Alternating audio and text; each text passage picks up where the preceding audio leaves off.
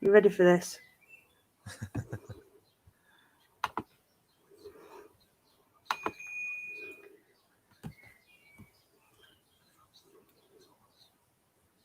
Hi. Hello. Hello, everyone. Is there anybody here? There's nobody here. There's nobody watching. Where's Tracy gone? Yeah.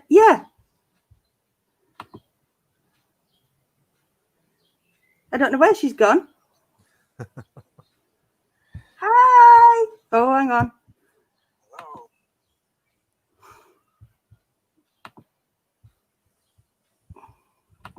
Yeah. She said she'd be back in a minute. All right, cool. So, yeah. It's just me and you. That's all right for a minute. Yeah. Hello, Joanne. I've got my protection on since I was talking about grounding and protection. Oh, yeah, my tinfoil hat.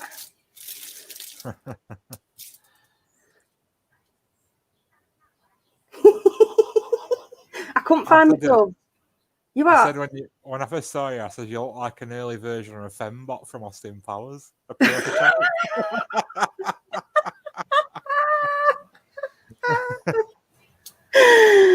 It won't be staying on long. I can't fucking breathe. That's there's it. a surprise. Yeah.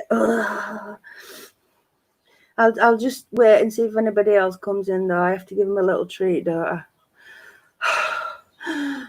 My glasses are steaming up. Oven ready, cat. Yeah, that's me. Oven ready.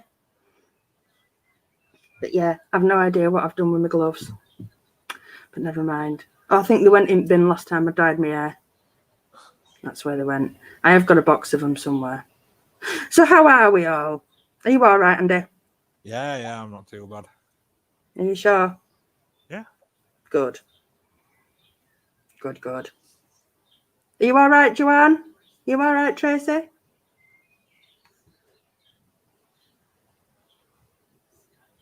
I'll get it right eventually. Hang on, let me make sure. There. Oh, pardon me. Oh, hello, Emma. No protection, Emma. Oh, And my dear. tinfoil hat, because I'm a conspiracy theorist and all that. You should have stretched a rubber Johnny over your head. I don't even think there's one in the house, Andy. I could have posted you some. But I have got plastic underneath. Will that do you? That's all right. Yeah. Oh, toes in your sand. Toes in your sand. Mm. Yeah. If I keep muting my mic for a couple of seconds, just excuse me. All right. Okay. Yeah. I'll be on and off just for a few seconds. Okay. You can tell me later. If you want to, that is. No, this is going to have to come off. Look at you, Joanne. Have you seen that, Joanne? Talking about flavoured Johnnies. What's she like? It's obviously right. The only Johnny that you ever gonna need is that one that they say in bottom. That Union Jack tickler cheese and onion flavoured one. You remember that? When he's trying to get it out at bog, and he goes Bagsy first go with it.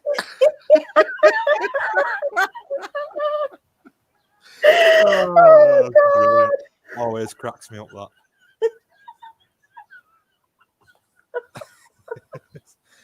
Oh my God.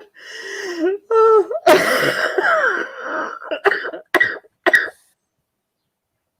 I'm starting to, Emma. Well, you've got symptoms coming on already. Viral load.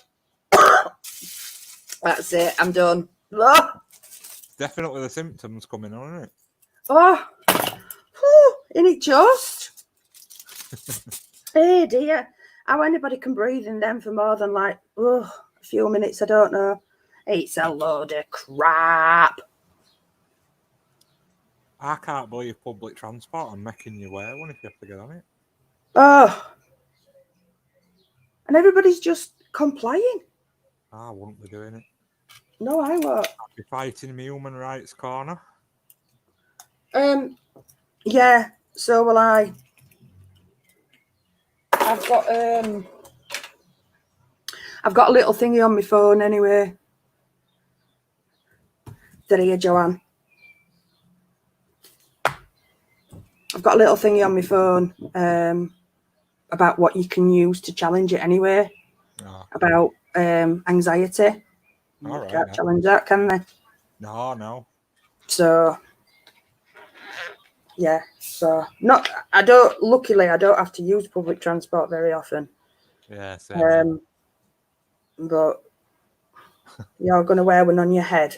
Good for you, Joanne. Well, yeah. They do say if it's mandatory to wear one,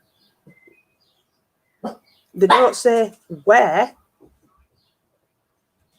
You have to wear it. Oh, just bear with me a minute. 1 second. Just have to see what.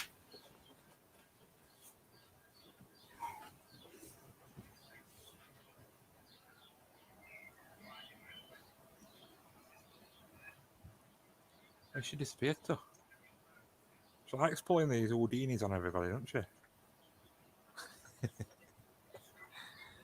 Oh dear.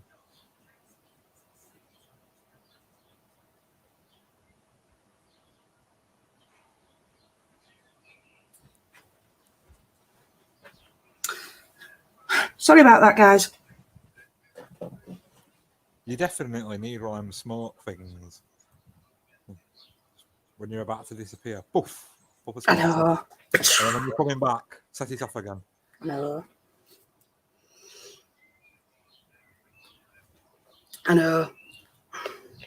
It'd help if I had a Becky to go, like you have to go. Bex, just. Oh, I thought you meant to vape or something, like to create the smoke. No, I have got a vape upstairs. I suppose I could just go, hang on a minute. Couldn't I? No. It was just because dog saw somebody else. Hiya, Jane. You all right? Oh. Oh, dear.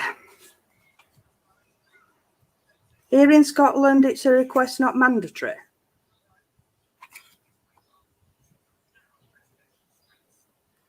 What the... Yeah, they're picking and choosing all over the place, aren't they? How they're going to do it? So, if you get on a bus in north of England that's taking you to Scotland, you can take it off halfway through journey. There's been discrepancies like all over the place, all the way through it. Well, I'm having this conversation with some blokes outside local Tesco's the other day. He was saying, like, I wonder what people are going to be saying about this in years to come. And I just said how bloody ridiculous it all was. Yeah. And then I was like educating them on virus cells and how stupid these things are. I mean, they agreed with me, don't get me wrong, but they didn't know the facts and figures about the size of virus cells and stuff. Right. But one of the blokes were actually from Scotland. And I were on about, like, when they first said that you could have 6 in your garden down here, but it were 8 in Scotland, but as many as you wanted in Wales. Yeah. Well, that in itself just tells you it's a load of shit. The inconsistency. We are supposed to be the United Kingdom. If we can't even have consistent rules in the United Kingdom, we're a little island. It's not like we're the US of A with states bigger than our entire island. Yeah. So that, isn't it? Anyway, let's not go there. Let's have a nice, pleasant evening. Why can't we just live freely? Exactly, Emma. Oh. And let's not get onto other subjects, shall we? Because that is just...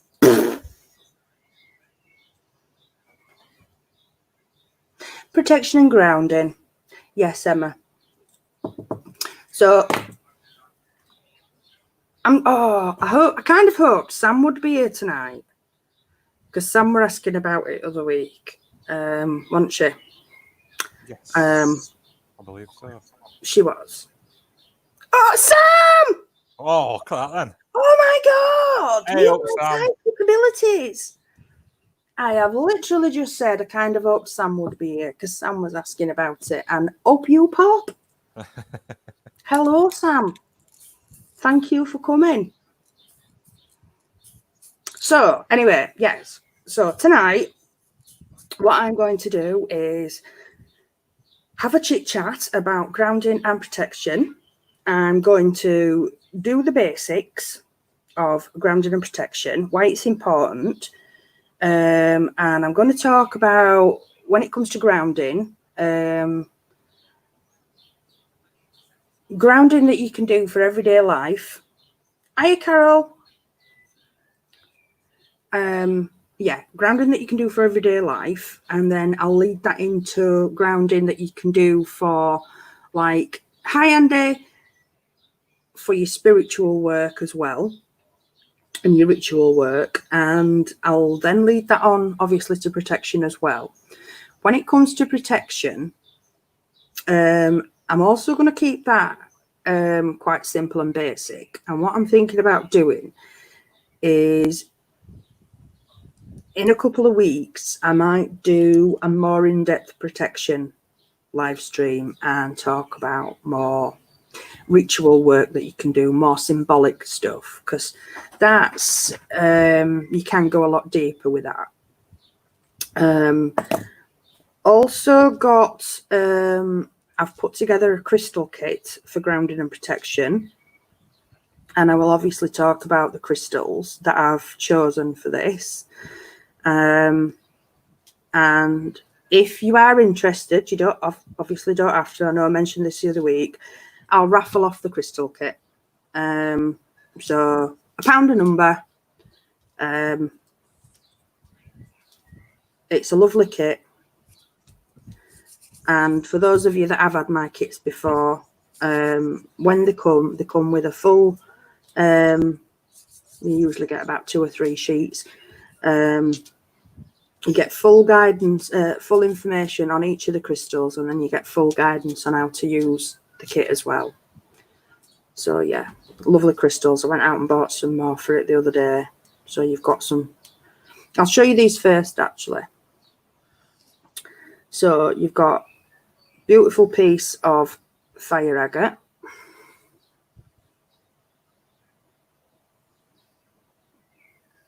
Oh, it's a little bit light again. The camera's not right clear tonight. It's actually fire agate. So fire agate has got a deep connection to the earth, and its energy is calming, bringing safety and security with strong grounding powers, and it supports in difficult times. It's a strong protective function, especially against ill wishing, and it builds a protective shield around the body and returns harm to the source. So the source understands the harm that it's doing. So what you'll find with these stones, not just the ones that I've picked, but with a lot of the grounding and protective stones, they do both in one. So you don't get one that just grounds, and you don't get one that just protects. If you get a stone for grounding and protection, they do both at the same time. So then you've got a gorgeous piece of unakite.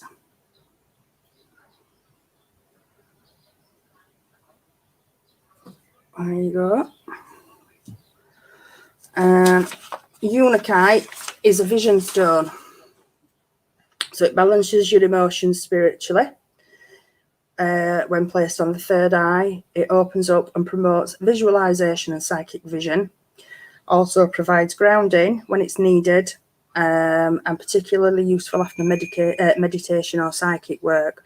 So obviously that's one to use to ground yourself after you've done your spiritual work. Then we have a piece of bloodstone.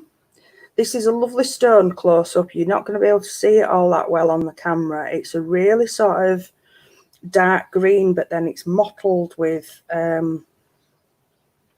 sort of a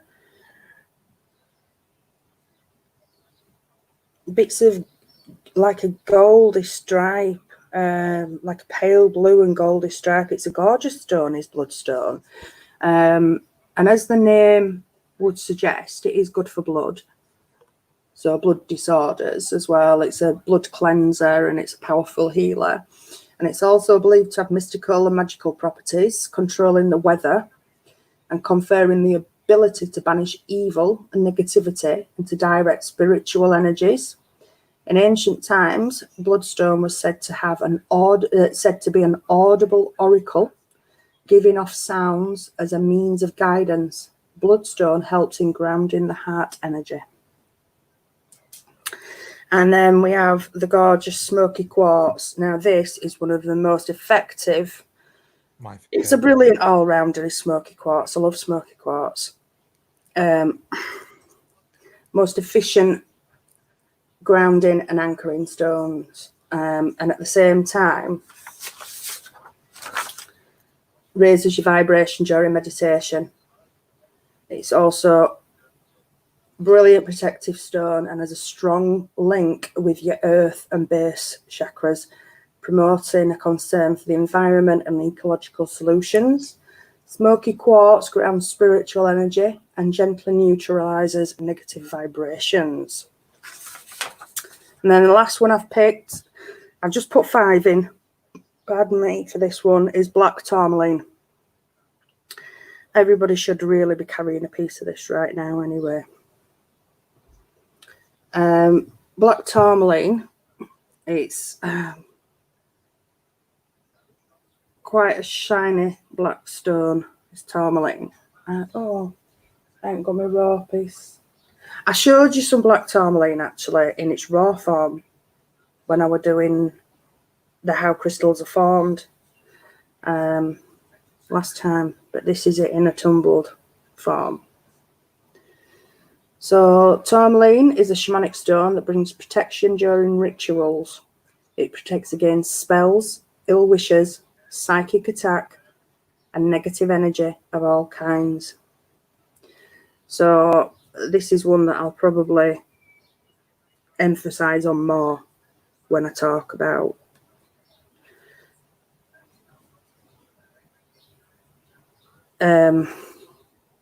when I go a bit deeper into protection. I could have done with a piece of that for tomorrow. I can bring you some over, Andy, if you like. It's a bit short notice though for you, isn't it? I can bring you some over if you like. Okay, that's up to you. You're quite welcome to. Yeah, I have raw and tumbled. A tumbled Okie dokie. Yeah, I were thinking that, Andy, actually. Right.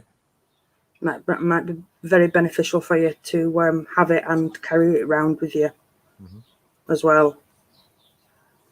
Anyway, Andy K, I've just seen your message. No, I should imagine it didn't. But anyway, so yeah, so that's the stones. They always come in a lovely velvet little bag. So I'll put those in there now. Need to keep them in. There you go. So, grounding. What is grounding? Grounding is exactly what it says on the tin. Now, years ago, when we used to work the land, I know farmers still do, obviously, but the majority of people don't anymore. So years and years ago, when we used to work the land, we had more of a connection with the earth. We had a natural connection with the earth, should I say. And the surface of the earth is covered in negative ions. And when we get just through natural day-to-day living, and as things build up within ourselves, we pick up and produce positive ions, and positive ions are not good for us. So as I say, the surface of the earth is covered in negative ions, and that is what we need to ground ourselves. And grounding literally keeps your feet on the ground. So I'm just going to leave the spiritual side to one side for a minute. So think like you've got to deal with your kids every day, you're at work and you've got to go into a meeting, things like that. And you know you need to keep a level head. So you need to keep yourself grounded for things like that. Just the basics of life. If you can keep yourself grounded to get through those things, it really does make a difference. So the simple things you can do, I'm going to talk about some other stuff in a moment as well, is literally walking on the ground with nothing on your feet, ideally on the grass. Because obviously if you're walking on a concrete path, concrete's being put down by man. Walking on a sandy beach, you know how good it feels when you've taken your socks and shoes off and walked on the beach, or gone to the park and taken your socks and shoes off and, you know, got your toes right into grass or right into the sand. It just feels bloody brilliant, doesn't it? Like being a kid again. It really does. And if you do that, you only need to do it for a few minutes every day, and just really just deep breaths and just connect with the earth again. And you'll find it really does make a difference. Now, there is actually some science to all this. I'll go on to the science in a minute. What they've actually done, because they do know that it does have a physical effect on your body, they're trying to get more and more studies into this. They took a wide range of people, some healthy people, some people with mild health problems, some people who are a bit stressed at work. Natural stone, yeah, definitely, Tracy. Anything like that, anything that's natural, that's on the ground, great. If it's man-made, then no, because it's like walking in shoes. Shoes are man-made. So you've got that barrier between your feet. If it's somebody who works, say you're a gardener and you're constantly touching the earth, you'll be all right because you've got that physical hands-on connection with the ground, with nature all the time. Or if you're a tree surgeon, you've got that physical connection with nature, constantly touching nature and natural things. So they took a wide range of people, like I say, healthy people, people who were a little bit ill, people who were stressed with work. They even took some therapists, some masseuse, some physiotherapists, things like that. And they did some blood tests on them so they could check for certain levels of different things. And they had them score their like stress levels, their pain levels, etc. And then they had them, I think it was over a space of about 4 weeks. They had them literally go outside for 10 minutes every day and just walk around for 10 minutes every day with nothing on the feet. And then at the end of these 4 weeks, I think they might have taken the bloods every week or something like that. But then at the end of these 4 weeks, they tested everything again and, you know, took the scores again. And those people that were the most ill, the pain levels, I'd say if 10 was the worst, and 0 being no pain at all, those that were of the highest pain, the pain is significantly reduced. Those with the most stressed, the stress had significantly reduced. The blood results, there were a massive improvement in all the blood results, all of them across the board. Now, yes, it was only a small study, but all the doctors that were involved in this and of all the similar studies that have occurred, they've all had significant results the same. So there is science behind grounding. They know it has an actual physical effect on your body. And I'll just read you what it actually says about the science on your body. So the central theory from one review is that grounding affects the living matrix, which is the central connector between living things. Electrical conductivity exists within the matrix that functions as an immune system defense. Similar to antioxidants, they believe that through grounding, the natural defenses of the body can be restored. Further research expands on this idea. So then they talk about that study that I've just mentioned.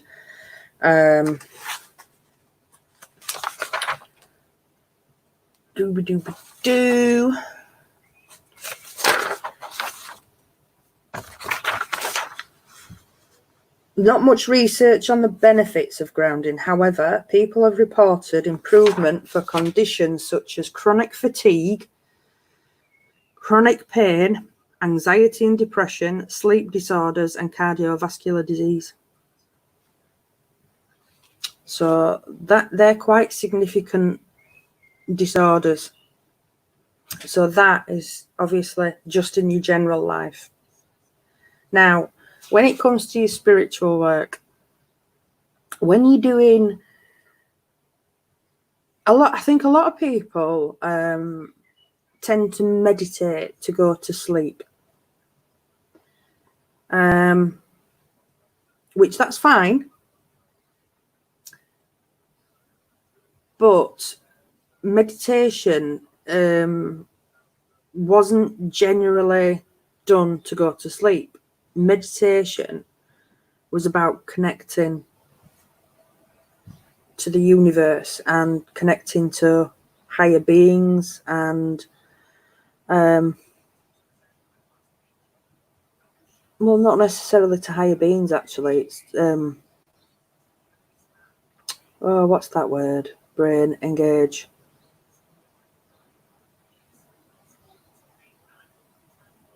Being zen. That nothingness. You what, sorry? Raising your vibration. That's the one. Yeah, raising your vibration. So clearing your mind and, you know, getting that nothingness. It is hard to get that nothingness. Being still, and sometimes you will receive information. Sometimes people will say that they meet the spirit guides. Sometimes people will say that they meet other people when they're in meditation. But sometimes when you've done that, or when you've experienced those things and you come back down to earth, you don't come back down to earth. You're absolutely buzzing your tits off, for want of a better word. So that's why grounding's important. So if you ground yourself before you start your meditation, it helps you stay grounded.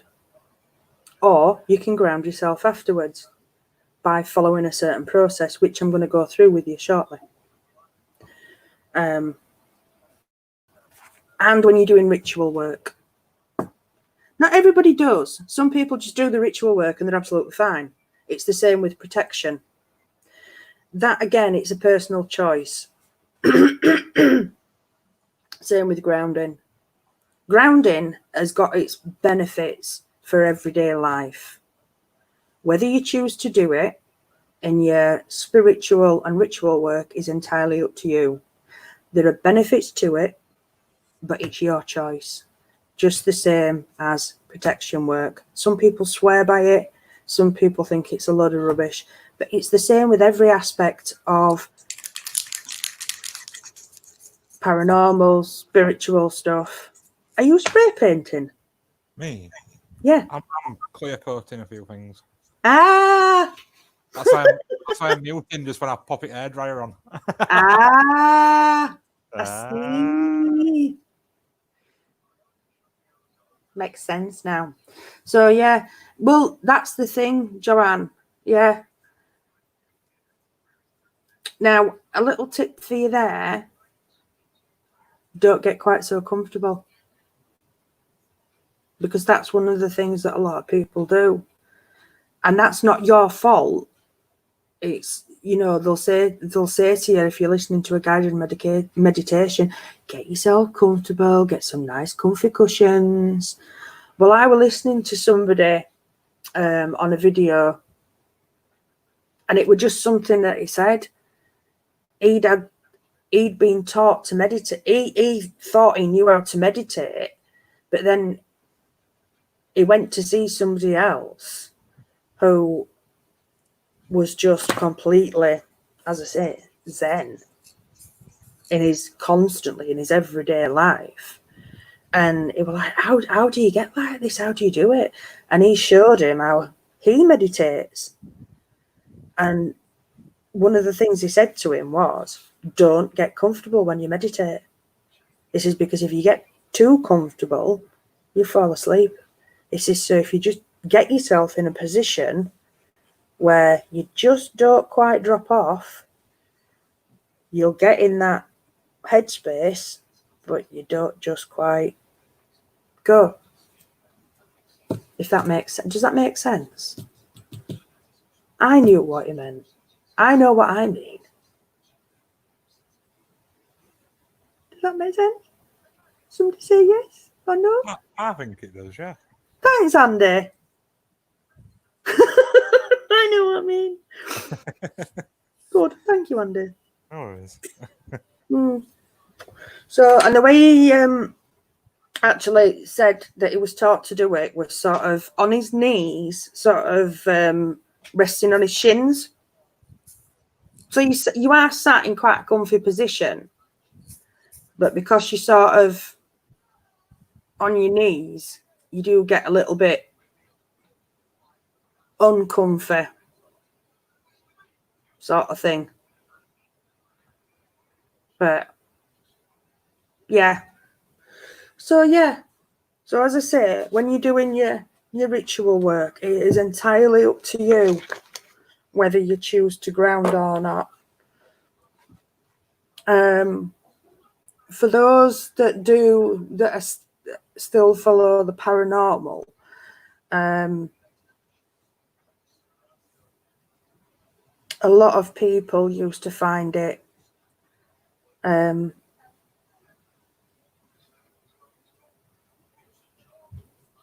reassuring to do grounding work before they went and did any paranormal investigation,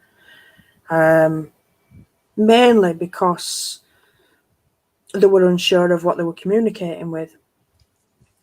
So by knowing that they'd grounded themselves,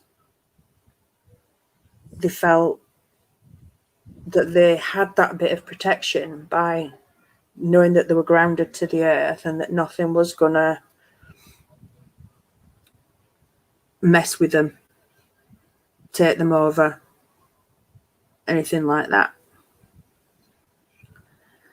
And if it gave them that bit of reassurance, then that's, you know, that's all well and good in my book. So each to their own. And if it helps somebody, if it makes somebody feel better about what they're doing, then what's the harm in that? Protection.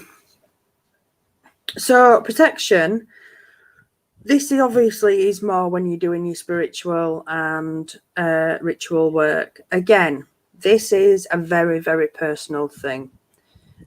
Some swear by it, as I say. Some think it's an absolute waste of time. I think it depends what you're doing. Definitely Joanne, they did, yeah. They felt protected because they'd grounded themselves, and especially, I'm going to refer back to when I was doing the events. A lot of people who came to the events were worried that they were going to take something home with them, or worried possessed, and obviously they weren't, but knowing that they'd done a grounding ritual made them feel reassured and protected. So yeah, but yeah, as I say, protection. There's a lot that when it comes to protection work, there can be quite a lot of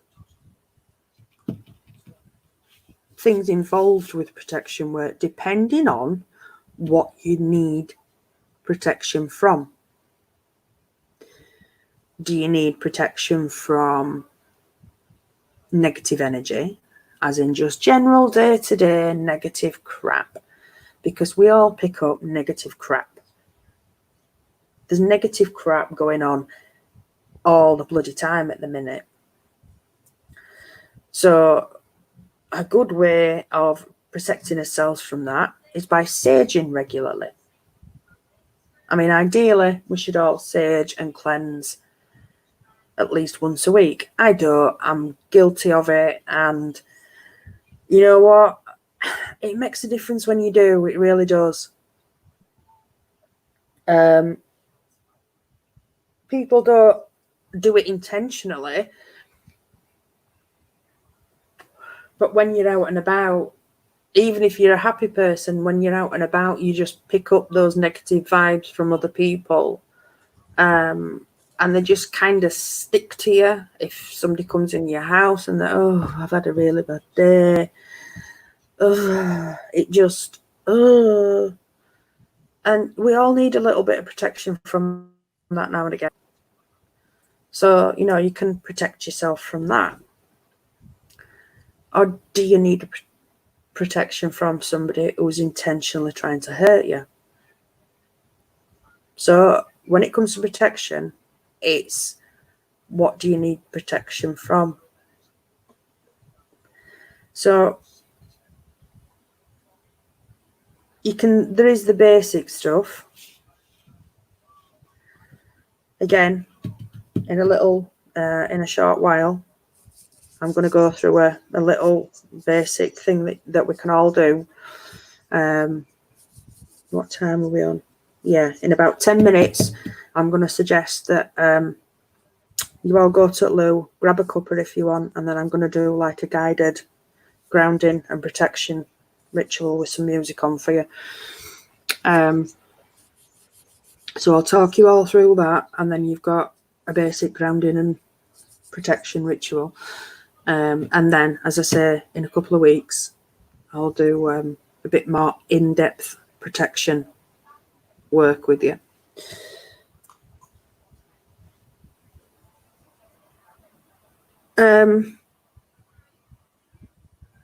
Yeah, it depends what you need protection from when it comes to protection.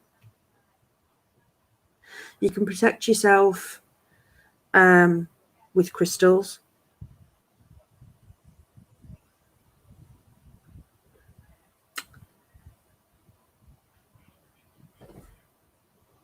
You can use salt, Joanne.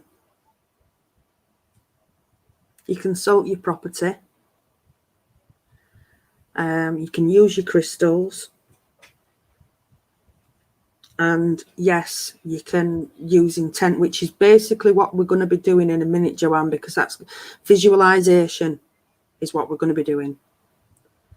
And visualization is one of sort of like visualization and intent are sort of like the most important things. If you're going to follow sort of like the spiritual, I'm going to say pagan ways, that's what's important, because it's about what you put out, your intent and your visualization, because you've got to visualize what you want.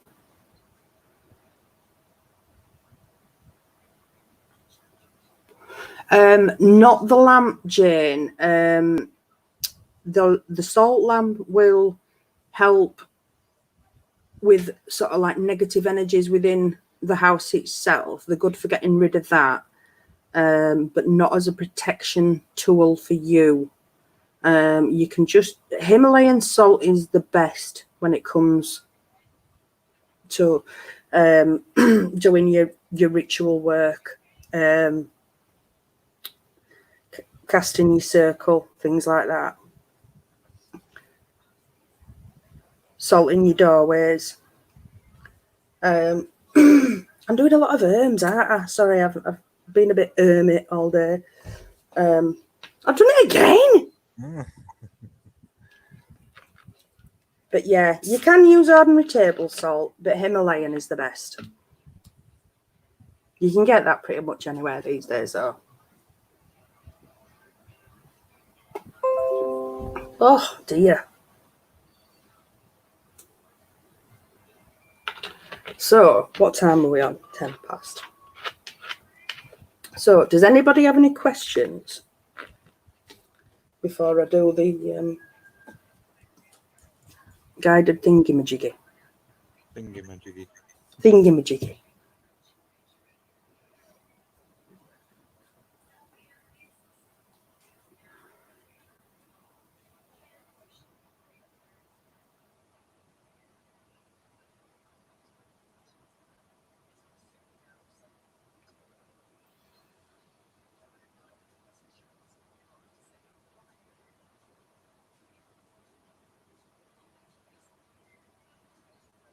No.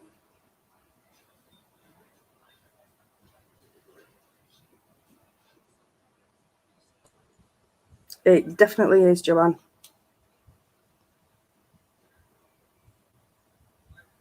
Right. This is probably going to take 20 minutes. 20 minutes. Half an hour. So, does anybody need the toilet before we start? Me.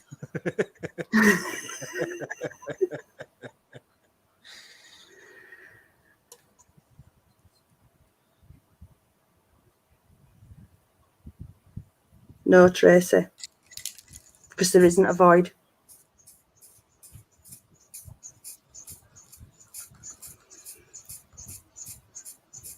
I have a little mantra that I say.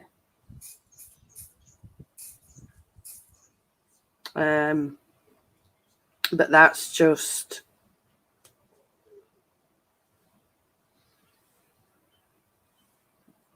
because if you think about it, when there's negativity in the air, it feels heavy. Yeah, go grab yourselves a coffee if you want. Yeah, when there's negativity in the air, it feels heavy. And then when you've saged and cleansed, it feels light and free and airy because you've got rid of all that. Well, that's actually what I say, Tracy. When I'm going round, does everybody know how to cleanse properly?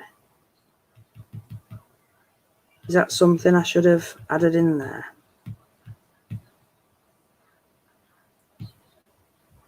Maybe. I don't know. Okay, I'll add that in. So, cleansing. So you can either use a proper sage stick or a smudge stick, as some people call them, or you can use incense, either frankincense or white sage or blue sage. They're just as good. And you start at your front door, or your main door actually, and you go from floor to ceiling, windows and doors shut. Now, some people will tell you to have your windows open. That's a load of crap. Because if you do it with your windows open, you've still got all that energy flowing in, and you're trying to get the energy, you're trying to burn the energy off. So if you've still got all that bad energy coming in, you're just fighting a losing battle, aren't you? Think about it. Okay, so windows and doors closed when you do it. Floor to ceiling, pay close attention to your corners and your windows. because obviously that's where the energy comes in, and your corners is where it'll build up. Floor to ceiling, waft your smoke, and as like I say, you can think of whatever you want to say that you feel comfortable with around museum pieces, but I think it's not as simple as that. I wouldn't put rings of salt around your museum pieces, Sam. I wouldn't worry about that. If you cleanse on a regular basis and just do the whole flat, you'll be absolutely fine. Because as you're going round, if you're saging the whole flat, everything will get the effects of the sage. What I do as I'm going round, my little mantra is, I command all negative energy to leave this space and only love and grace to be left in its place. That's just my little thing. And that's because there is actually some science, and I can't remember off the top of me because I didn't think to be saying this tonight. When you burn sage, there's a chemical in it that when the sage burns, it has an actual chemical reaction to something in the air that actually there's a chemical reaction in the air, and it like cleanses the air. So it is actually doing something to the air, and it does clean the air for you. So you are getting rid of negative crap out of the air. So that's what I say as I'm going round. I command all negative energy to leave this space and love and grace to be left in its place. I don't say love and light anymore. I'm not into that love and light crap. Love and grace. Because that's the nicest thing I can think of to say. And I just go around saying that. So you do your downstairs first. If you've only got one story, then you just do one floor, then you just do the one floor. You go all the way around from your main door back to the same door. If you've got 2 floors, you do your downstairs first, then you go upstairs and you work your way back down to the place that you started. And that's it, simple as that. And it's all about the intention as you're doing it. You're imagining, just imagine it as like blackness being pushed away and white, not white light, but just blackness being pushed away and white being left in its place. It's about positive and negative energy. That's what it is. Thanks, Sam. So that's how you cleanse. And that'll bring you protection as well. That'll bring you protection in yourself, because you're giving yourself those positive vibes as well.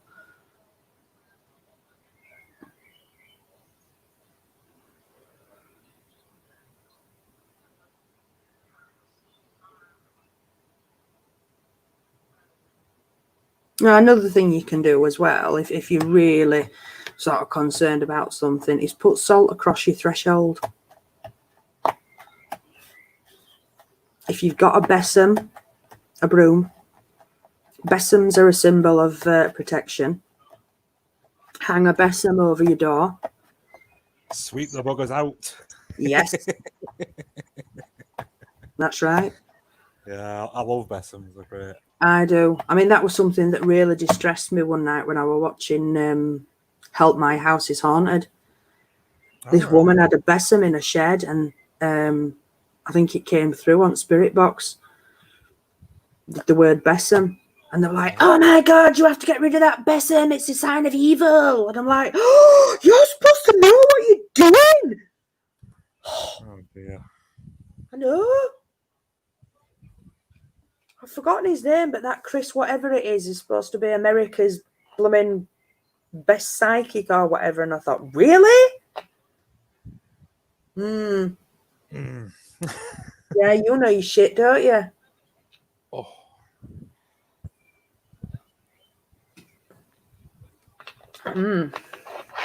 Anyway. So, I'm going to pop some music on for you when I find my phone. Oh, here we go. When dogs finished raking carpet up. What's doing that again? Yeah.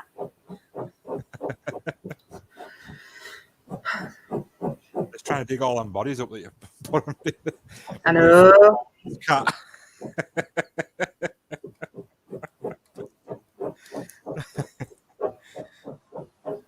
Andy, I've just opened Andy K. I've just opened my phone. How Oh, can I ignore that? cheeky.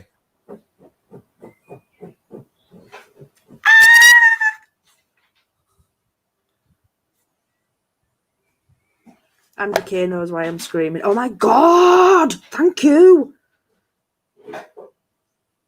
Can you make me scream like that? What?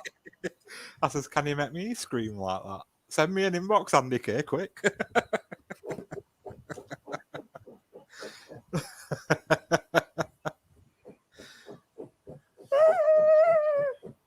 Oh, I've lost two. So I've lost two people.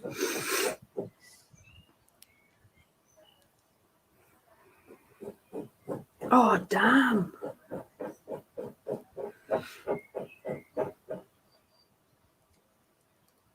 Shut up, woman. Well, I couldn't help it. I opened my phone. Oh.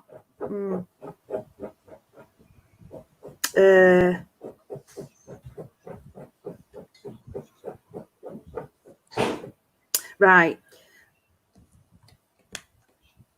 So I'm going to put on. Oh, go away. No. Go away. Oh, sorry about that. Oh. Right. So the music I'm putting on, I have to say this, obviously, because I ain't got whatever. Oh, Pippin, please stop. Get off me. Piece of material that's not a tablecloth. It's some lovely, calming, soothing. Oh God, it's sleep music. It's a lovely, calming, soothing Cardi B.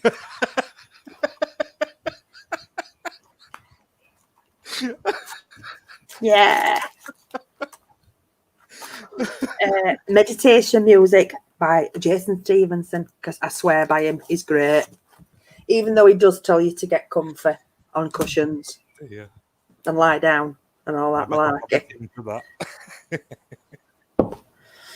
So if you've got some incense to hand, I'll have a cig, that'll do. all right. Well, you don't have to.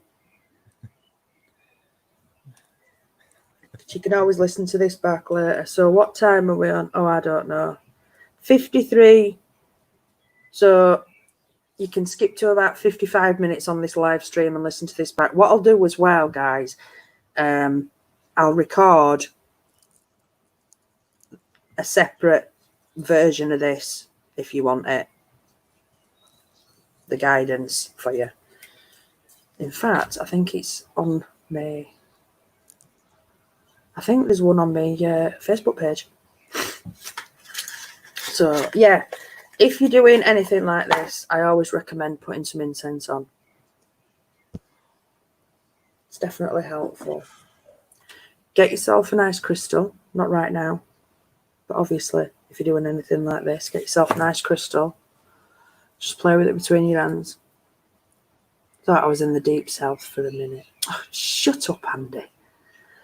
How am I supposed to do anything serious with you? Oh, you like it, monkey. Right.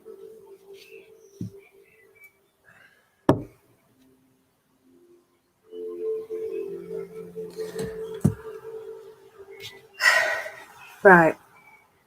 So just get yourselves comfortable, everybody. Let's take a nice deep breath in through your nose and out through your mouth.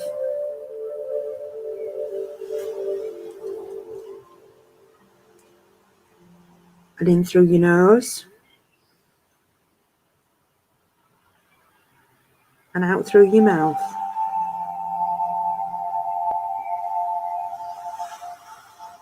And again, in through your nose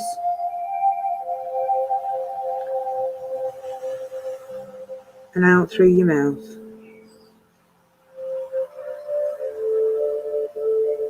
I want you to just concentrate on your breathing.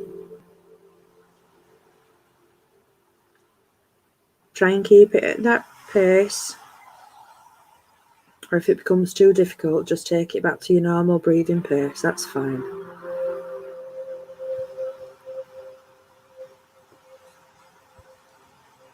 You need to try and clear your mind. And just concentrate on your breathing instead. If any thoughts pop into your mind, just let them come in and then let them go again. That's absolutely fine. Don't worry about that.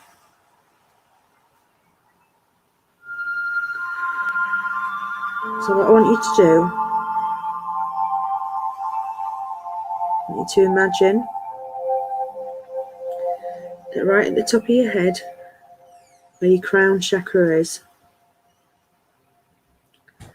there's a beautiful bright white light. It's like a ball of glowing white light. It's spinning in a clockwise direction.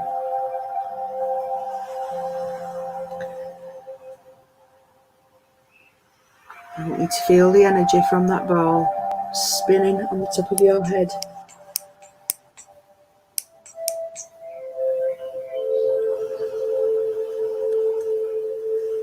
And from the centre of that ball,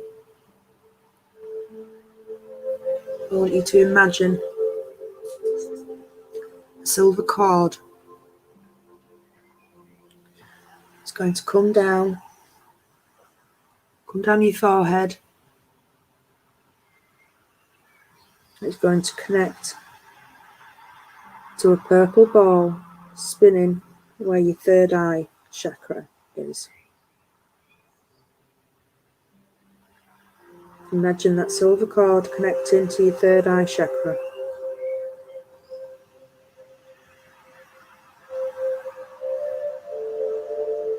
And then it's going to come down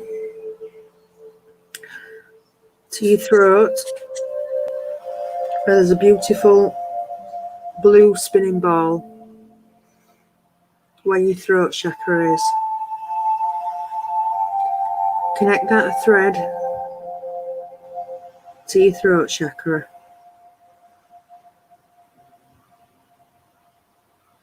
And concentrate on your breathing.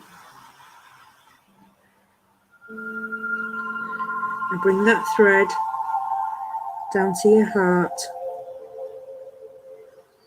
where there is a green spinning ball. And connect that silver thread to your heart chakra.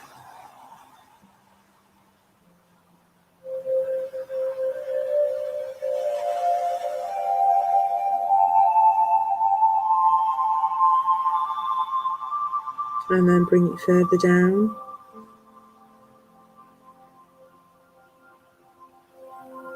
to your solar plex, where there is a yellow spinning ball, and that is just around your belly button.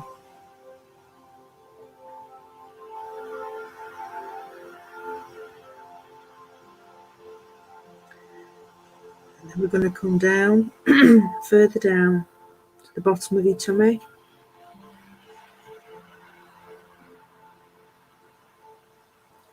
To your sacral chakra, where there is an orange ball that is spinning. Bring that thread down and connect that up. And then right at the very bottom of your spine, you have your base chakra. Connect that thread.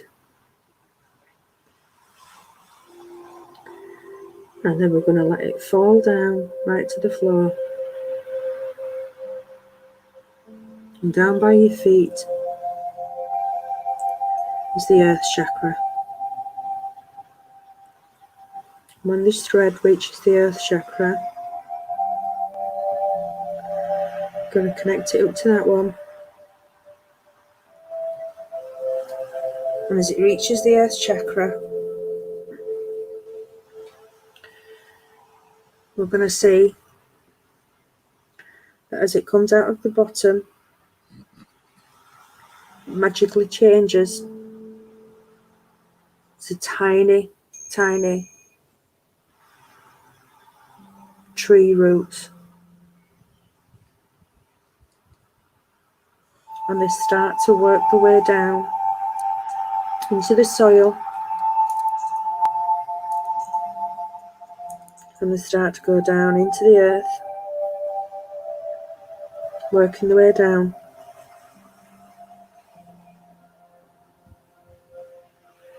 They go down through the bricks and the rocks, working their way down through the mantle, all the way down through the earth, right to the very core of the earth. And as they've gone down these roots, they've got thicker and thicker and stronger. And when they reach the centre, right there in the middle, is the biggest, strongest tree you've ever seen in your life. It's the most beautiful tree. Its branches are so big and strong. And your roots just reach out and connect with the tree's roots. And this tree is Mother Earth. And while your roots are connected to Mother Earth,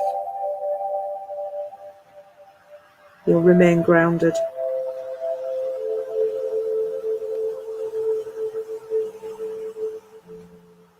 So keep your roots connected to Mother Earth and slowly work your way back up your roots.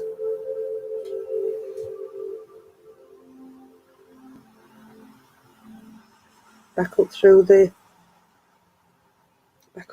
earth.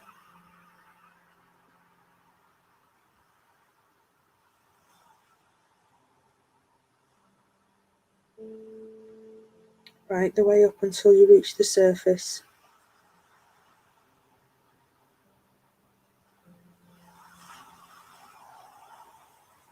Now you've connected yourself to Mother Earth.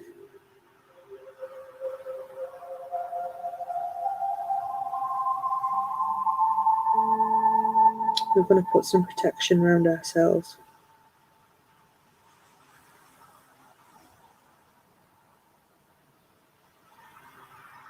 So from that earth chakra, I'm going to imagine a bubble starts to form. And it goes out and around our legs and up and all the way around our arms and our body until it goes right up to the top of our heads and connects and joins at the top of our head until it makes a bubble.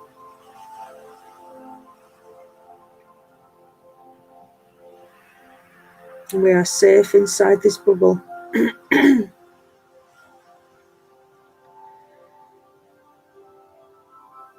Safe knowing that nobody can harm us from within our bubble. This is our protection.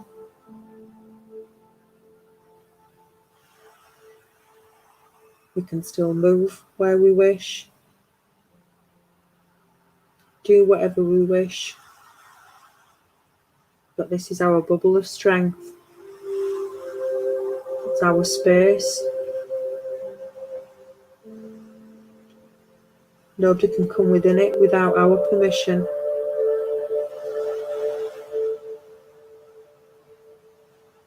And it is there for as long as we need it.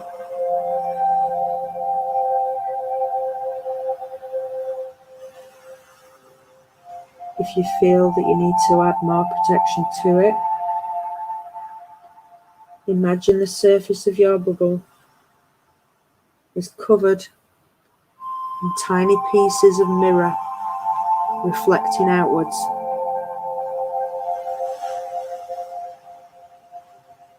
And then if anything comes near you that shouldn't, it will only be reflected back.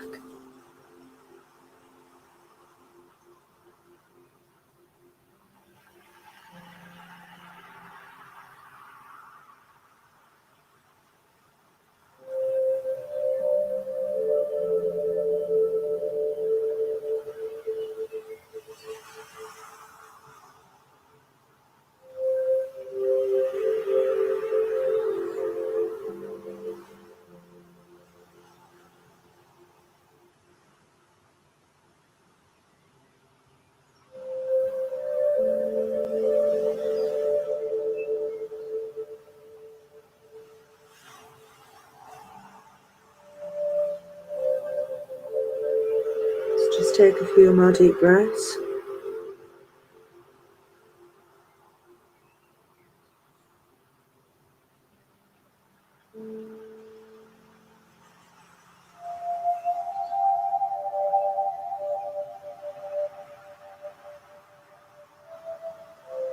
And concentrate on strengthening that bubble.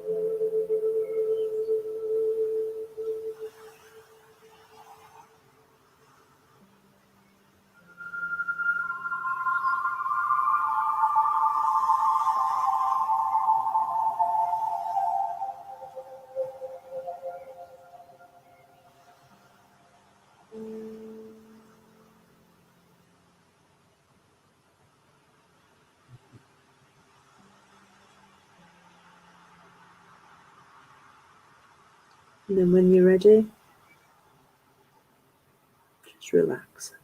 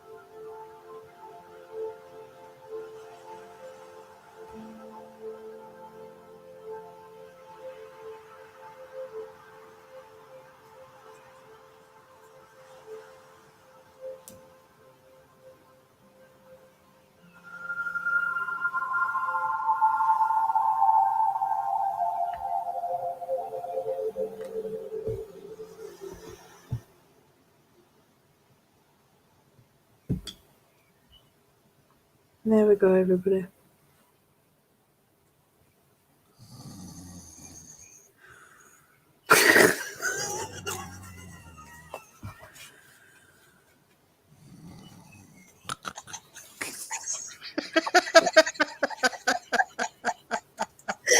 Did you really think I was asleep?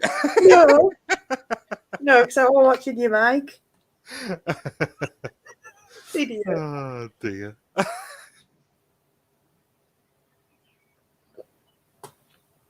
What you like? I think everybody else is though, Andy.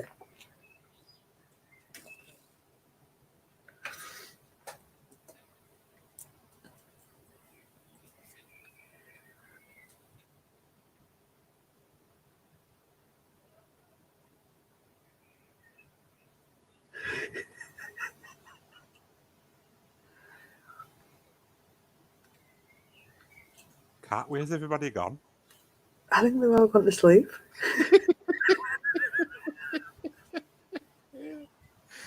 I think they have. I think they've all gone to sleep. Oh well. Oh, well, I know my guided meditation work. I think it might have been that death stare you were getting everybody. Oh, Oh, oh no, the back.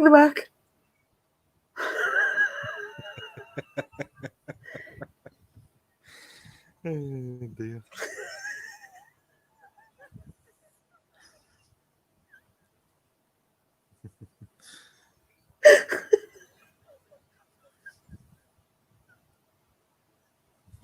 Hello, everybody.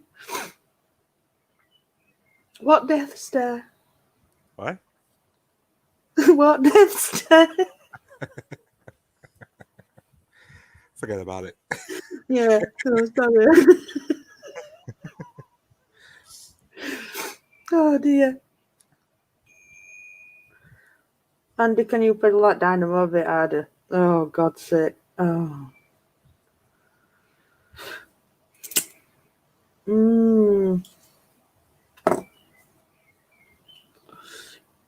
You came round laughing your head off. Yeah, I would have done an all, Joanne. Oh dear. In answer to your question, Jen, it doesn't matter if you haven't got any incense. It's just I find it helps me relax. Hello, Nicole.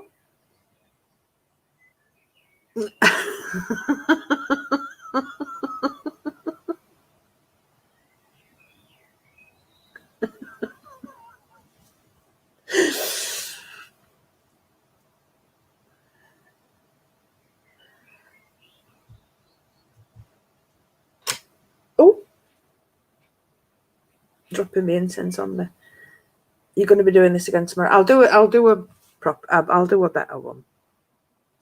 If you want a longer one.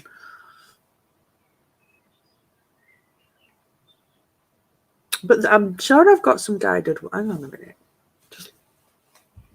I'm sure I've got some on my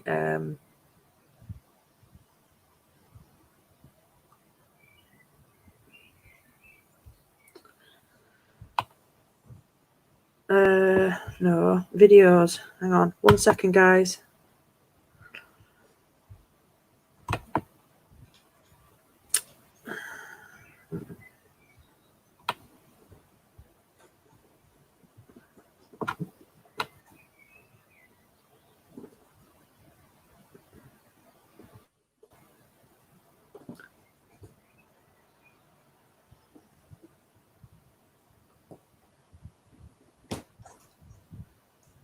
Oh yeah, 2 years ago. 2 years ago. Grounding and protection videos.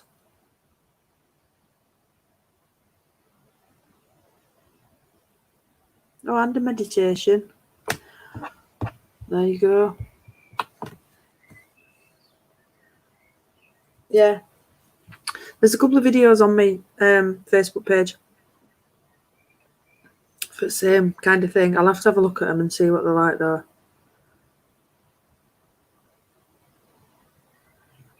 Diggy Dog can't keep his bum still. Oh. Yeah, tea lights. Tea lights are just fine. I think it's just nice when you're doing something like that, just to set the mood. It just helps you.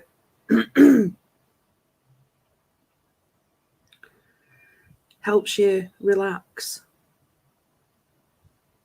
But yeah, there you go, guys. Anybody got any questions? Andy, you got anything to say? Anything to add? For me? Yeah. No, they're all good. Thanks.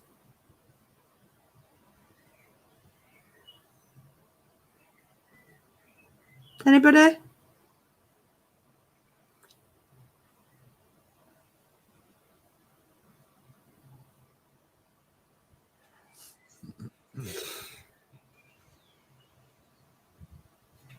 Yes, no?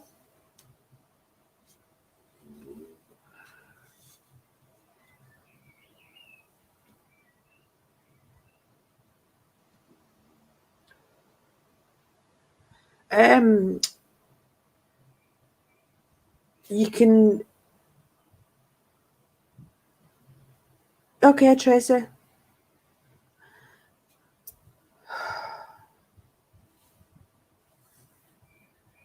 can't think what I was going to say then, Joanne.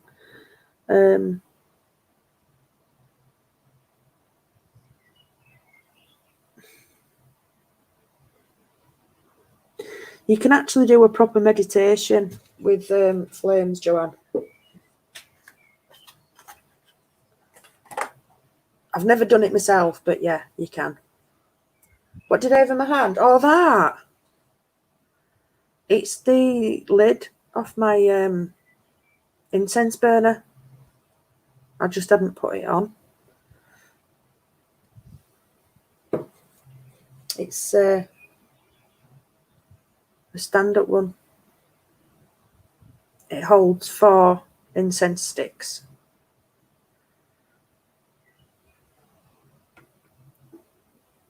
And then that goes over top of it to stop all ash spilling everywhere, but I don't always put it on.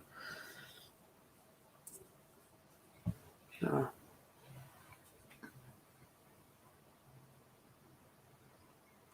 And then I've got my tea lights here, but you can't see them. If I lift them up, candles and all that. Yeah, candles and all that box. I didn't put bottoms on. Never mind. Thank you. Another purchase from Cairo. I've had that a while now. I'd rather have me incense burners than what else really. Oh, and this was another purchase other day. My new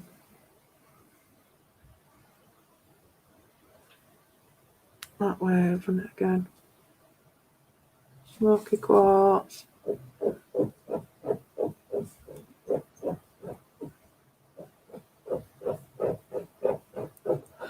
I know, 4 sticks at a time, Andy.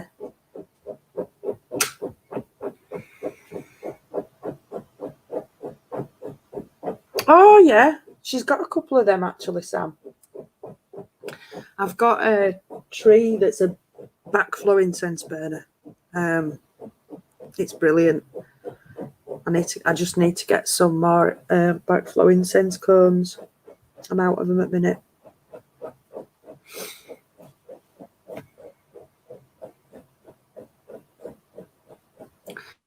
So anyway, crystals.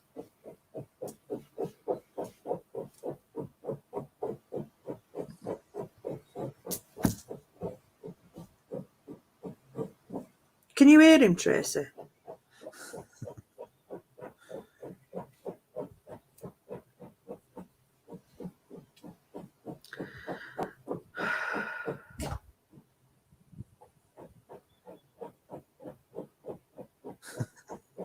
I take it you can hear him, Andy. Oh yeah.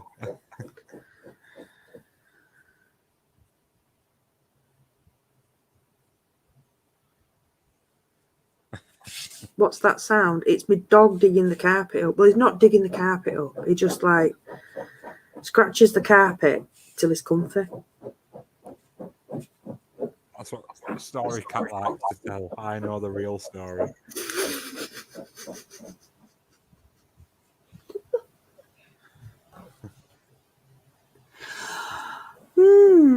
Anyway, I had an extra viewer for a little while. All right. Yeah, Oh, cool. yeah. Then she went live again.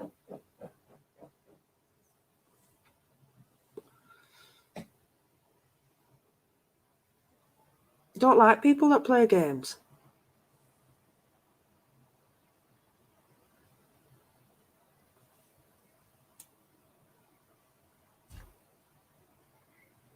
Need to get to the bottom of it because it's getting a little bit annoying.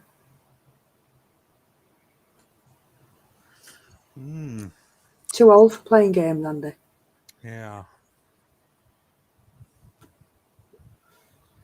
No idea.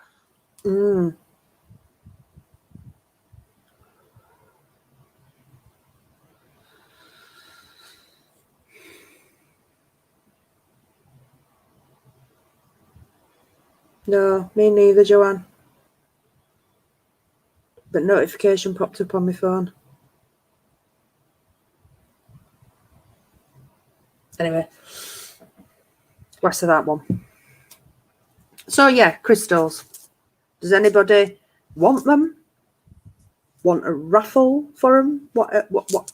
Anybody? Yes, no? It's up to you. I don't mind. I've done my kneeing as well. What you done? I think it's probably doing garden. It's a little bit swollen. Either that or trying to drag that stupid trolley around B&Q yesterday. Oh, God, that was farce.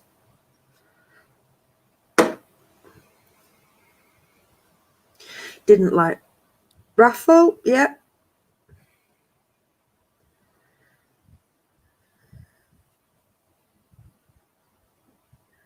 I don't know about. Yeah, PayPal, Joanne. Oh, yeah. PayPal would be useful, wouldn't it? Hang on.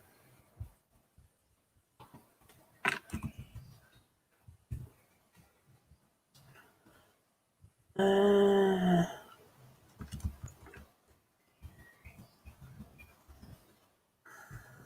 think this is me.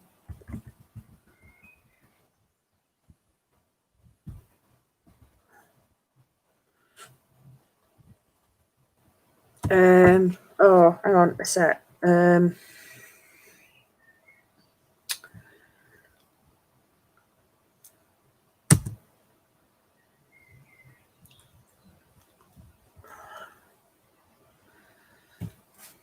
on, let me work it out because those ones were.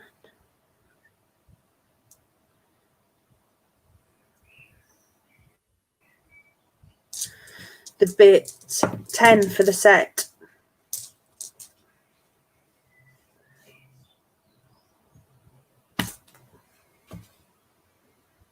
So it's up to you.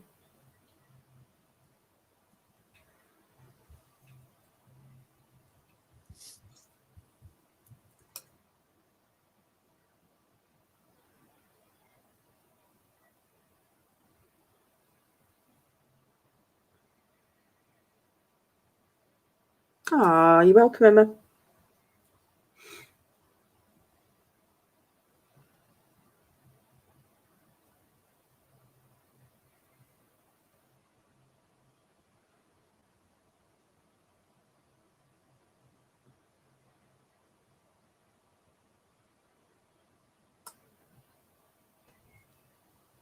So it's up to you, peeps. If you want a full set, I can get you all a full set.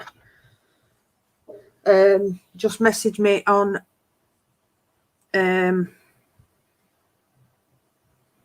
just popped it in there, Andy. And raffle, just a pounder number.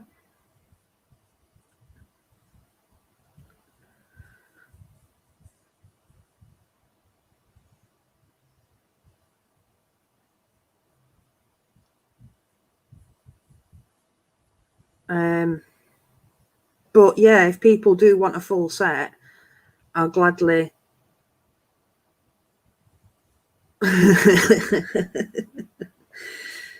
Yeah, I'll gladly send people full sets if they want to purchase full sets. That's absolutely fine.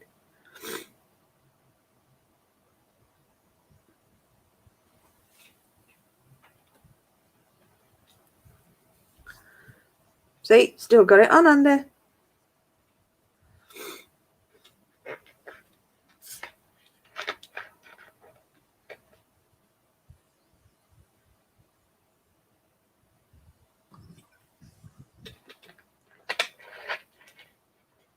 Oh yeah, of course you can, Joanne.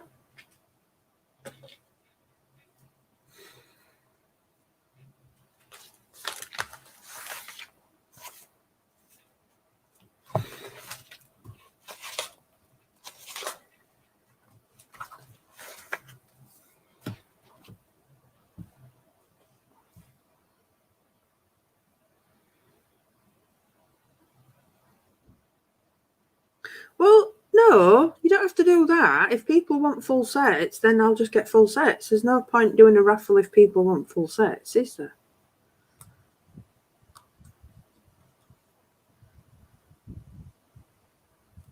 Do you want the big bar, Joanne? Tracy, sorry.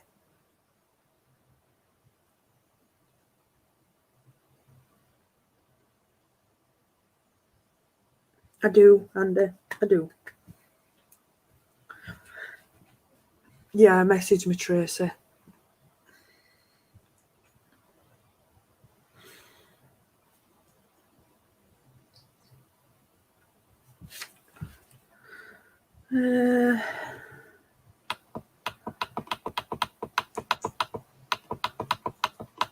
Jane, you want a full set, love?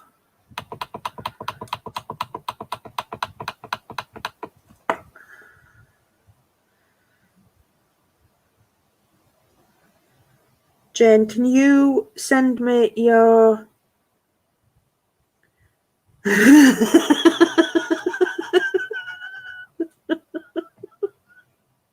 Joanne, you know what my memory's like. Jane, can you message me on Facebook on the page, on my Facebook page, the Lily B Full of Tricks, with your address, please? Or even put a message on PayPal, please, so I know where to send you crystals, please.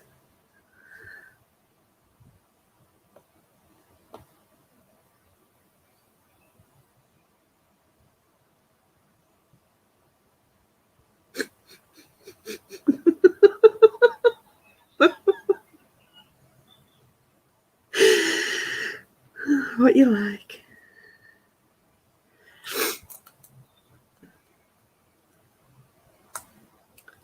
No, but I've got my tin foil hat.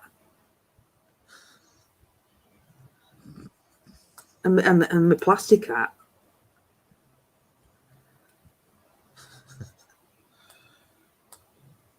I could turn that into a glove, couldn't I? It's like a big glove.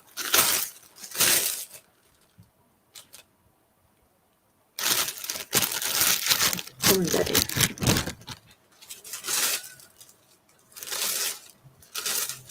Nicked what? What did I nick? You're being thieving again. Well, Tracy says so. I haven't nicked out.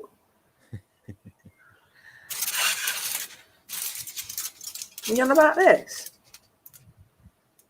I'm going to make it even better for next time. How did I nick your tinfoil hat? You know, if we end up going to see David Icke at some point, Kat, we've got to go with them hats on. Well, I know that. I think he'd laugh. I do.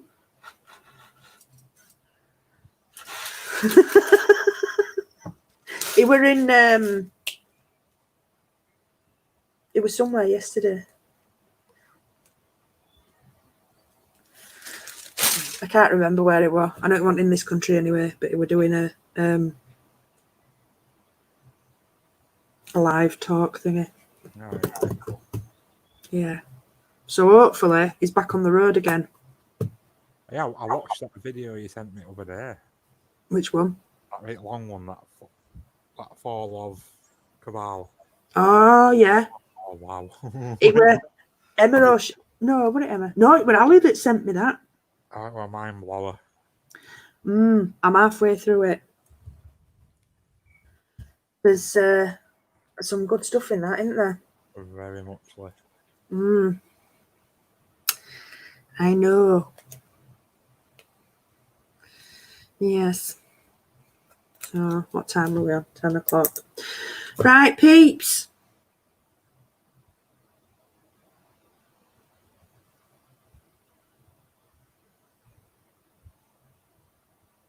Or did I send it to you too, Tracy? Or did you send it to me? Or did I send it to you? Oh, I don't bloody know. So yeah, anyway, right, I think I'll go now. Yeah. So yeah, if anybody wants anything, or if you want any other sets making up, feel free to ask. There's still, it's going to take forever to go through the shop because I'm trying to take it out. Right, I see, Tracy. Yeah, it's going to take me forever to go through the shop and sort of like change everything and take stuff off. The prices that are on there, obviously, they're from like 2 years ago, so cost of crystals has gone up. To me, oh, you don't want me to go, Joanne? Oh, all right, I won't go. I want to say, I thought I hope cutting that a bit quick. Oh, all right, I won't go then. It's because she don't like you all. She's like Becky. She absolutely detests you all. I just can't.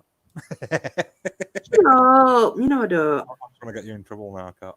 That's it. You've done it. No, you know I love them. It's just. Did you see Out of Shadows? What? Out of Shadows? What's Out of Shadows?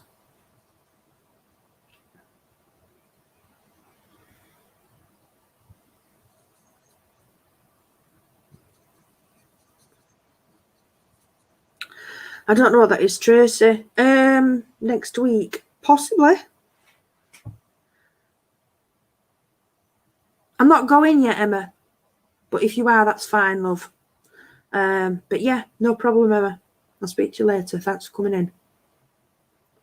Oh, okay, Tracy.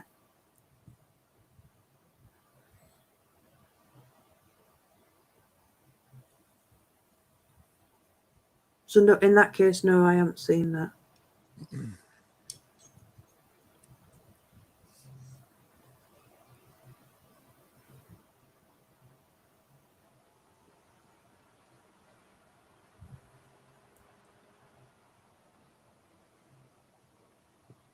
Oh, pardon me.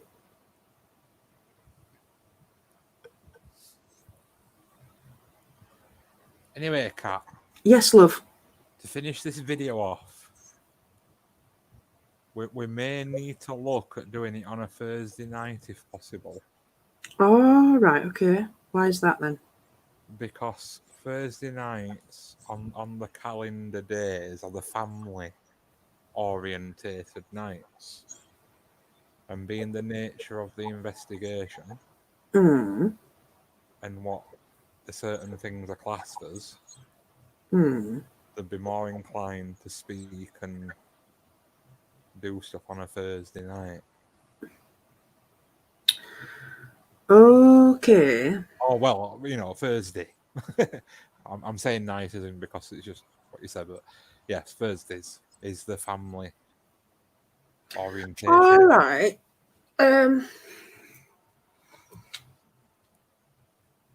Mum, are you watching?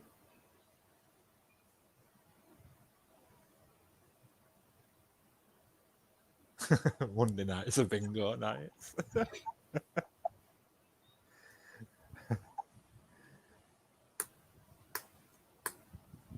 Mum, are you in?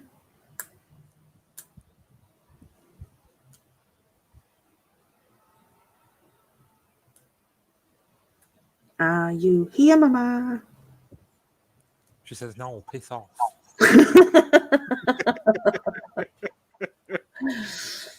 Because she mentioned you coming this Saturday because Lola won't be there and neither will our Michael. Okay.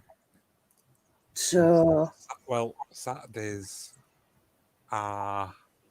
Let me have a look. Because obviously I'm trying to stick to the fairy wheel calendar, you know.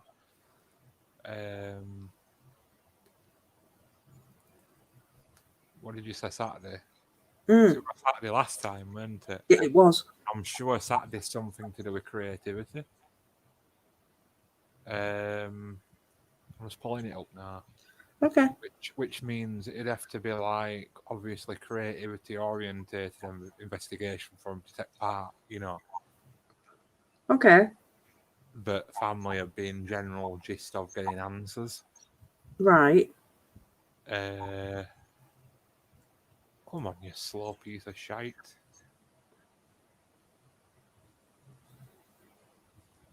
I'm just going to grab my tablets while you're doing that because I've got a headache coming on.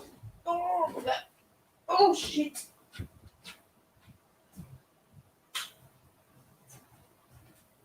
computer's like really slow.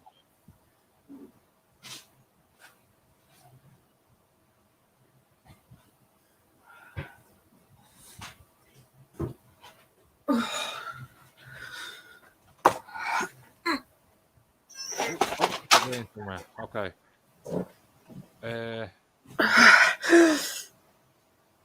Yeah, Saturday is fortune and creativity. Okay. Whereas like I say, Thursday is like riches and family.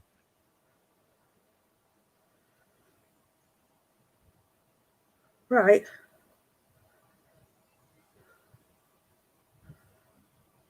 Okay.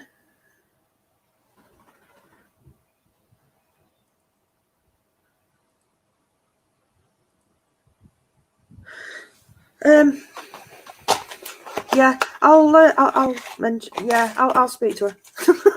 Okay. I'll speak to her. Yeah. Think she's got a broken foot at the minute.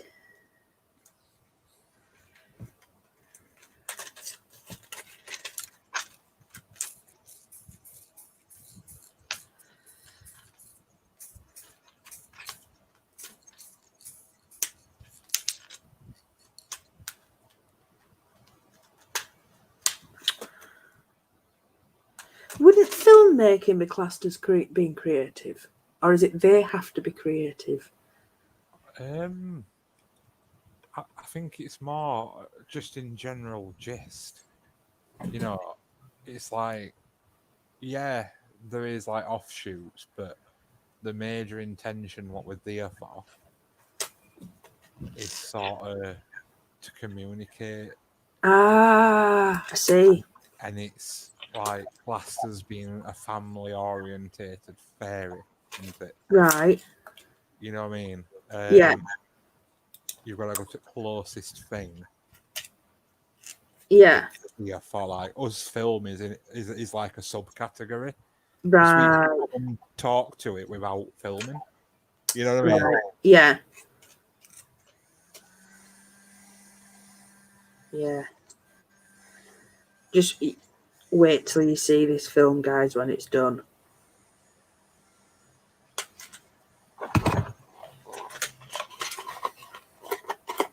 You won't believe how it looks, Kat. Oh, I can imagine. I showed somebody other day, right, and this is what they said to me. Are you ready? Go on. They were like, "You look sharper and more clear on that screen than what you do in real life."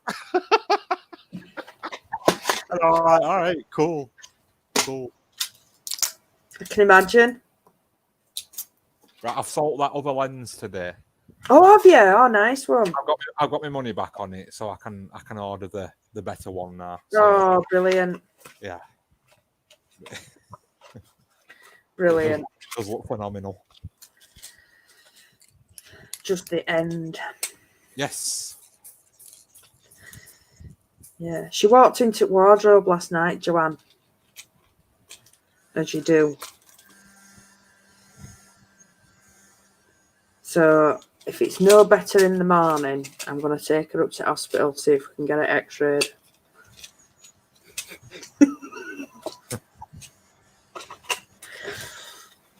You know what it's like when you don't think it's that bad and then you can't get your shoes on and you can't walk. Oh yeah, I've been there, done that. Cat does Kettering.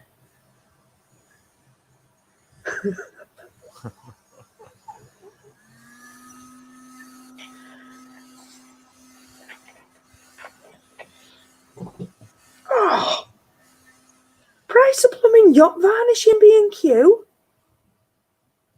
£40. Get it from Wilco's. They haven't got none. Why? They haven't got no in Wilco's. Really? Yeah. Ours will have it. What do you want your varnish for? From a tree stumps.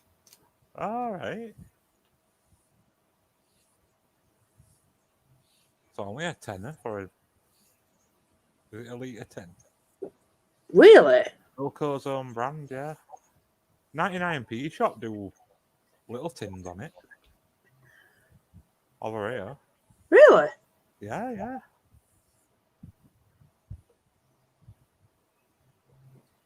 £99p shop does it? Yeah. Like proper little tins. They're not massive tins, like they're like 250ml tins on it for £1. Hang on a minute.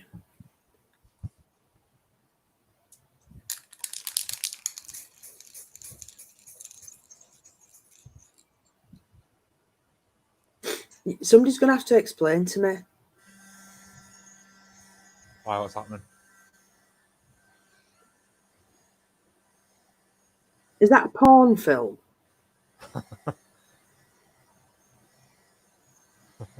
I don't watch porn. Is that a porn film? Oh, you're missing out, Cat. Am I? Yeah. No. Porn parodies are amazing. They're amazing.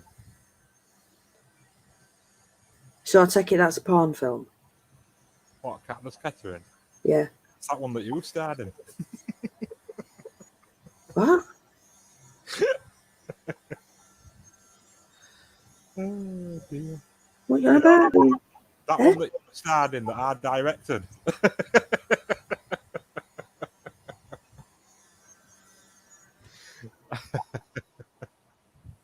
It's getting released. Oh, as in Debbie Does Dallas. Right, yeah.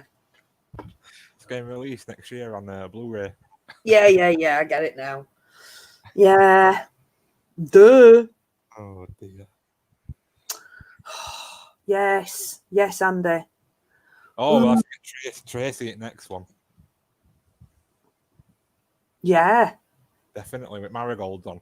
She could do a Fight Club porn parody because he wears rubber gloves in that, doesn't he? Yeah. When he's on job.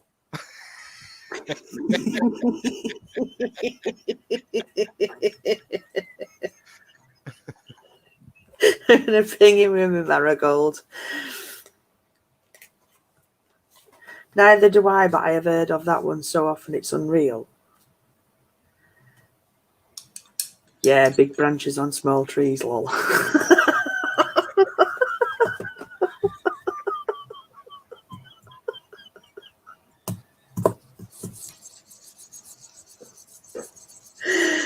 Oh, Sam, I cannot wait to watch your video from earlier. Oh, it's good. I was at my mum's and it popped up. I'll tell you what got me.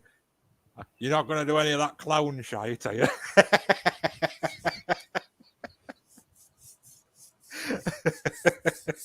Oh my God. Oh dear. I only saw intro. It's PXTVABCD. I'm just like, oh my god. Oh dear. But I cannot wait to watch that tonight. Little stumps on skinny twigs. Oh, for God's sake.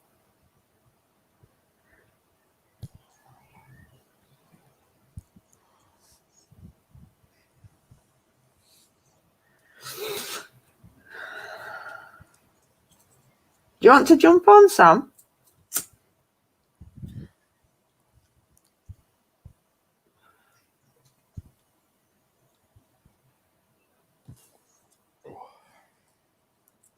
Sam? No.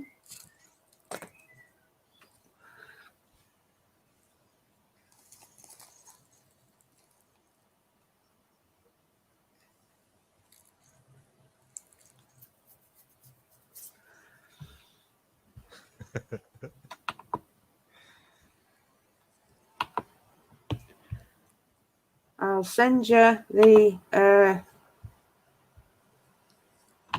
I'll send you in Facebook Messenger, Sam.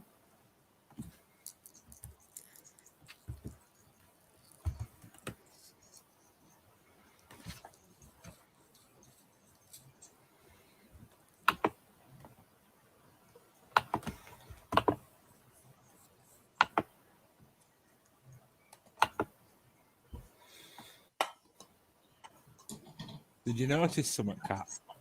What's that, love? There was no bloody bone video from me yesterday.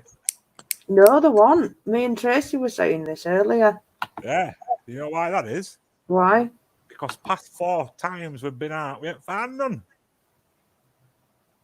Can you believe it? No way. 4 bloody places hot trot and not one single bloody bone. Can you believe that? You've been jinxed. I think it's universe going, get stuff done with ones that you've got already. Yeah. Quite possibly.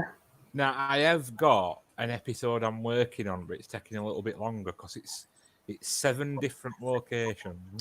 Oh, all right, Sam, not to worry. Yeah, it's 7 different locations. And then see Right. how many we get over 7. We did 7 locations in a day. Oh, No way. tired. Oh, is that where you were showing me on map other day? Yeah, when we went there. Yeah. Yeah. And, obviously that's going to take a little bit longer to edit together. Yeah. Because, like, them action cams are recorded in 5-minute bursts. So there's that Yeah. many clips to try and partner up between me and Becky. You know what I mean? Over 7 locations. Like, it's more difficult than usual. But yeah, like, obviously going out and looking, no, none. 4 places and none. Bloody hell. So I think it's a good time soon, not just yet, but soon, to put the pendulums to the test. I was just going to say that when we were doing our challenge. Yes. Yeah, Yes, peeps, we are doing a challenge. we are. A bone challenge. We are. It's going to be very interesting. So Mm. I don't know what Becky or Kat's going to be using just yet. Like, for sort of dowsing and all that. But I'm making a bone pendulum. And we're all going to have our head cams on. We're all going to go into a big woodland. And then we're going to try and let as tools guide us to bones. And see what comes out best. Obviously, there'll be crystal pendulum involved, and I'm Crystal. ain't got a clue what Becky's going to use yet. She was going to go with dowsing rods, but she's rubbish with them.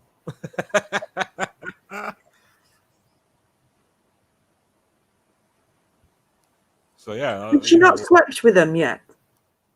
yes, she will.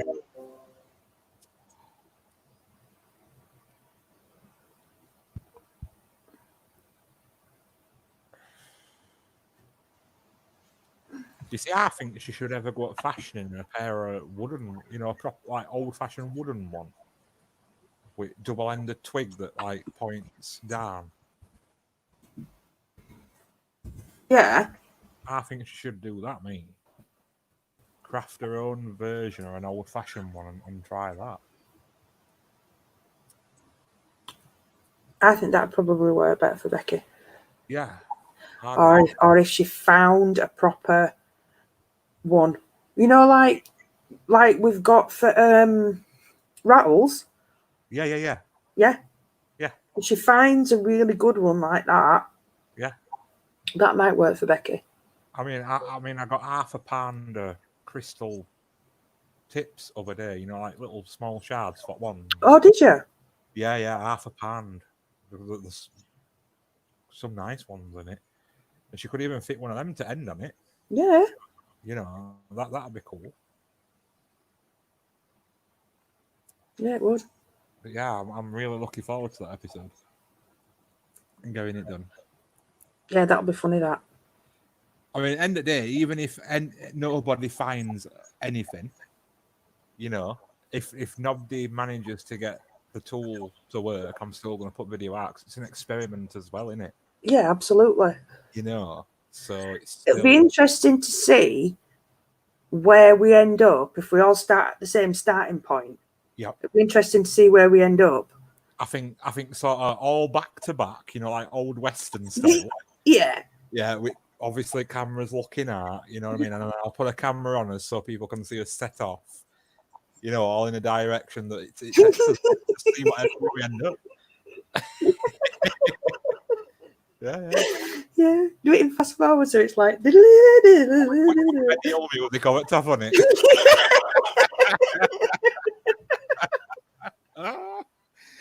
No, could be really cool. Yeah. See who falls over first. Me. I have cottoned on to a cool little secret, like bone hunting thing I need to do though. All right. For like bird skulls are ultra rarest thing to find. Yeah. Right. Well, I've cottoned on places to find them. Right. So mini power pylon stations. Oh yeah. Ran them. Oh. Birds fly into them, when they lose the trajectory a bit. Yeah. So birds fly into them and get zapped. Ah. And then obviously they'll fly so far off and land and die and I have found, a couple of skulls around them. So it's like, I need to go maps and find all these places and go for a wander around them.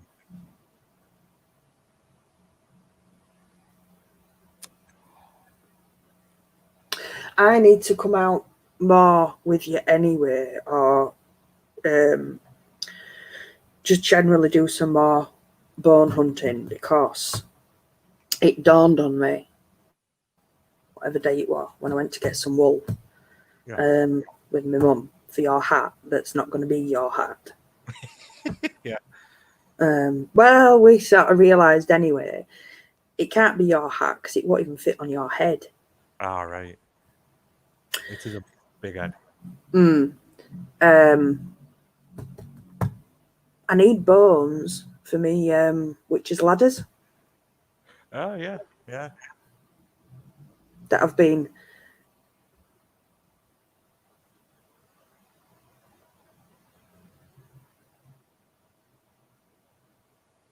Oh, cool. I'd have been keeping all of them. yeah. I bet they were big though, weren't they, Sam? If it were a cow. Oh, definitely.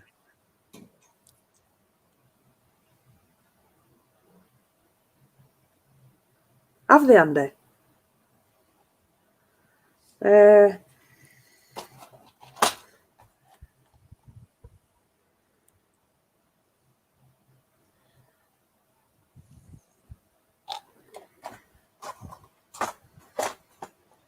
The 20mm version.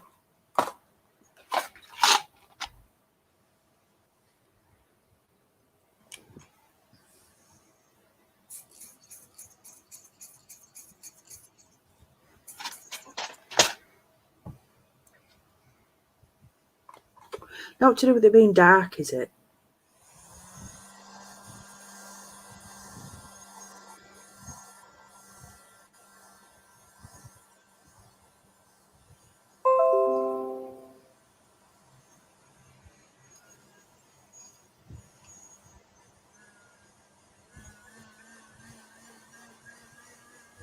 He's got hairdryer on again.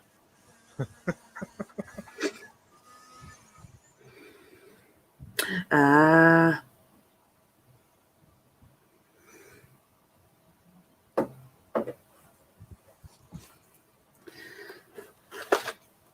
Yeah, but it's dark, Andy. Your pupils get bigger when it's dark. I've no lights on in the room.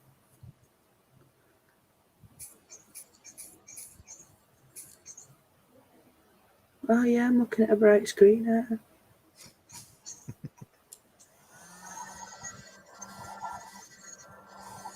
No, I don't know. I tell you what, my eyes look blue on this screen. Ah, they do. They do, don't they? Yeah. Yeah, they're not normally this blue, are they? I'm not complaining.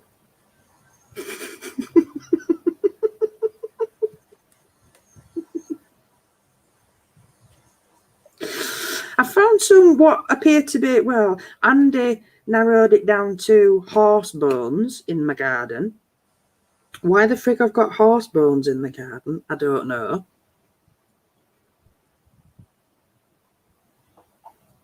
Could be an horse. Well, yeah, but why would I have horse bones in the garden? Well, somebody might have had some Buried a horse. back in day, Well, yeah, you know. but well, I mean, there is a horse on that bit of land.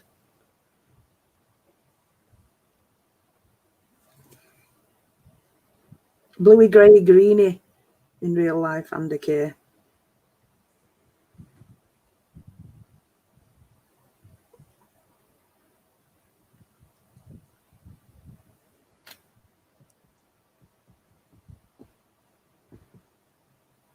It doesn't half make some weird noises, that horse, as well. Seriously, it's not a normal horse. Horse without a hair.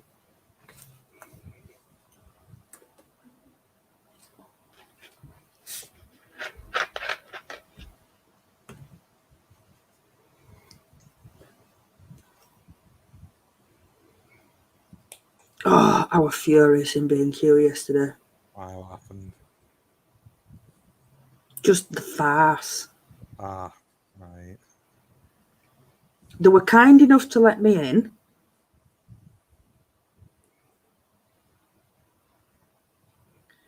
I'll tell you in a minute, Tracy.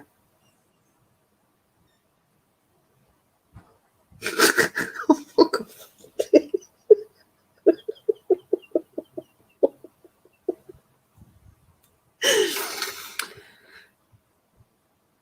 But then they have this stupid system that you have to follow. So I made my way around to garden bit to get the gravel. A member of staff was kind enough to help me get the gravel onto the stupid trolley. So then I walked to the tills, but it were all cordoned off, so I had to walk all the way back to the end of the store to get to the tills at the other end of the store.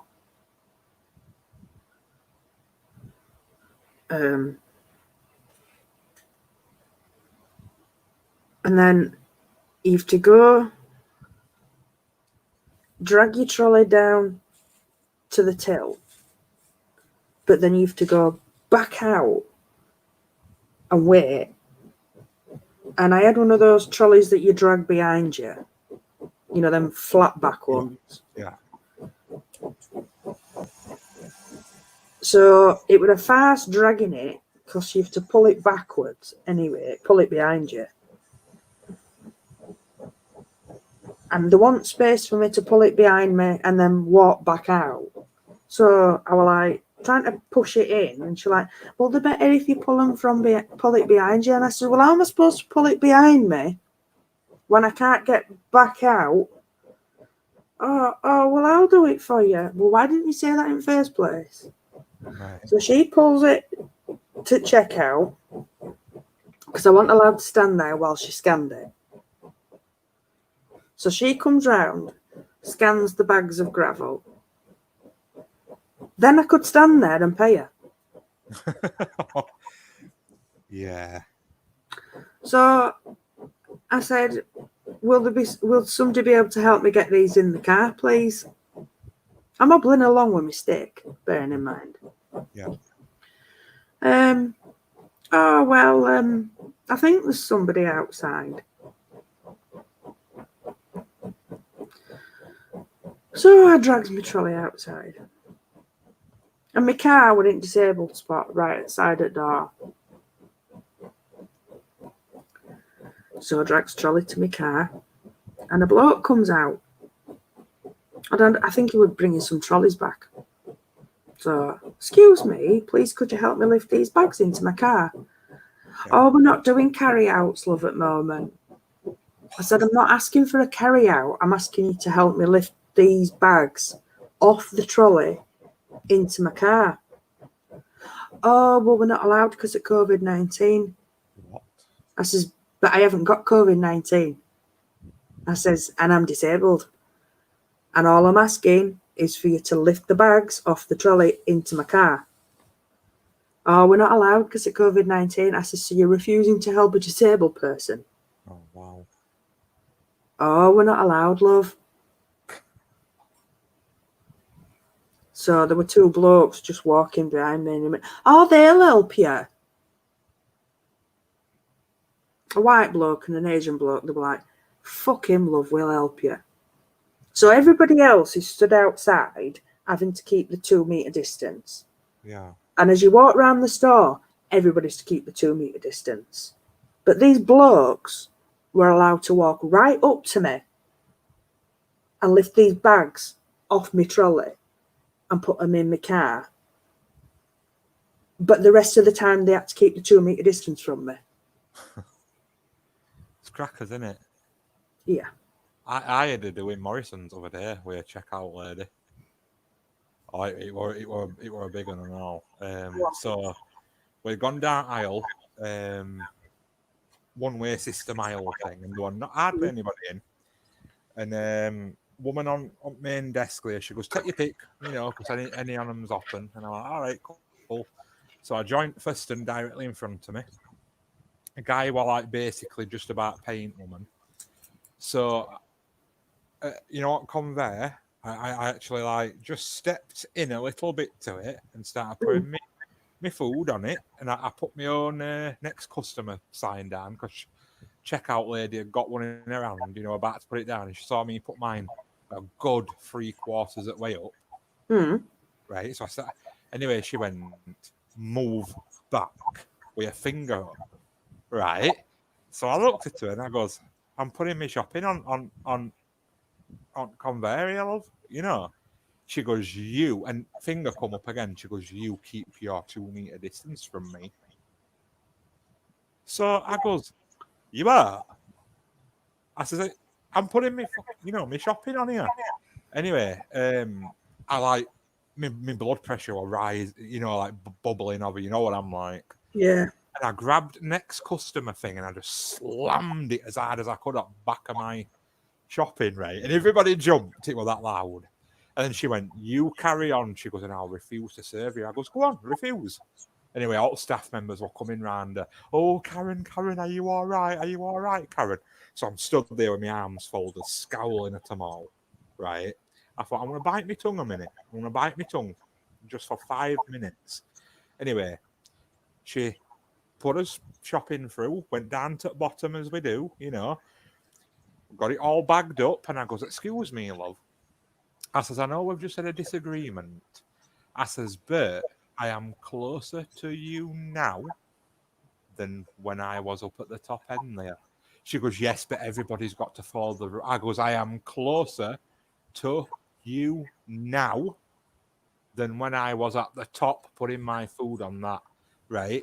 I says, and that gentleman that's just joined the back, I says, he stood in the exact same place as I was stood, and you haven't said a word to him.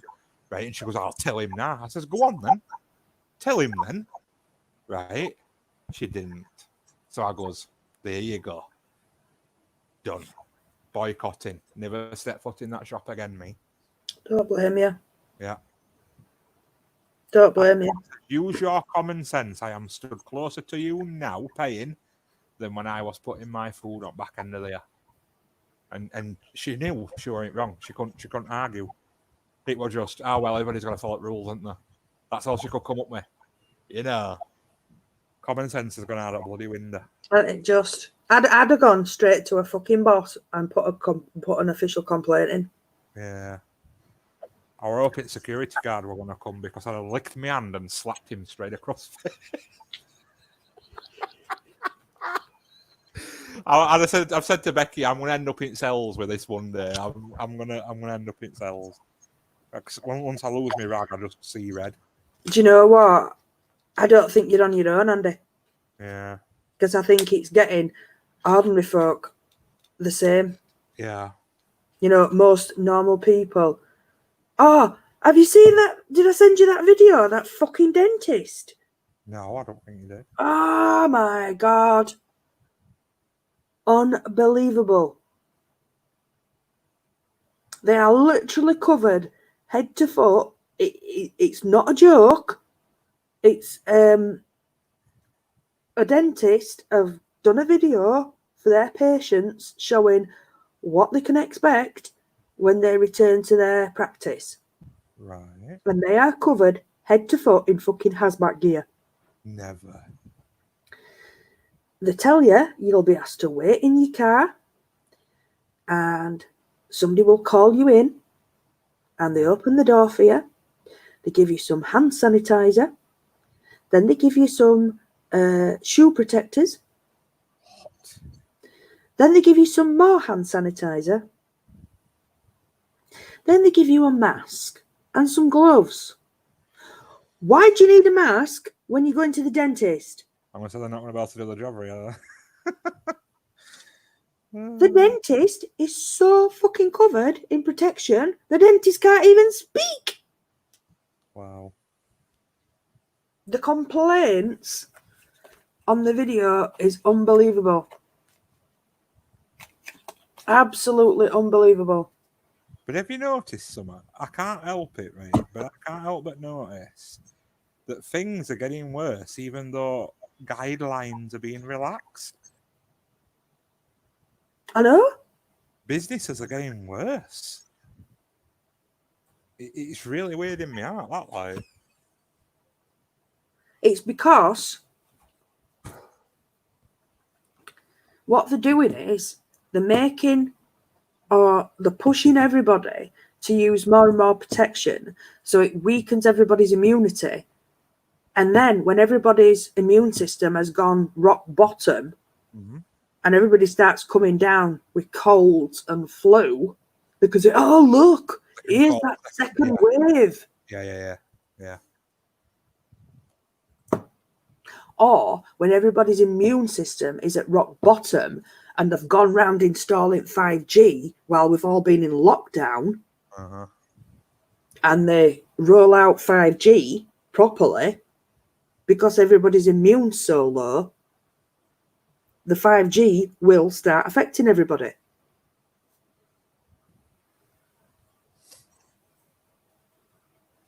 Oh, dear. Jane, they shouldn't have been doing none of it because it's all a load of crap. They never isolated COVID-19 because it don't fucking exist. Sorry, Jane, but all research is there. All evidence is there. Or not there, as the case may be. Yeah. It's a live exercise.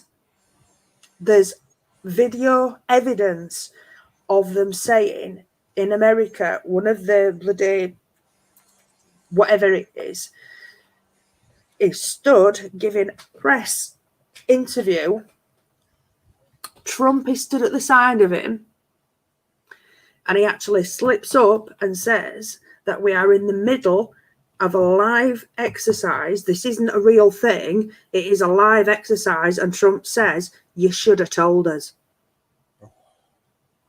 He Crazy. mouths to him there and then, you should have told us.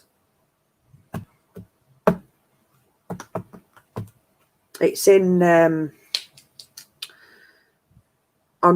I watch a guy called Max Egan.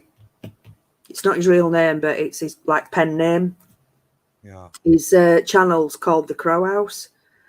And at the end is shown on his video on his video yesterday is shown this woman's video, and she's put said loads of information, and she's put this clip up. It's from a couple of months ago, so Trump's known for a couple of months. So he's not the enemy, isn't Trump, like a lot of people think he is. He's actually working behind the scenes to try and destroy everything, which is why he's having everything investigated, which is why he pulled out at WHO, which is why he's having all these different bodies investigated. Because instead of sort of like coming out and going, it's a load of crap. It's too much in it at once. Yeah. It's got to do it step by step, hasn't it? Exactly. And he's in a position, by sort of keeping his gob shut, he's in a position to have them investigated.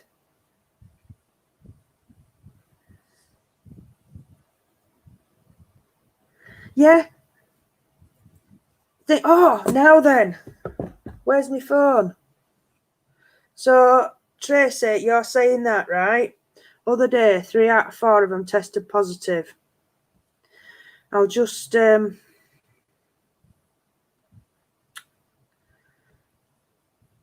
so I was sent this earlier. I've saved it as a screenshot. This is somebody sent me this earlier. Information for clinicians, frequently asked questions. This is Australian Government Department of Health. So it will be the same for us, right? Because they're all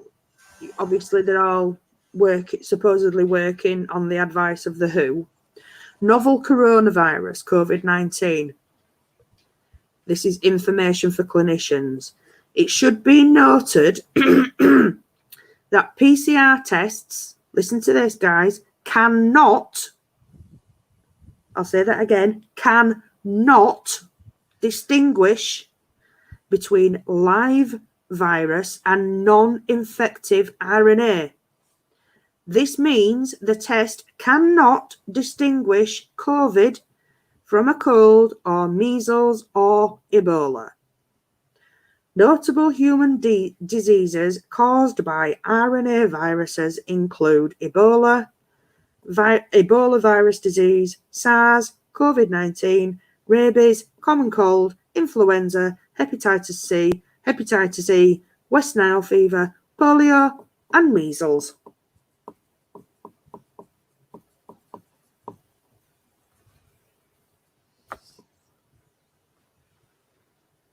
Hang on. I'll send it on to you all.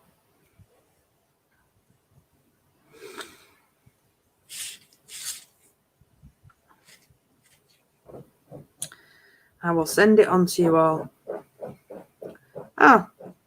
Here's another one. This is with regard to the masks. On the box, these masks that I like the one that I had on. On the side of the box, this product is an ear loop mask. It says warning in big letters. This product is an ear loop mask. This product is not a respirator and will not provide protection against COVID-19 coronavirus or other viruses or contaminants. Wow. It's amazing, isn't it? I'll send you that on as well, shall I? Oh, that's all you need to take out if you're catching a bus. Yep. So I'll send that on to everybody.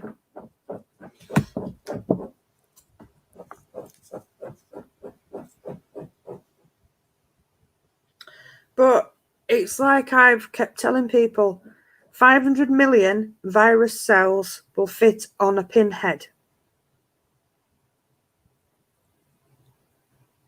Do you really think one of those masks is going to stop a virus cell if there was a real virus? Is it?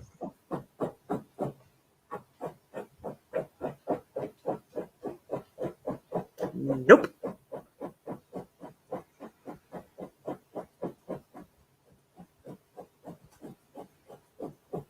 Pippin.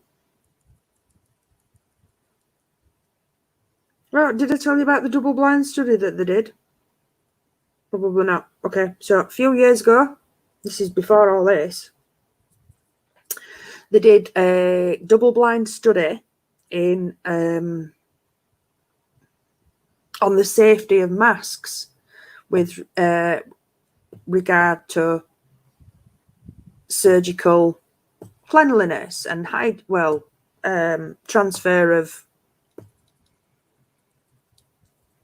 bacteria and things like that. I think, yeah, stuff like that. Anyway, pass it on, viruses, hygiene, one thing and another. And they found that when they were doing surgery, those that didn't wear a mask versus those that did wear a mask when doing surgery, the ones that hadn't worn a mask, there was less contamination to the patient than there was for those that had worn a mask. Because when you're wearing a mask, because the surgeons are obviously talking while they've got the mask on, because they have to talk, don't they, to the other people in the theatre, because they're constantly, exactly, Andy, and they're obviously talking to the nurses and the surgical staff and the surgical team around them. So while they're talking, obviously they've got different ones onto these ones that they've got on in surgery. So they're talking, and this is rubbing up against the face and rubbing particles of skin off. And obviously, if the surgeon's got a moustache or anything like that, and all that drops off into the open wound.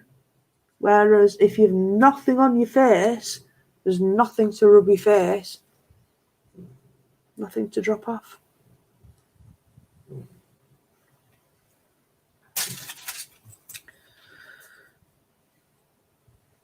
It's just common sense. And it all goes, what the matter? What the matter?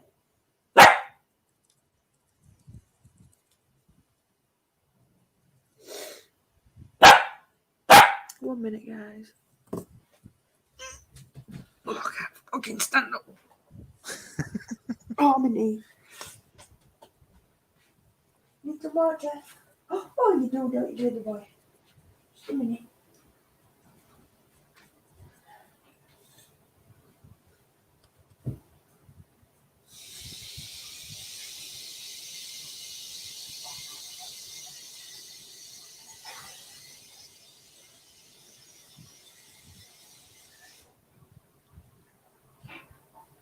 There you go. Put some water. Now, I've forgotten which disease. Oh, bloody hell. Forgotten which disease it was.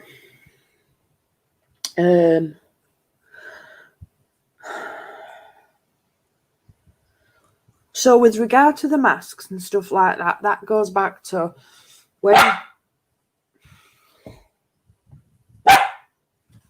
1 minute.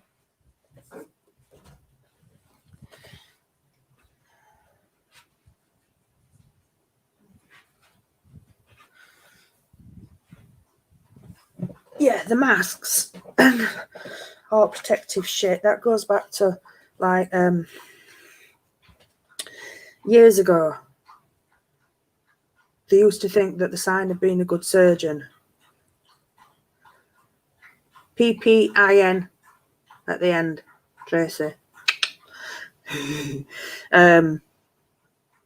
They used to think that the sign of being a good surgeon was when the surgeon had come in and his coat were covered in blood and he was covered in blood. So they never used to wash the coats, and they'd come into theatre to start a new surgery covered in blood from the day before. And they thought that were, as I say, a sign of being a good surgeon. And it wasn't until this one doctor realised that what, love? A lot of infections were coming from 1 minute. Well, get it then. Where's the other one?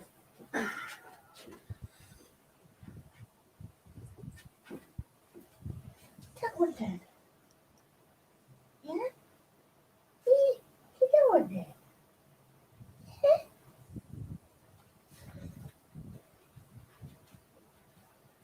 We'll go upstairs. Say hello. Door's open. Sorry. Yeah.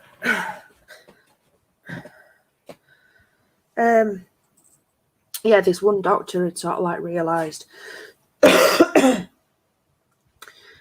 a lot of infections were coming obviously from dirty blood, and when he tried to tell them, they thought he were mental, but then obviously they realised that that's what it was, so then they went kind of into overdrive with stuff like that. But the science of microbiology,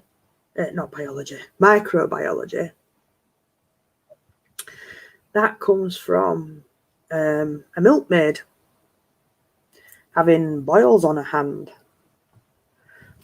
And I'm trying to think of the infection.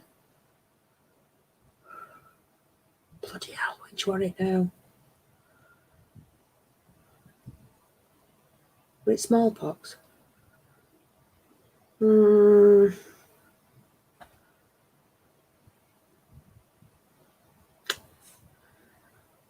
Bloody hell.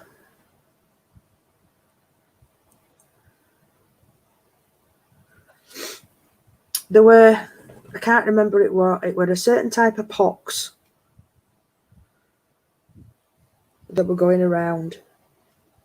And this milkmaid had said, I'll never get it because I've had such and such cowpox. So this doctor went and examined her, and she had these pox all over her hand.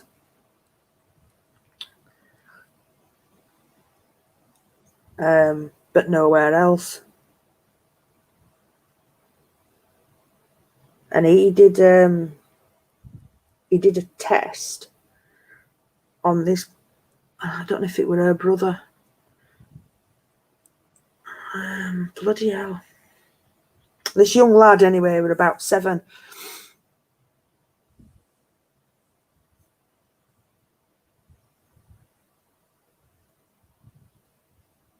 Tracy, have you heard this?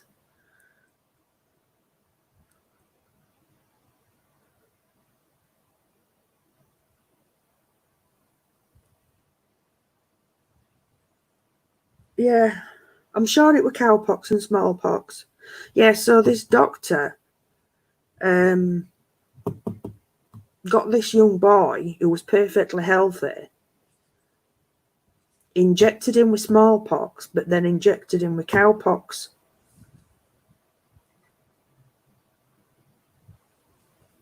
And Yeah, no, he injected him with smallpox. He started getting ill, and then he injected him with cowpox. And he got better. So this doctor thought he'd cured the boy by giving him, he thought he'd cured him by giving him one virus to kill the other virus. And that was the start of like vaccinations, or so they thought. And it all turned out to be a load of crap in the end. But that is the start of like microbiology. A milkmaid covered in cowpox who thought she would never get smallpox. And that's where it all comes from. But it all turned out to be a load of crap. But that's what it's all based on. And they still base it on that, which is really, really stupid. But anyway. Just really stupid. It is. Because when you look at the logic, I haven't properly explained the full story. Yeah. But when you look at the logic of how they actually did it. Oh, thanks, Andy. Thanks for coming anyway. Thanks for supporting me. It is very much appreciated. Very, very much appreciated. Speak to you soon, Andy. Take care, lovey.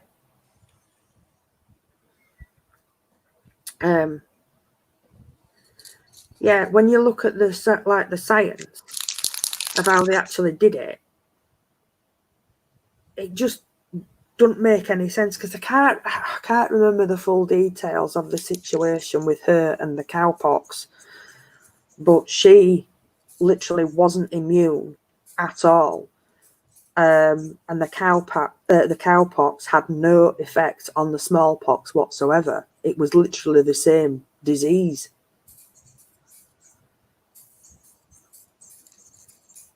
Oh, thank you, Nicole. Thanks for coming in. Been lovely to see you. Thanks for joining, Nicole.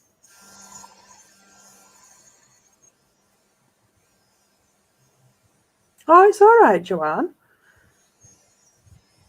People don't have to be here permanently. It is perfectly fine.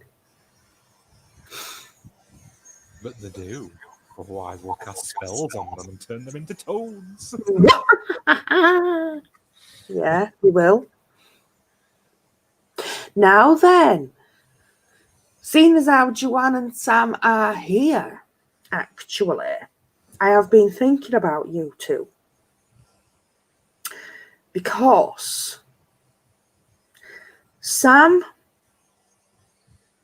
I think you would appreciate these two.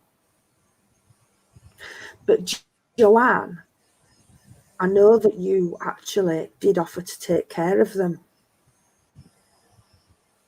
Are you putting me up for adoption again? Yeah. So I'm a little bit torn as to what to do. Joanne, Sam, I know you've no idea what I'm talking about. But Joanne, I'm referring to Wendy and Jessica.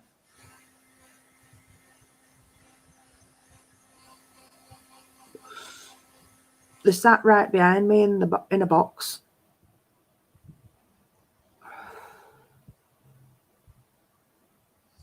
The box is actually the box that I store my spare dog blankets in.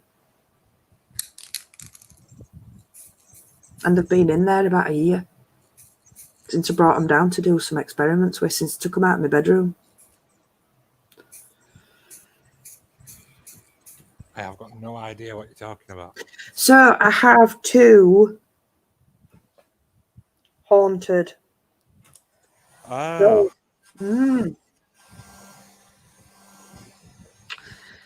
So yes, Sam, I have two haunted, I say loosely, dolls. But yes, they must stay together. And I don't feel that. Hello, Jane.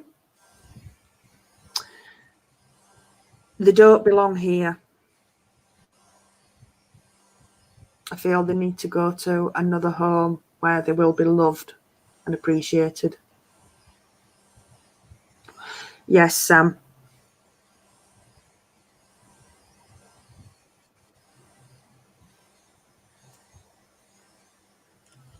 And I know you have a collection, Sam.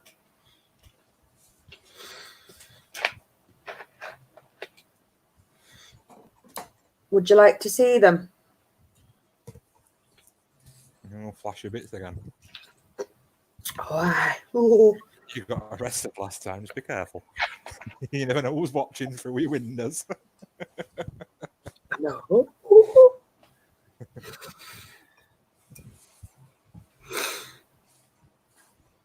Oh, yeah. And I've had Facebook telling me that one of my posts is a complete lie and all today. Misinformation. Yes. Yeah. I've seen them before. Yeah. Even though it's a video that I've shared. Yeah. But it's a lie. How can video footage be a lie? Shall I tell you why? Because it wasn't said on news, so it must be a lie. Well, there you go.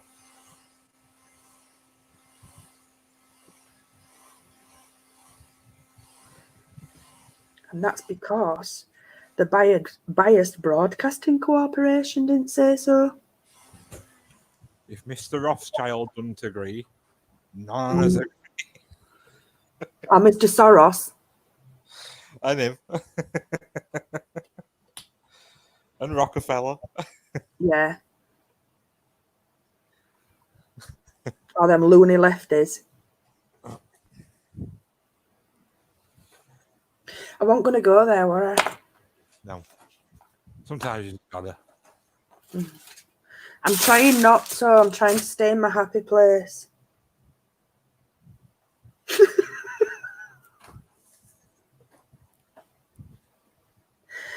Oh, I tried to do a nice happy place garden gang video this morning, but my battery ran out.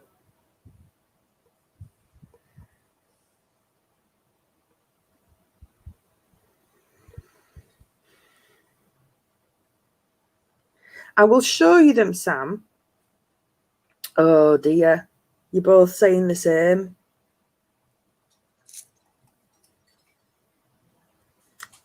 What am I going to do? Andy? Andy's gone. Where's he gone?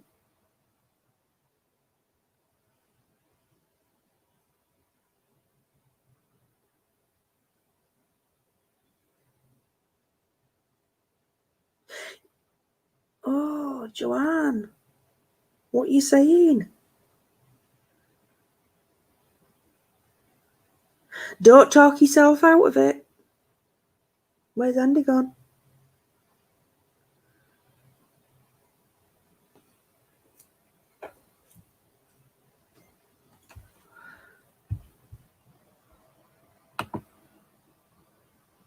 Ain't got a clue.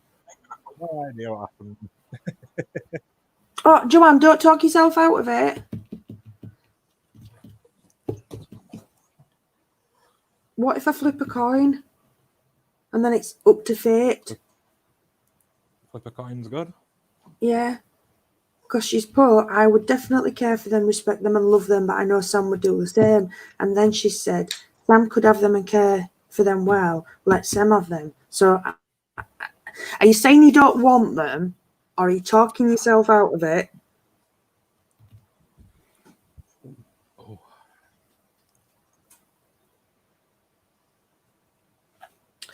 Let me show Sam. Let me just show everybody. That's it, Cash. She's going to flash a bit at us. Get ready. Close your eyes. She's even turning light on so we can get even a bit of detail. I'll come out in my feather boa next time. What? And that's it. My feather boa and my face sparkles.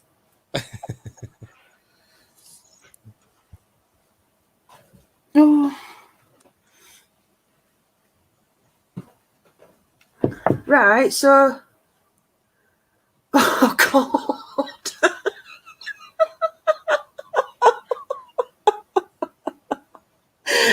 Right. So Sam's saying, I have loads of stuff. Maybe Joanne would like them, but it's up to yourself. Right.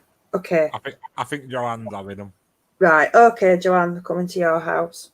I've called it. Yeah. I'll show you them anyway, Sam.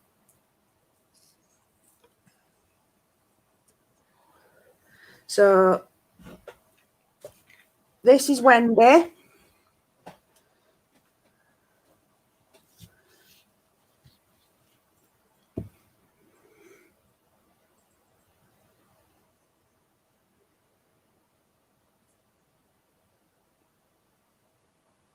Okay, Sam. Sam's got best thing ever anyway. A little gnome. Yeah. She I loves know. it.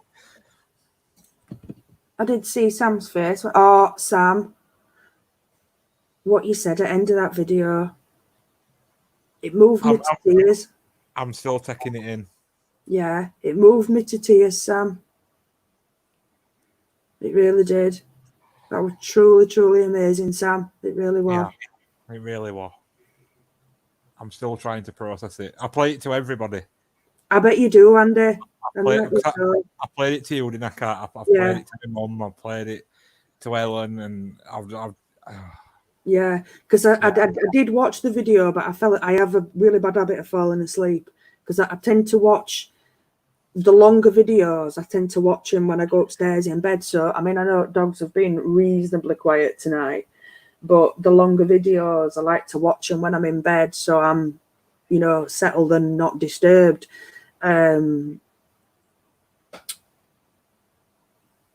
She looks like she could literally move at any time. Oh, she did move any time.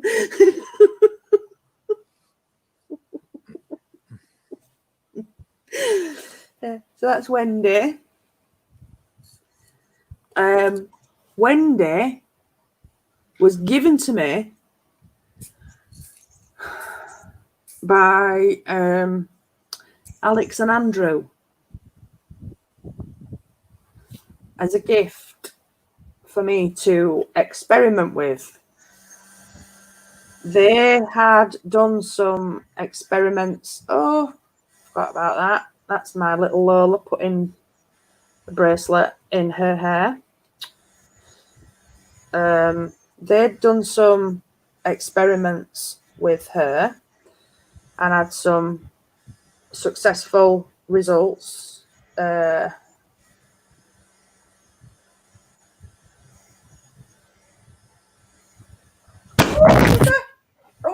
hang on. Sorry, lost my webcam. Hang on. She's attacking the webcam. I absolutely crap my ten then. Oh my God, dolls are attacking. She's attacking bloody laptop. Maybe she don't want to go. Oh, oh.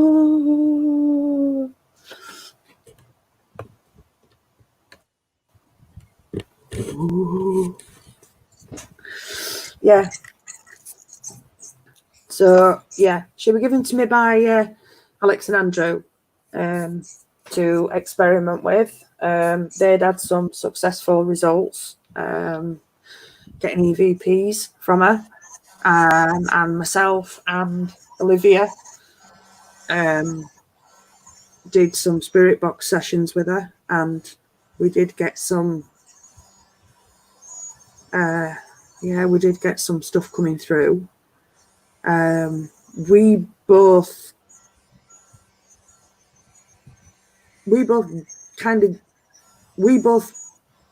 picked up on the name Wendy. And then we got the name Wendy coming through the spirit box. So that's why she's called Wendy. Oh, shit.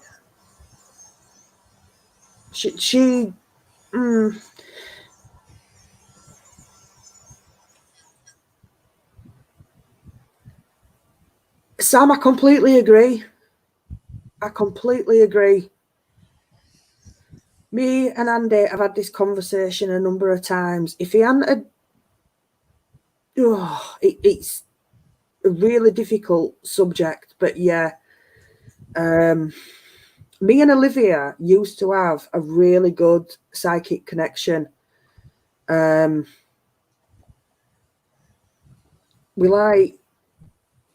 know, Joanne. I know. Me and Olivia used to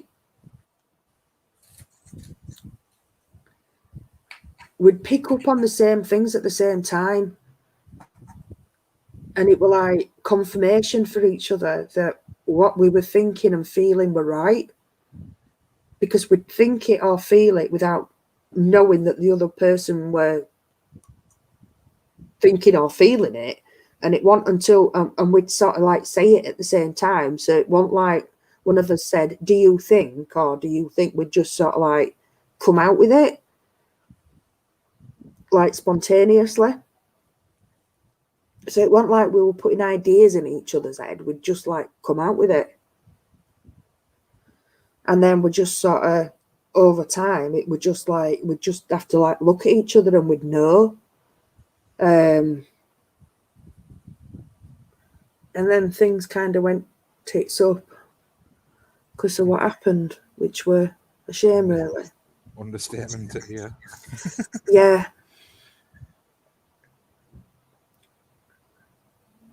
But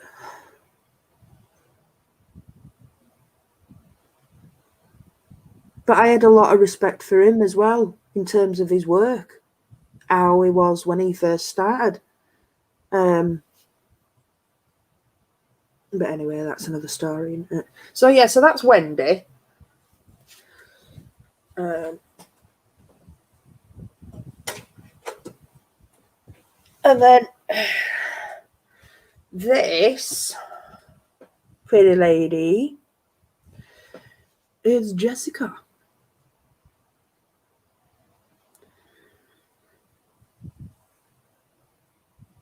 And Jessica appeared one night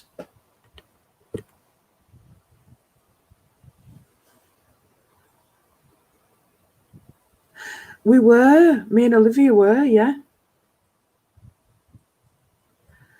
I'd known Olivia and Lee and Stacey about 2 years before he came on scene.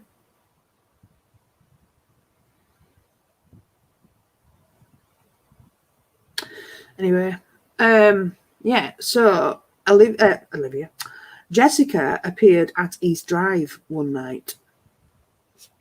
Nobody knew who'd taken her there.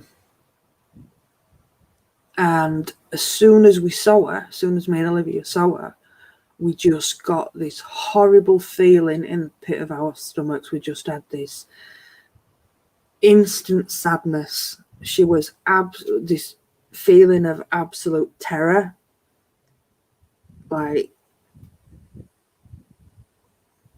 Fear. It was just this feeling of utter fright. Why am I here? Where am I? I want to go home. That kind of feeling. So once again, we did a spirit box before guests got there, and we got some really good results. And we got the name Jessica coming through pretty much straight away. So obviously that's why she's called Jessica. Hi, Jack. Hi, Evelyn. Even. You had to confuse me, didn't you? Calling you Jack all this time. Joanna name's Evelyn.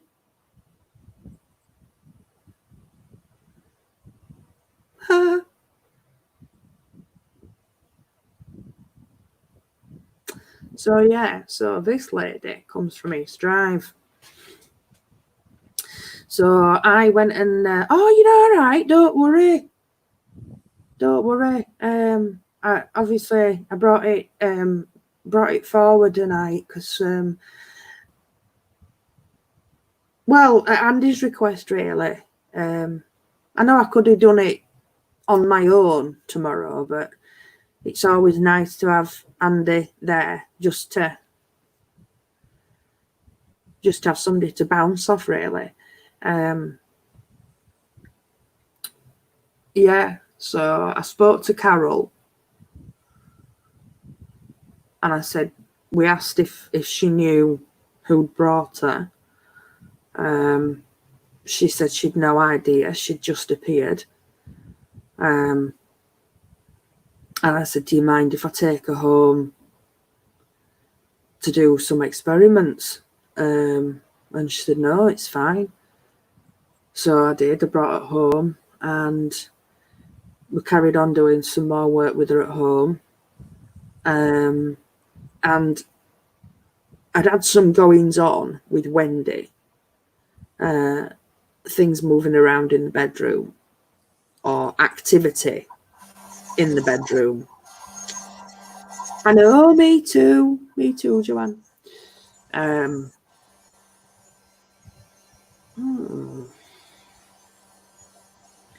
Her face has changed. Oh, she's been on camera. And it was like, when she got with Wendy,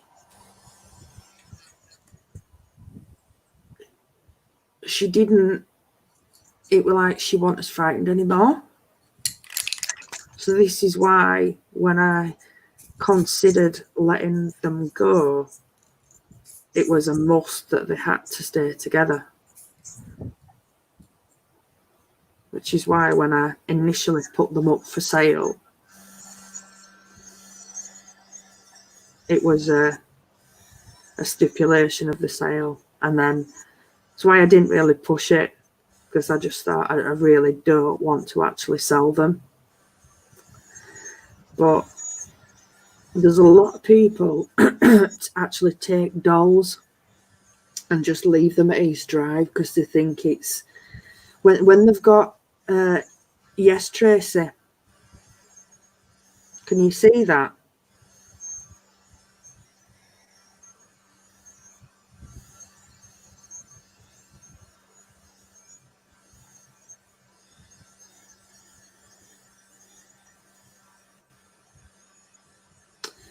Yeah, a lot of people take them and dump them when they're having sort of like stuff going on in the house and they think it's the doll. They take them and they dump them at East Drive. There's one doll that's there, and Carol actually got rid of it 3 times, and all 3 times it found its way back to the house.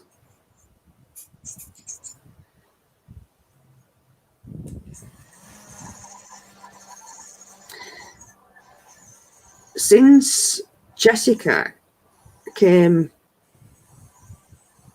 the activity from Wendy is less. Wendy's not as angry when Jessica's here. Sam.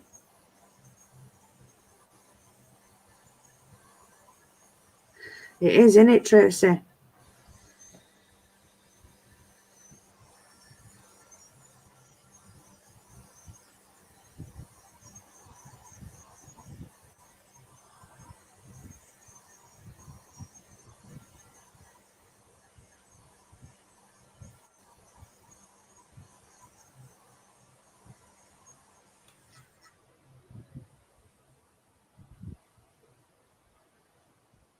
And she's got a really dainty, delicate nose.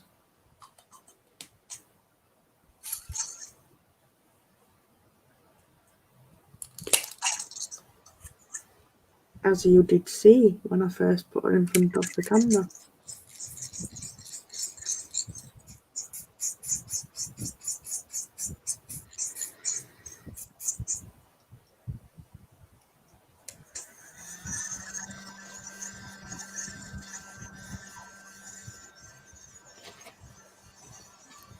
Where's she gone?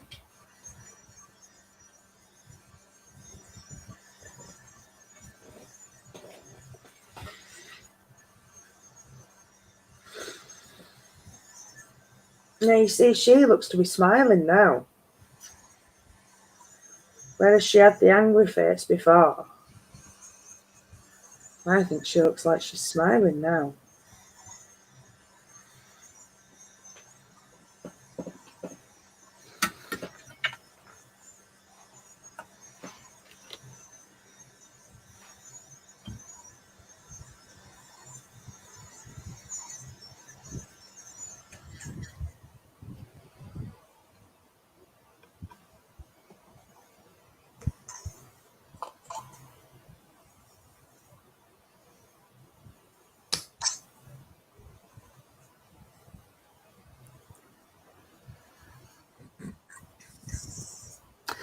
Yeah, I've heard that as well, Sam, with a few places.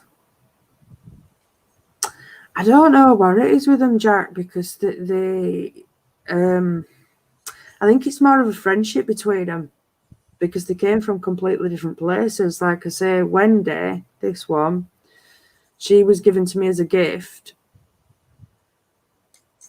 And Jessica, this one, I kind of rescued her from East Drive.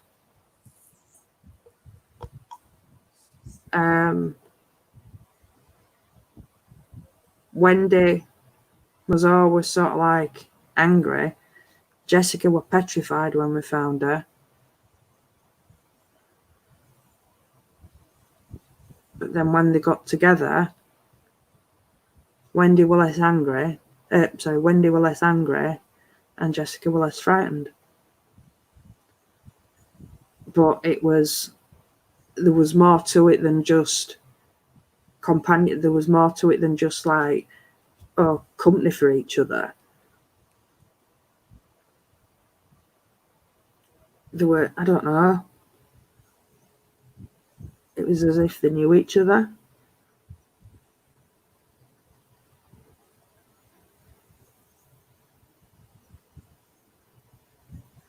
I think you're right, Joanne. But don't you think Wendy looks like she's smiling now?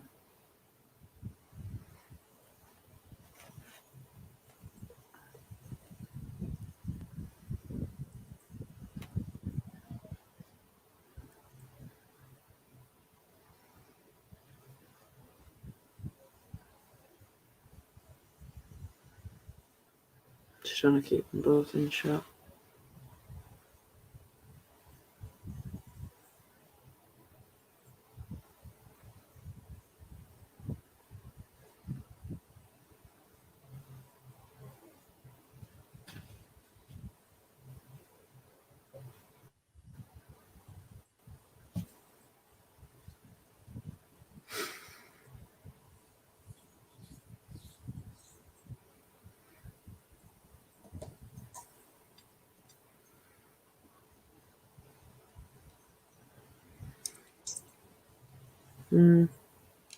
But she was smiling when I picked her up.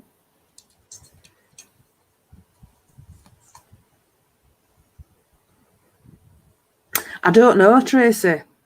That's never anything that I've got through on any spirit boxes or anything that I've done with her.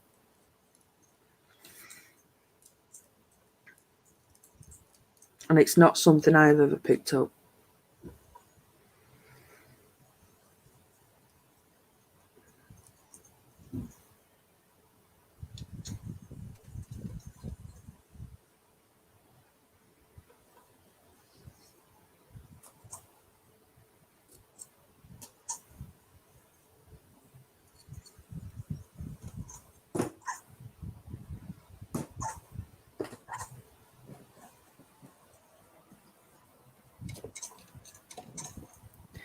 If there's anything with any of them, I'd say Jessica.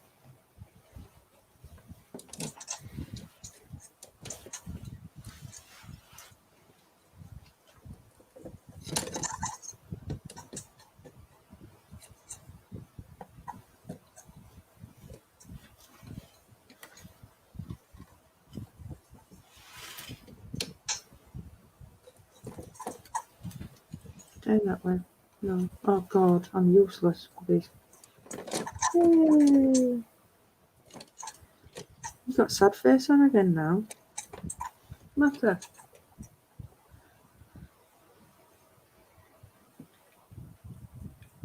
Smiley face. Face keeps changing.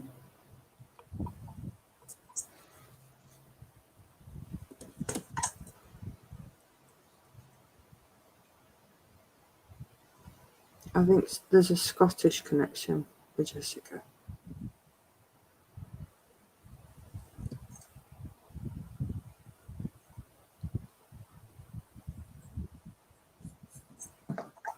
Is that my other baby's fur babies?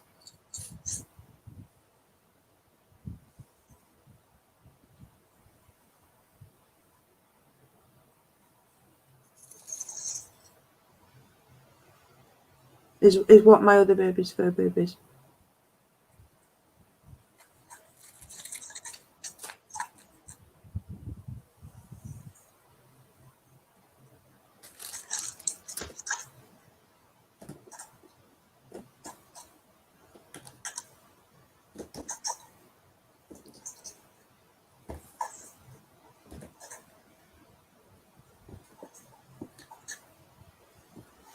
What do you mean, Jack?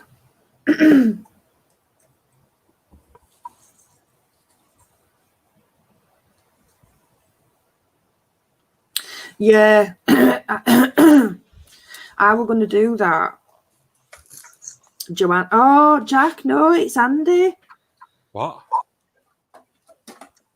Jack can hear noises. Oh, yeah, it's me tidying up.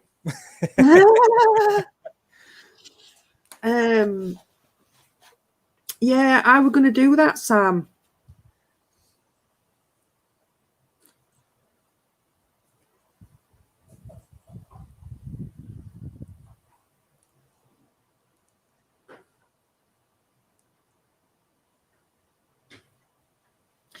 No, Andy from Elemental Encounters is.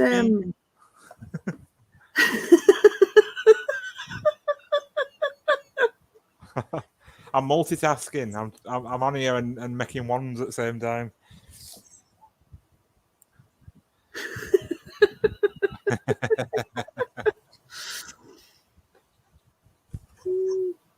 My fur baby's asleep under the table. There's talking outside though. Oh, hi, Iggy. Yeah, pretty much. We've been on 3 hours. Yeah. I suppose I look as weird as almost as weird as I did at the beginning. I can't believe you didn't make matching outfits for them. Oh yeah, I didn't think it. Well, I didn't know I were going to be getting girls out. You know what? What?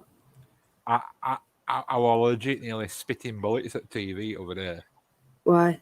I'm having a look on Marketplace on Facebook, and some idiot is making little masks for gnomes, face masks. Fuck off. Yeah.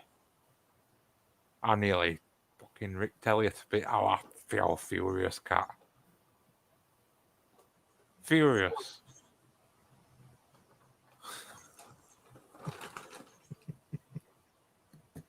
Speechless.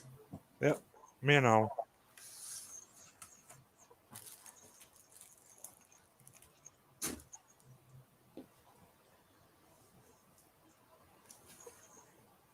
Oh, thank you, Joanne. If you liked that, I can do some more. I can do like a proper guided meditation as well, where I take you places and, do shit. I'll take you on places if you want me to. Ooh, did you hear that, Joanne? Andy's gonna take you places. I will. Wine and dine. Back to my place. Crack the feathers out. Oh, hey, I don't do wine and dine, Joanne. That gets a pizza and a can of pop, cat. Excuse me. I don't. Have I had a pizza and a can of pop? Hey? When have I had a pizza down a can of pop? There's plenty of my pop. I've had one can.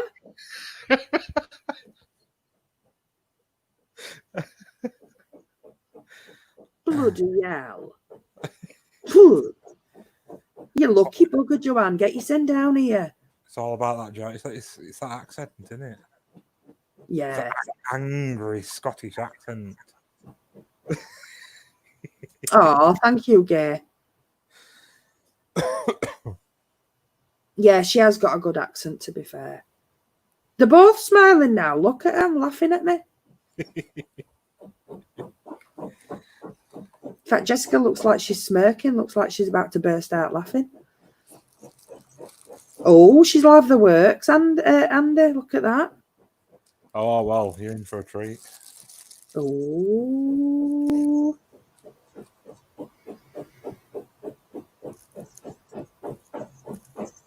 Pippin. Interesting stuff like a mini Robert from the museum. Which Robert, Sam?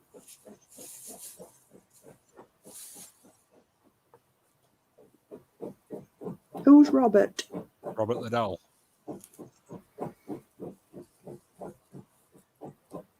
Oh, is that one of them Roberts who was about like 4 foot tall?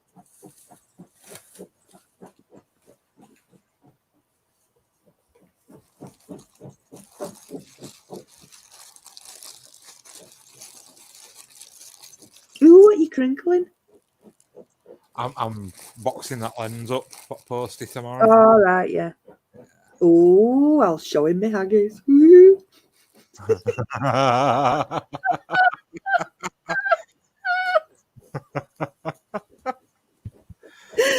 Oh my I'll eat it, I'll God. stick my tongue on out me. Oh. Yeah.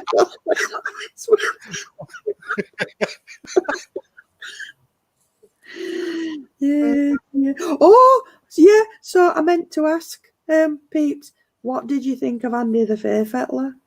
I loved it. I'm taller than 5 foot though, you cheeky cow.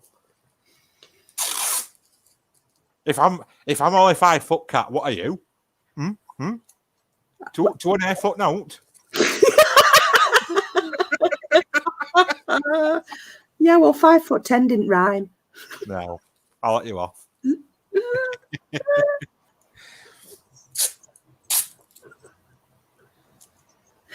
Yeah. Oh no, Gay, that's me. Sorry, What? that's my dog scraping carpet. Don't ask. Just don't even ask. But yeah. I did say though, you know, I says I expect an upgraded version at some point with Kalimba. Oh yes, there's going to be one. Gosh, definitely. Yes, I've written the next phase of the saga. Yeah. Right, okay, Sam. But it's a little bit serious, so I'm going to have to rewrite it.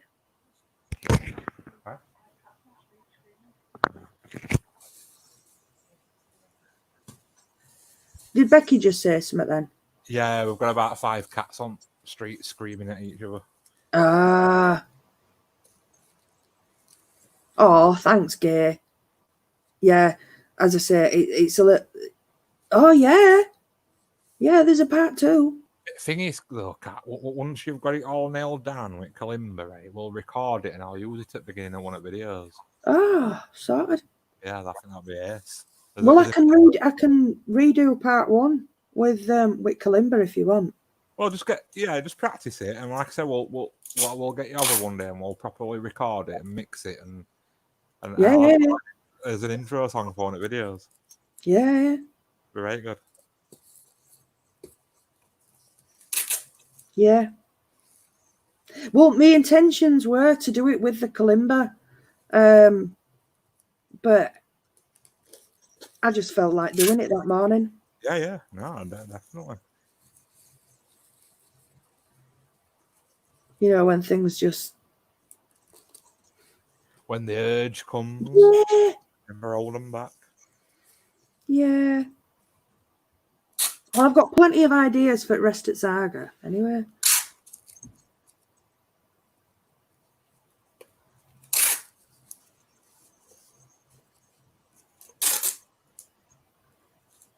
Oh, and I've got some cracking info for me room write up as well. Cracking info.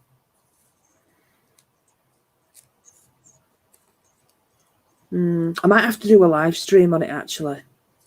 What rooms? Yeah, I think it might just like go. If I just post it onto my Facebook page, I think it might go unnoticed. Right. I don't know. It might not. It is going to be posted onto the Facebook page because it's information that you need to read and you need to be able to refer back to. Obviously, it being runic writing and what have you, and runic symbols. But I think, yeah, I think I might do a live stream on it as well. But I was going through my folder again because I got, other week when I had all my paperwork on the table and I was putting it all in the folder. Well, I got distracted from putting it in the folder. All right. As you do. Well, the whole plan, Joanne, because it's Letha as well. Andy, it's Letha as well. What? Oh, yeah. I wanted to have my circle finished for the solstice. Just let me put these back. Hang on.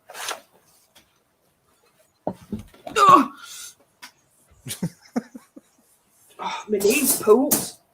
I've got. Oh. I haven't got the slimmest of legs anymore anyway. And I've never had the most shapeliest of knees either. But it's a little bit swollen, is my knee. Back in a sec, just going to go and drain the lizard. Nice. Joanne, solstice. Yeah, so circle. That's what we're saying. Oh, 1 minute.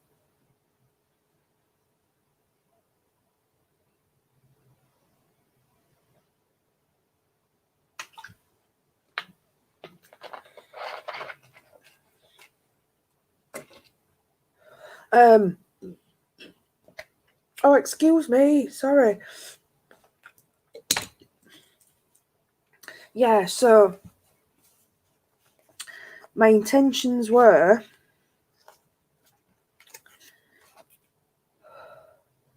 to get the circle finished, and I was going to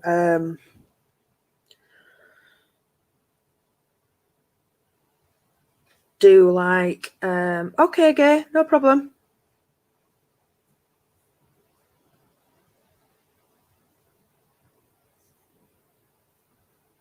That'd be good, Jack. Evelyn. To do like an activation on the circle, and I want to activate my equipment because the only thing that I've ever actually activated was the first wand that I got off Andy. And having seen the difference in how like Andy's spirit box works, for example, from before and after he's activated that, I've decided that I think I should have done it a long time ago anyway, because I think it's obviously with the learning that I've done, I think it's something that I should have done anyway. As I say, and it's just, you know what it's like. Sometimes it's like finding the right time, and the certain things that you do, I think they've got to be done at the right time in the right circumstance. Obviously, you can't just start doing something, a ritual ceremony, in, you know, middle of bloody street and middle of bloody day, can you? So you've got to find the right time and the right circumstance to do a ritual, whatever. Even if it is just something simple like an activation spell or ritual, whatever. So yeah, that was my plan. Finish the circle, activate the circle, and then within the circle, or within the space of the circle, activate all my equipment, because I've got more wands. I've got about, I think I've got 5 wands now. I want to activate my box. I want to activate my bear. Probably, excuse me,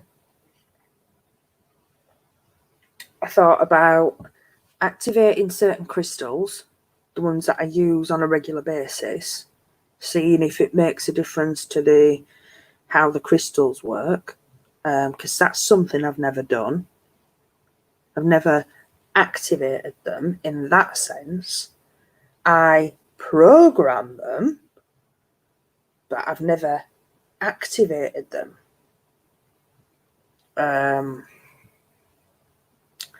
So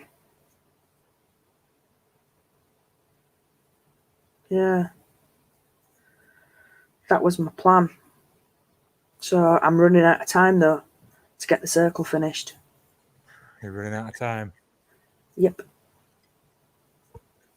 The weather's been an issue. Obviously, I had those family issues that you're aware of, so that took some time up. And then obviously there's been the weather. It's been dead strange, hasn't it? You what, sorry? Weather, it's been dead strange. Yeah. I mean, I know we needed the rain. But obviously that's held me back a bit. And then I went to the place that I got the green slate. I went to get some more green slate. Well, they'd sold out of green slate. In fact, they'd sold out of everything bar red gravel. So then I went to another place to get some green slate. Well, see if they had any green slate. It's waxing, Joanne. They had some, but they only had 4 bags, which weren't enough. And I never even thought to check the size. Never even occurred to me. So I just bought it, brought it home. And when I've got it home, it's twice the size. And I'm like, oh shit, I'll just put it down anyway. And I thought, oh, it'll be fine, I'll go to B&Q in the morning, which obviously that's what I did yesterday, thinking B&Q, I'll have loads. B&Q had next to nothing. So I've ended up having to get something completely different again. So what I've got is some cream gravel. So what I'm going to do is take up all the green slate, mix the 2 sizes together,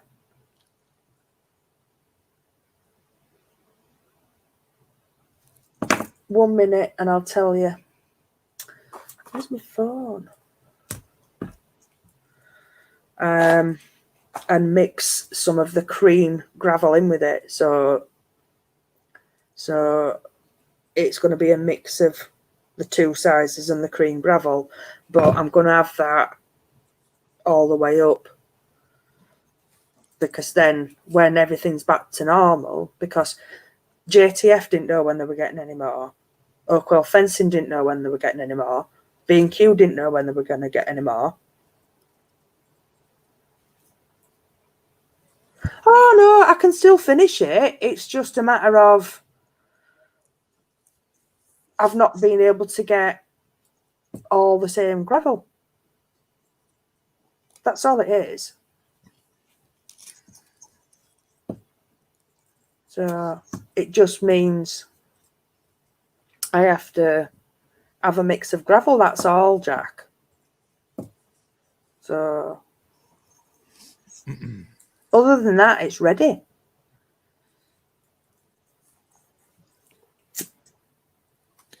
At least you don't have to molt grass around yours. No, and it does want to be activated during the solstice because it actually ties in with solstice more, doesn't it, Andy? Yeah, yeah. It's more solsticey than it is circular by accident. An happy accident. Happy accident, yeah. Happy accident. One, two, three. Oh, 21st, isn't it, solstice? Yeah, 21st. Sounds right. Yeah, it's waxing crescent. It's 21st. Is that where they're having that online what they call it this year? Oh, Stonehenge do. Quite possibly.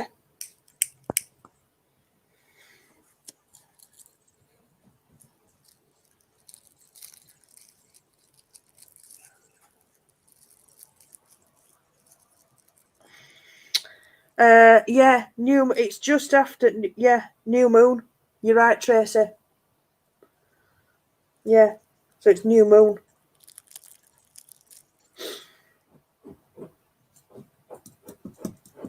Yeah, so I wasn't far off. Yeah, it reaches new moon at lunchtime. So yeah, at what time are we in now? Yeah. So at this time of night, it's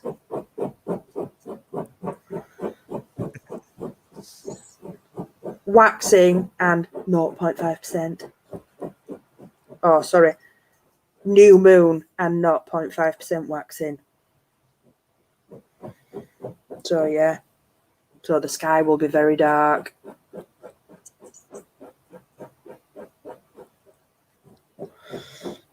And yeah, and it's Letha as well.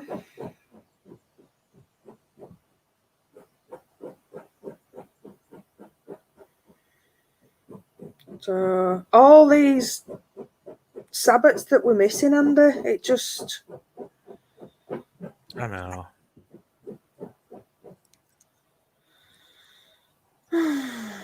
doesn't seem right, does it? I only really celebrate 2 though, me. Have you gone down to 2 now? Well, I only really did 2 anyway.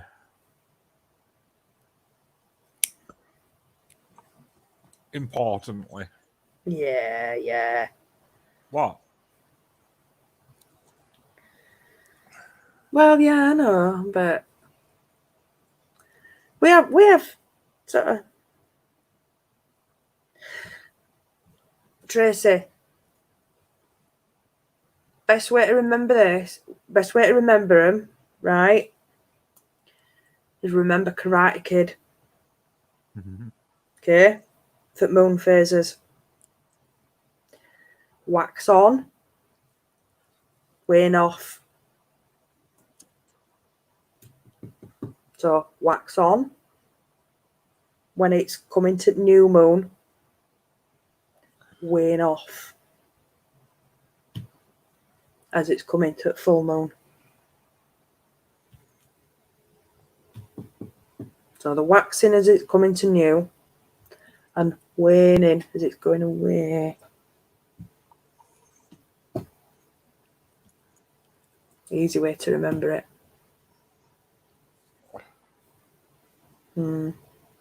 Yeah, that's one of them, Joanne.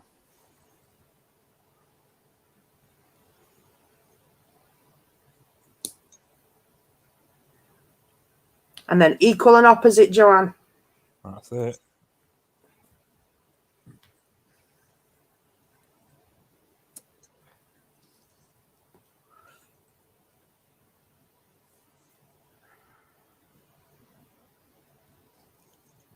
I had plans for it this year, but you know, nobody were allowed out of their houses. Andy, we can officially bubble.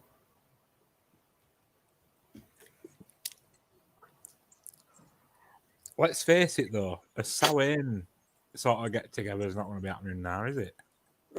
Well, not how we wanted. No, but even like in comparison to last year, No, that was bloody brilliant.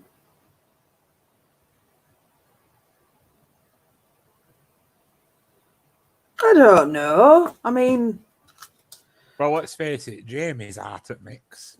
oh yeah, She's basically a bubble herself. yeah. She sent me a picture of her belly over there. It's bigger than her.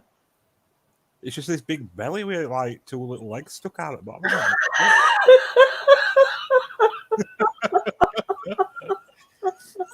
Yes, it was, Jack. Yeah. Hey, I tell you what, You were a more than puka. just a gnome. You were a puka. Yeah. We had a lot watching us that night.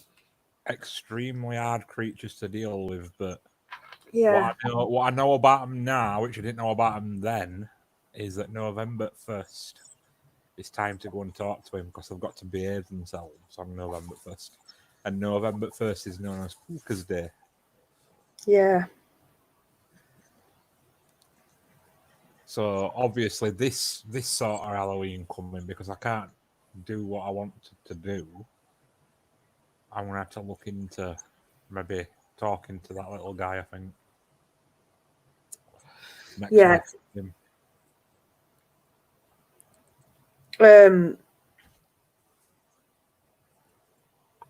What were I going to say? It's funny you should mention that actually about the little guy watching us because I don't know where it is. It's somewhere in the vicinity of this table. That picture Oh, yeah. what I took. Oh, let me see if I can find it because I've actually circled. Oh, hang on, let me put lid up. Oh, let me move that before I drop it.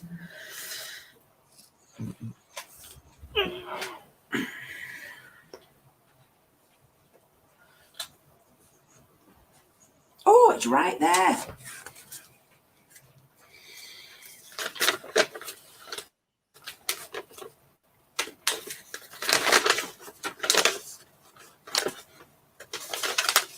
Oh, no. Oh, no, that's the one with funky lights. That looked tasty, that one, didn't it? With lights streaking. Yeah, yeah. There's other ones somewhere where you can see them all. Where the heck did that go? And I've actually circled all different little ones. Right. Because I was going to count up earlier just how many were sat round watching us. If I can't find it straight away, I won't bother.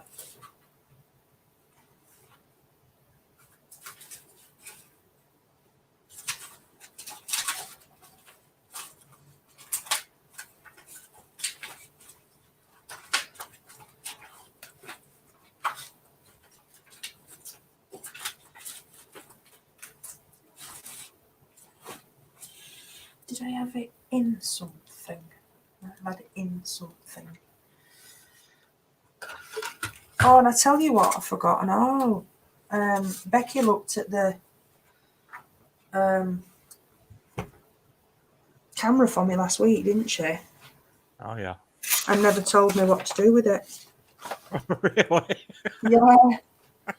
We got distracted. Yeah, didn't she? No, I think we got distracted. All right. But she thought it's just typical, innit, for us. We've got onto the subject to weird new kings. Oh yeah. Oh, God knows. Oh, flipping heck. I only had it in my hand earlier. Oh, buggerations. Where's it gone?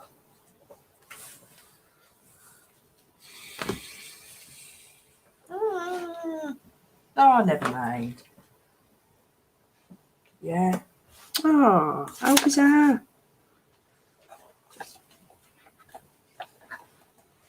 Oh.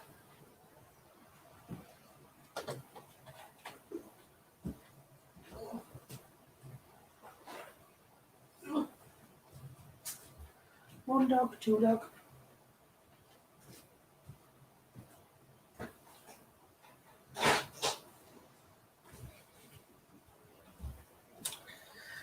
Oh well, I'll find it eventually. Yeah, so guys, have you heard about that? It was cold that night. It was wet underground, underfoot, and that's what made it so cold more than anything.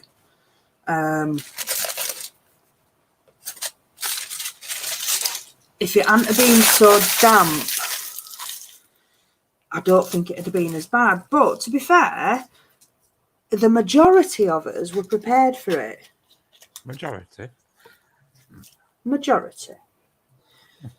I do say majority. It possibly is Jack, with the little one sitting up against the table. Yeah. Yeah. But I've got it printed out on A4. I've got a couple of copies of it. And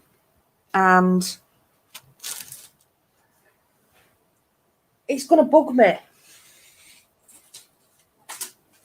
You know what it's like when you've seen something and it's right there in front of you, and then it vanishes. Because I saw my pen marks on it, so I knew it was that one. Oh.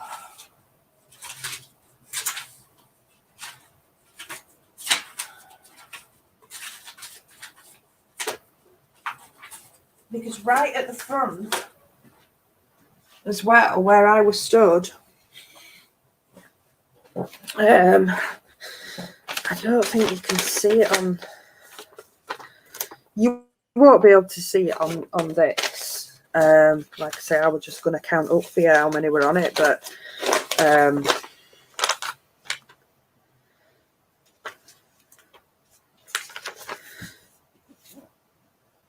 sort of. So, little guy was. He's back here somewhere.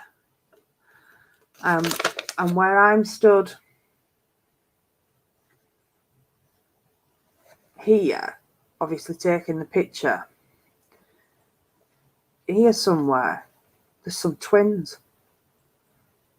And there's somebody stood outside of them.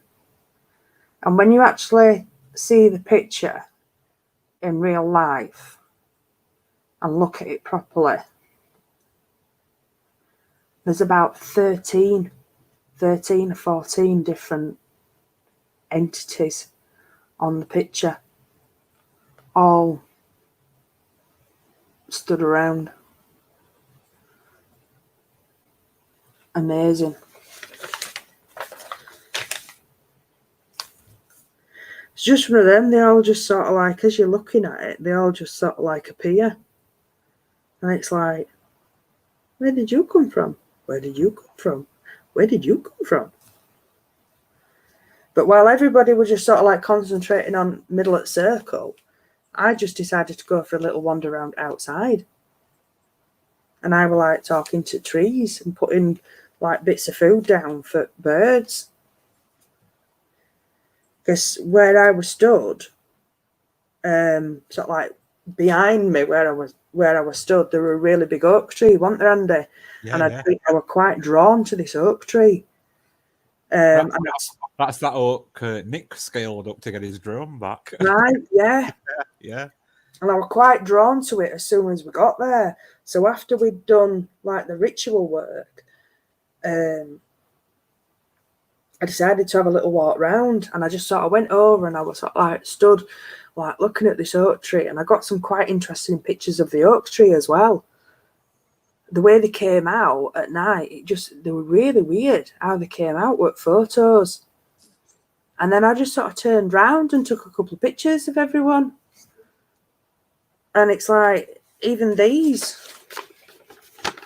it's like everybody else is stood still. Everybody's in focus and like lights are just Yeah. Yeah, really weird. Because like stuff like that only happens on movement. Yeah, But then everything would be out of focus. You know, exactly. there'd be a The travelling. stones, yeah. The You know, stones are in focus. Like you say, everybody else is in focus. Yeah. 'Cause there'd be like a trail off the people as well if it were a camera movement. Yeah. You know? So bizarre. Really weird. And when I spotted him, just sat there leaning against rock, just looking at us, it were like, Yeah. Just sat there like, look at them all, focusing up there, and I'm behind them. and I'm over here. Yeah. I've actually had some quite good captures, me though, haven't I, Andy? What photograph wise, yeah? Yeah. I am going to be sending them to Andy, by the way. Oh, my mum said she'd sent Becky an email. Yes. Yes, she has. Oh, you have seen it. Yeah. Yeah. So, and yes, guys, if you guys have got any, send them to Andy and Becky, because he's really, really wanting to put a video together with everybody's photos. Episode 2. Yeah. You know, I put that advert out on tons and tons of fairy groups, Instagram, everything, and I didn't get one email back, and I'm like, why? You know, I didn't even get them sort of photos where I look at them and go, yeah, there's no there, but somebody believes that there is. I Yeah. didn't get none of them. You know, it's like people just completely ignored my requests, and I was like, well, balls to you then. I know, that's weird, is that? Really strange. I know I haven't sent mine to you yet, but I know you've got them. You know, Yeah. I know they're there. If I get that desperate, I'll just like phone you and go, hey, send me them. Yeah. And they're there. You know what I mean? Andy, take my laptop. I'd have loved a massive correlation. And I said, you know, everybody will get credited. Yeah. I mean, name or username that you prefer and year. Yeah. I mean, you've probably got some of mine on your computer anyway. I've got a few. Yeah, well, there you go then. Yeah. But yeah. Yeah. It's easy. Yeah. Just snapping pictures out. You know, if you're going for a walk somewhere, just start snapping pictures. You know, and Well, that's it. That's all I do, and that's how I've Yeah. managed to capture mine, isn't it? Most of them. Yeah. So, and I mean, I do feel truly blessed that they've allowed me to capture them. Yeah. Because they must know that. Well, they know that I'm taking pictures.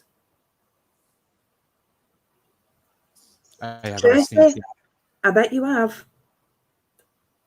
I bet you will have. Yeah, you'll be surprised. I've even found them on Google Maps. Yep. You showed me one other week, didn't you? And it was like, wow. Believe it or not, they actually try and blur them out.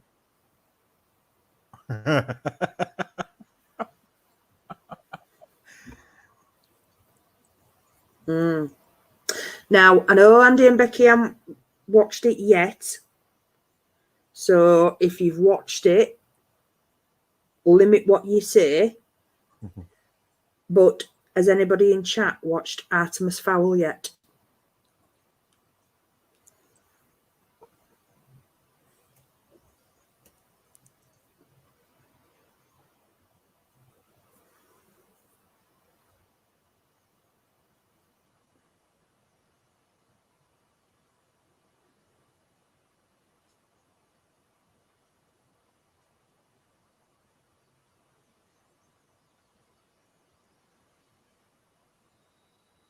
Well, why would they be at opposite times, Jack? Because Halloween is the 31st of October, isn't it?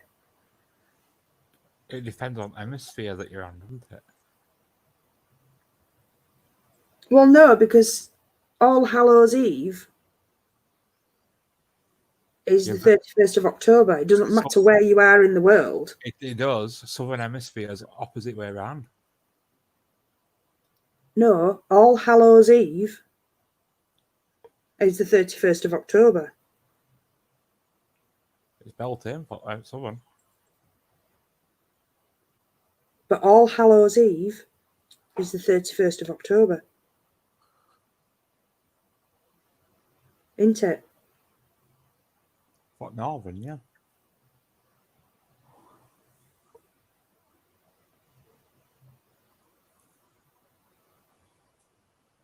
But Beltane, but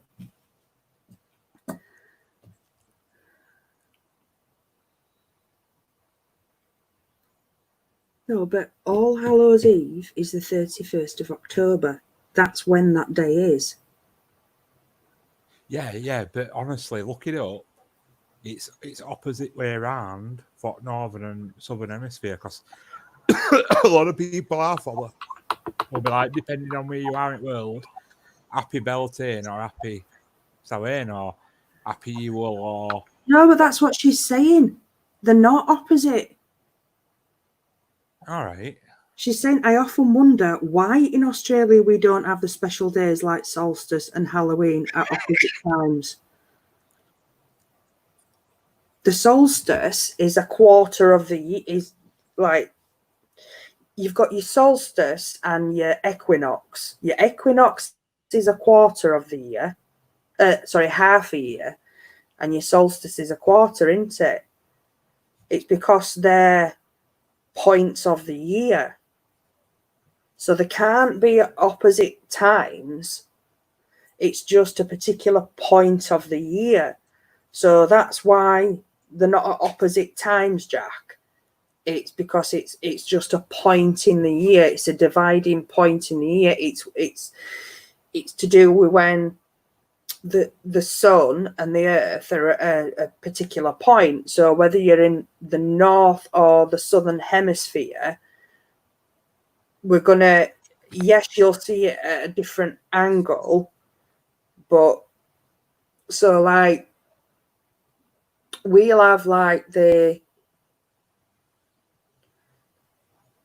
summer solstice and you'll have the winter solstice, and then when we have our winter solstice you'll have your summer solstice, so they're going to be opposite. But All Hallows Eve is the 31st of October because that's when it is celebrated. Because that is when it's like Guy Fawkes Night is Guy Fawkes Night. Because that's when it's celebrated. It's like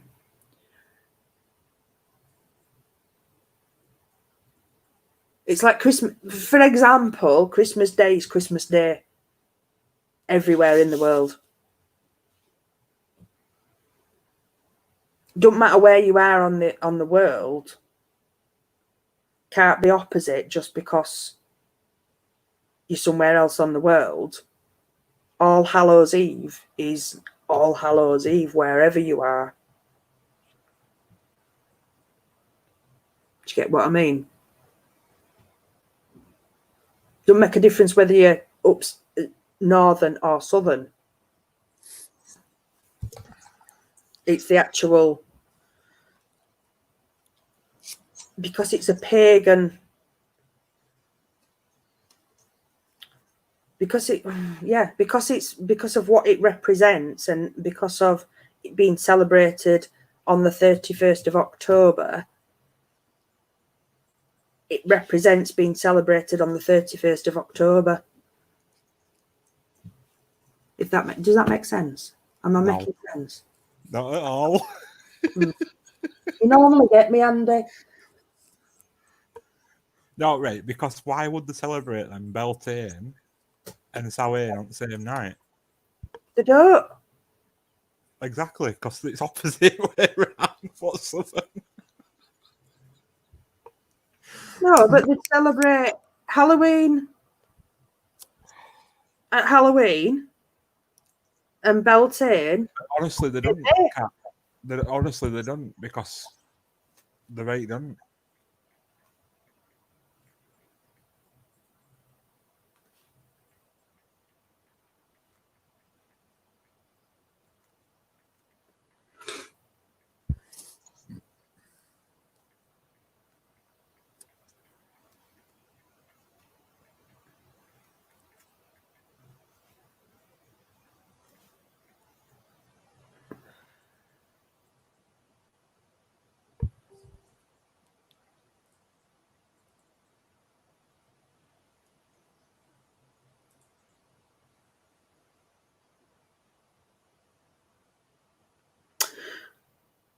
I stand corrected.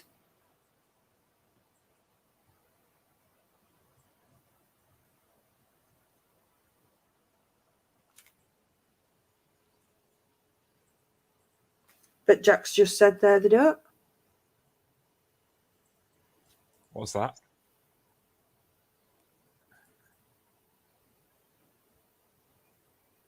I said I stand corrected. You're right. But Jack's just said there they don't. I think confusion comes on Halloween and Samhain, isn't it? Right. I think that's where confusion might be coming in because it's now segregated as two different things. Well, technically it isn't. Well, no, it isn't, is it? It isn't, but it's been manipulated like Christmas and Yule. Yeah, it's been what's the bloody word? It's been reformed into a new thing. Us traditionalists will look back and try and do what it were meant to be, but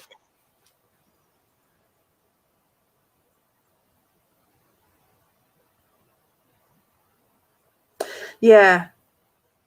Because I've just typed in when do Australia celebrate the 8 Sabbats? And it said, for instance, it's come up with, for instance, an Australian pagan may celebrate Beltane on the 1st of November when a Canadian pagan is celebrating Samhain.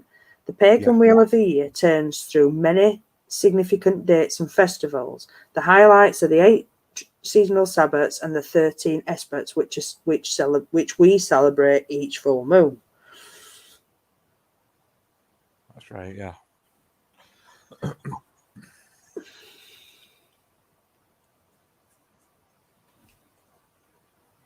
Southern Hemisphere wheel of the year.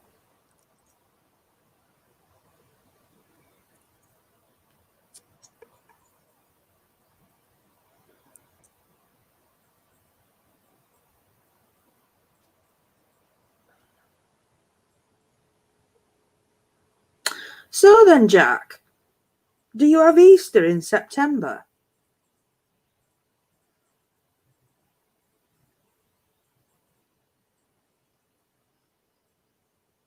Should be having Ostara in September. Yeah, well, yeah.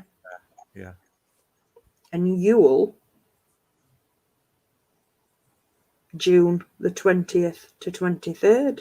Should be, yeah. Yeah, that's what it says on here. Letha, December the 20th to 23rd. Oh, that'd messed my head up. It's harsh, isn't it? Yeah? If us traditionalists are going on holiday, we're screwed. And it coincides with one at... Yeah.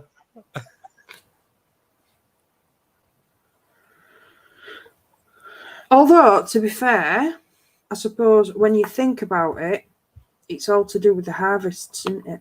Yes. Majorly.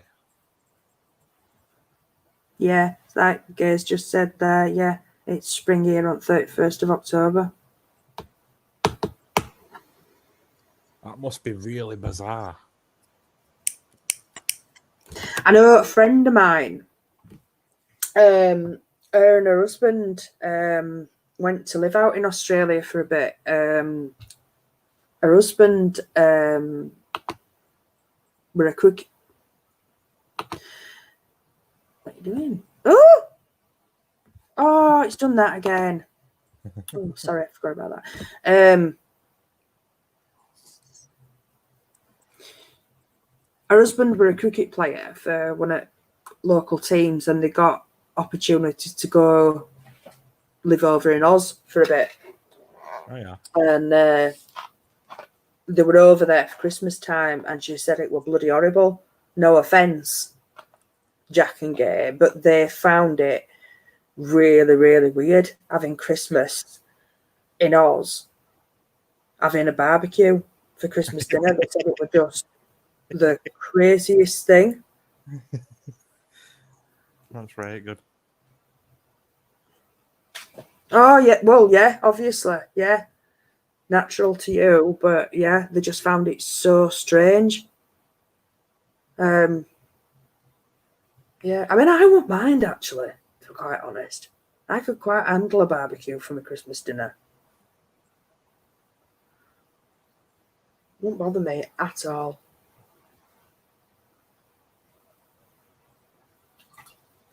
I like my snow, but if it's going to snow, it's got to snow.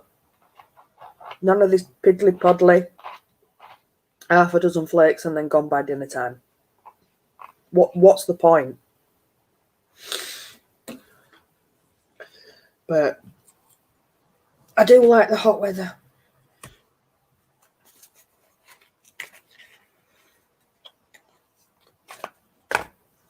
Found it weird to be cold at the time of year as we're used to the heat. Yeah, I bet she did, Gay, yeah. It's just... I bet you did, Jack. We still get devastated, and we're used to the fact that it, you know, practically doesn't snow at all.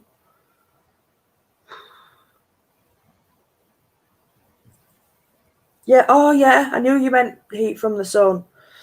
But, yeah, no. I think we've come to expect snowing around February this over here now. It's all gone pear-shaped as the weather in this country. All gone pear-shaped. But all gone pear-shaped.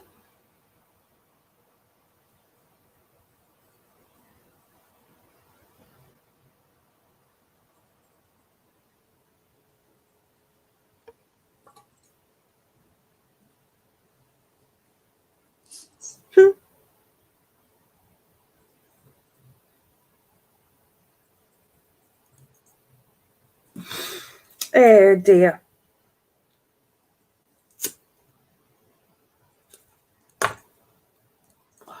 So I think only one person answered my question, didn't they? Was that you, Gay? Or was it you, Jack? No, because it's on Disney and thought it'd be crap.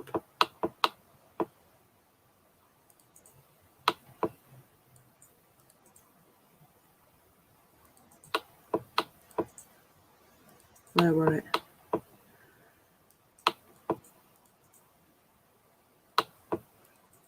I knew you'd get me, Tracy. Just going back through comments. Thanks, Tracy. I knew you'd get me, PP.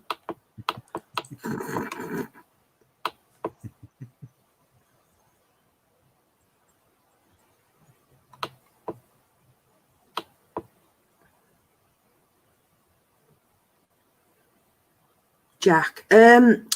Well.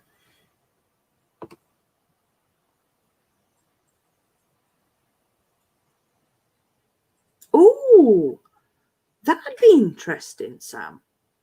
I've just seen a comment that Sam put on a about car in Woods. Yeah, Definitely. Yeah, that'd be really cool.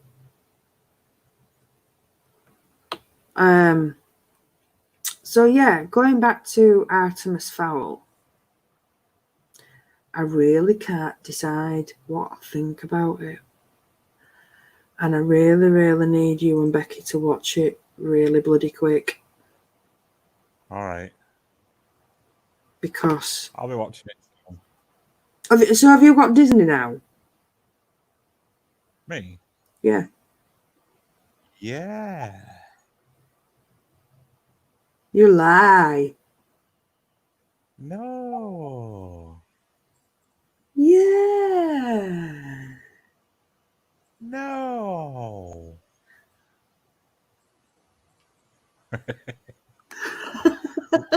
We're not having a David Wright moment here. Okay. Stick your hand up just in case you freeze. Guns.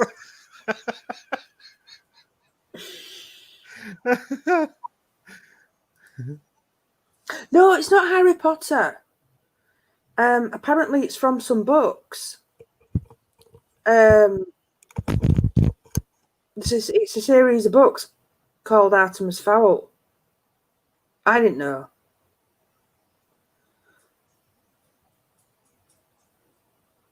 But all I can really say, I've said to Andy that in it, the Fae are really quite futuristic. And I'm really not sure where I sit with it.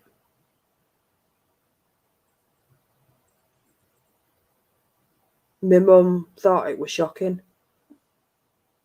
Andy pissed himself when I told him that. She said she's not sure if it's the acting or the storyline or what.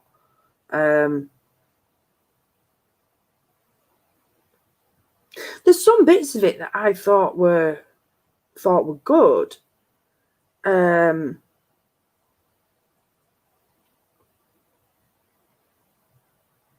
But the concept itself, I kind of like. But I've not read the books, so I don't know. I think Becky's read them.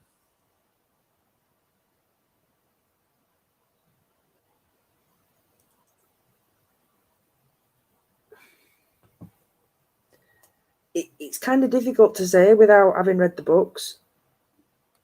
If what they've done to the Fae is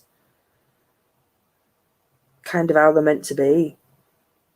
Yeah. Artemis Fowl, Joanne.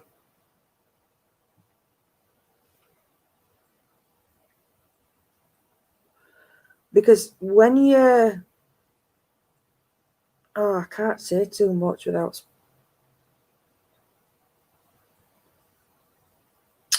I can't say out. I don't want to give it... I don't want to spoil it.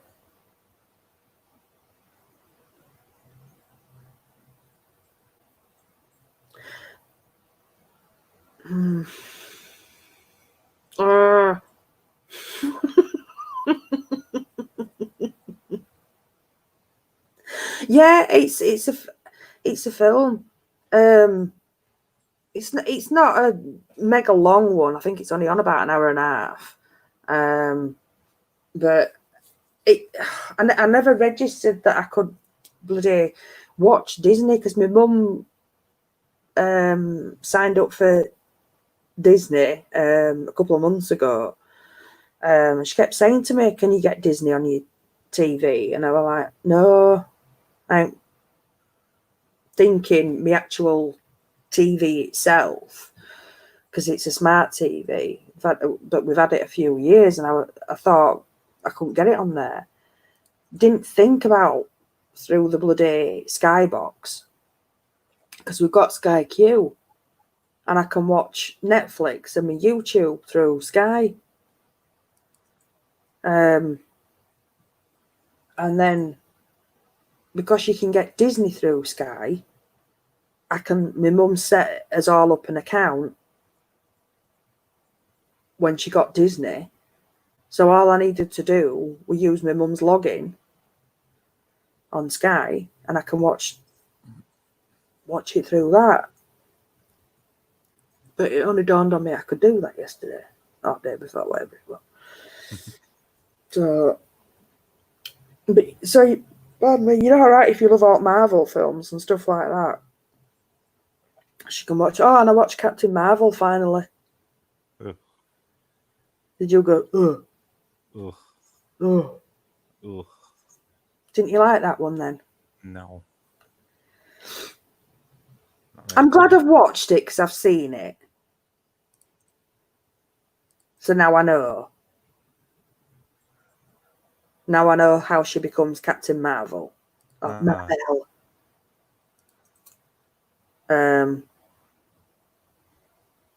But yeah.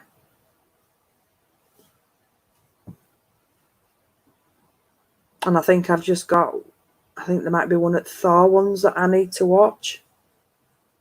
And then that's all Marvel ones. I think there's a couple of DC ones that I need to watch though. I still haven't seen Aquaman. It's not too bad. It was about an hour and a half too long. Oh. That good then?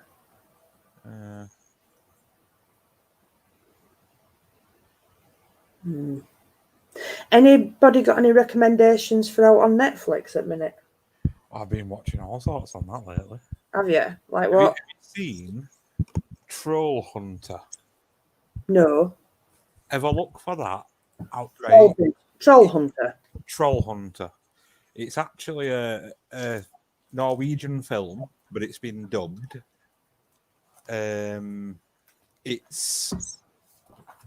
It's kind of like a found footage film, but it's actually based on the actual folklore of Norwegian trolls.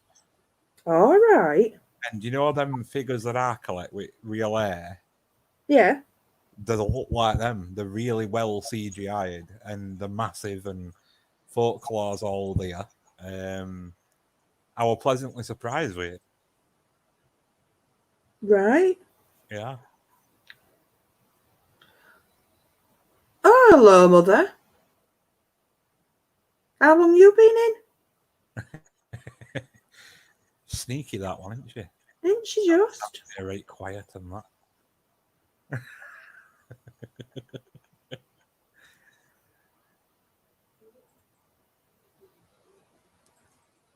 Jane, what's the Money Pit about? It's a right film. If it's Tom Hanks one, it's really good. Oh, is that one about like the house that falls to bits? Oh yeah, I've seen that. What did I watch over there that were all right? Truth or Dare, not too bad. Right. Oh, been on and off all night, have you, Mum? So, if you've been on and off all night, did you hear what Andy said about Thursday?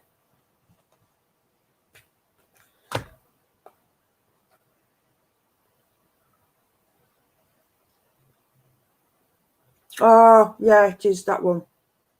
Oh, that's an old one, is that? Money Pit. Everybody's saying hello to you, Mum. How's your foot feeling?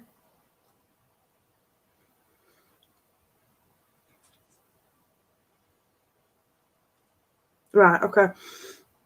So,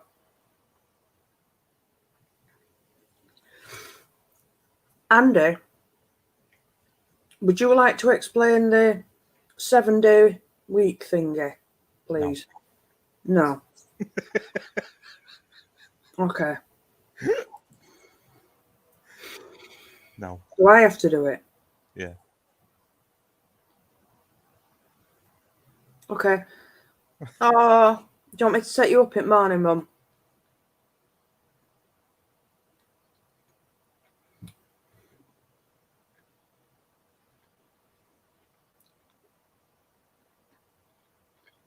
Everybody's saying hello, Mum. Right, so the fair have different days for different types of activity. I don't know if I even know if I'm explaining this right, Andy. Now go on, I want to see how good you do. Okay. So they do different types of activities on different days, or they like would, hang on, let me get my words right, would assign different days of the week to different things. They would relate different days of the week to different things. So, for example, Andy said that Thursdays would be assigned to like family days. Saturdays would be for... Creativity. I was just going to say that. Oh, sorry. Creativity. Yeah. What did you say Monday were for? Monday. Healing. Monday's for healing. So we should be healing your foot. Tuesday, war and protection. Hang on.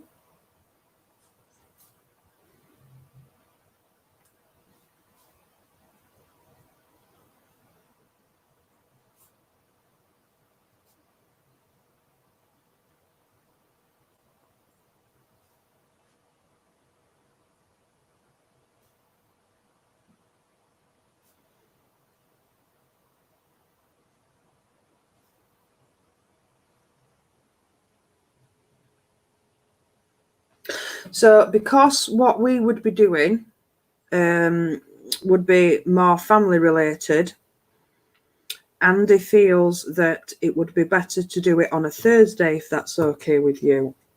I said, obviously, what you'd said about Saturday, because Lola and Michael wouldn't be there. But obviously it's up to you. It's just because at nature at Beast, you know, we brownies being homely, family orientated. I know.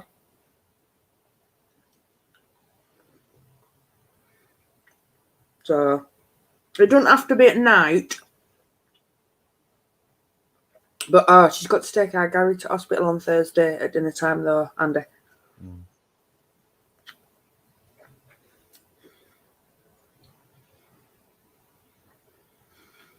So what's Wednesday, Andy? Let's have a look, see.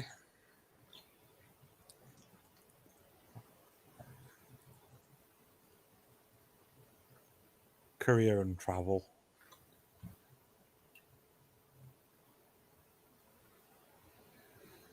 You see, you've got no other day that's family orientated apart from Thursday. Right. Yeah, Monday healing. Tuesday, war and protection. Wednesday, career and travel. Thursday, family. Friday, love and growth, and it's the fairies chaos day. Oh God, yeah, don't we know about that? Saturday, hope and victory, and Sunday, Saturday, fortune and creativity, and Sunday, hope and victory.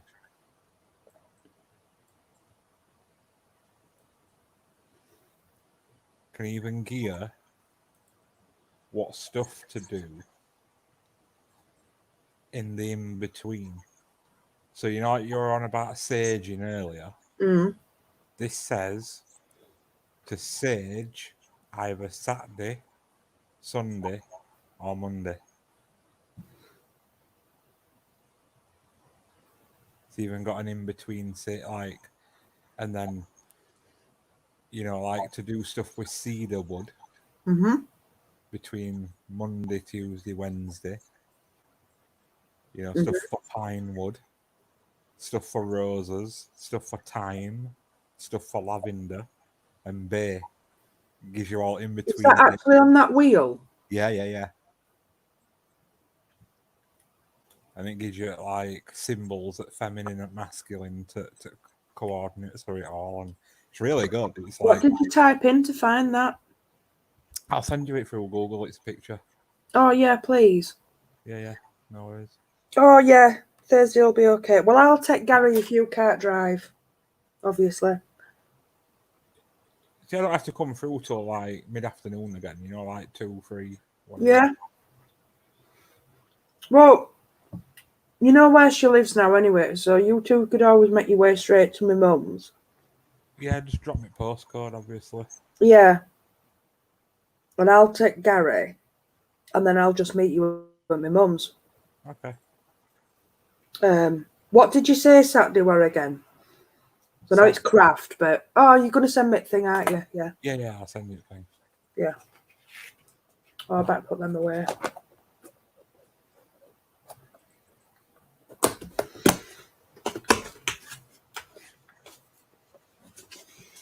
So, yeah. So, come on, any other suggestions? Ow.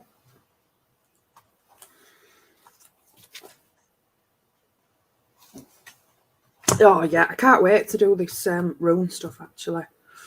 I found a really good bloke on YouTube.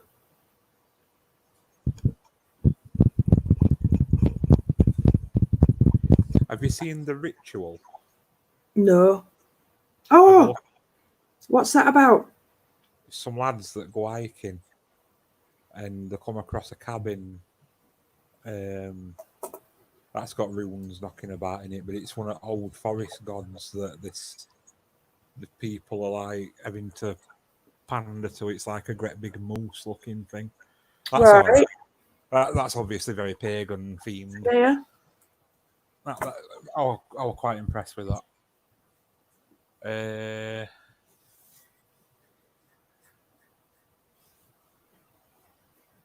Trying to think what else is quite good.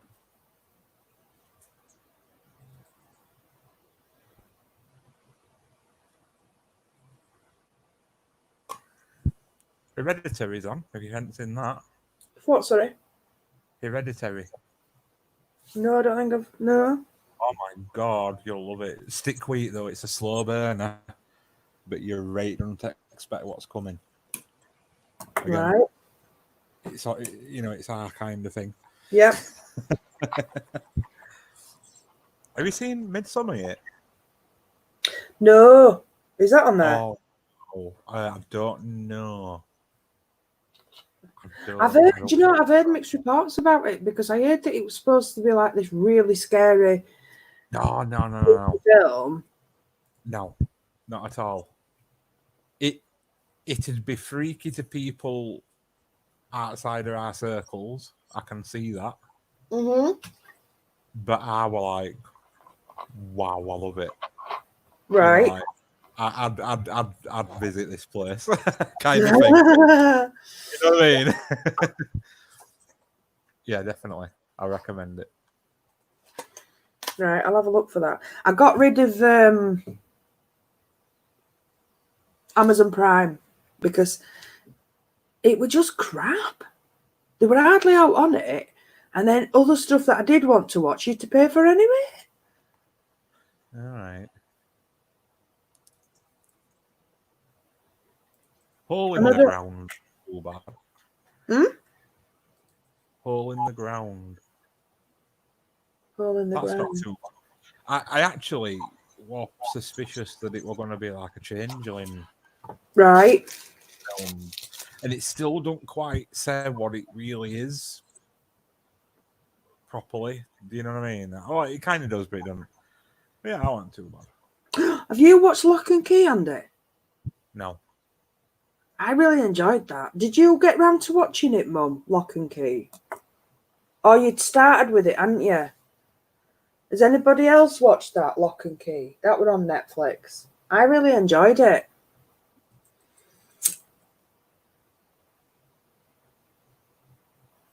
No, actually, Andy, here's a question for you. Uh-huh. I was a little bit confused with this one. Oh, hello.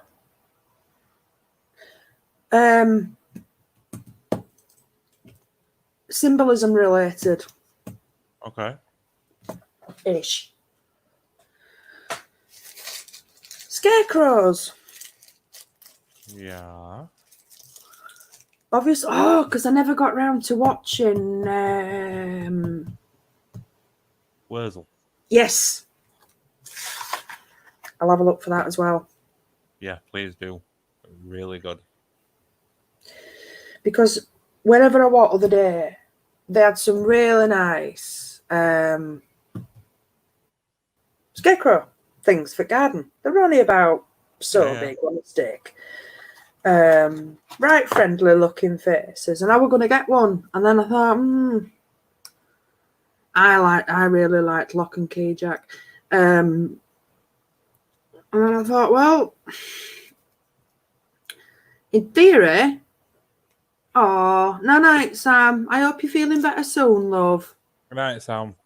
Take care, lovey, and I'll watch your video when I go to bed. Can't wait to see that. I really can't.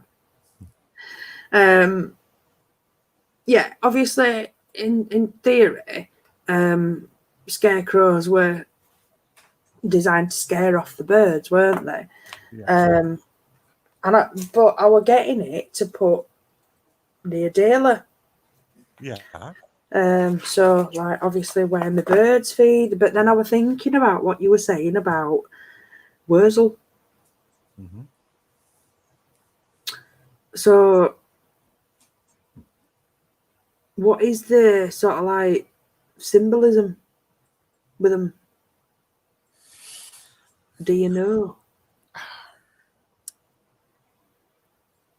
Well, it was mainly to scare off bird spot crop, weren't it? Yeah.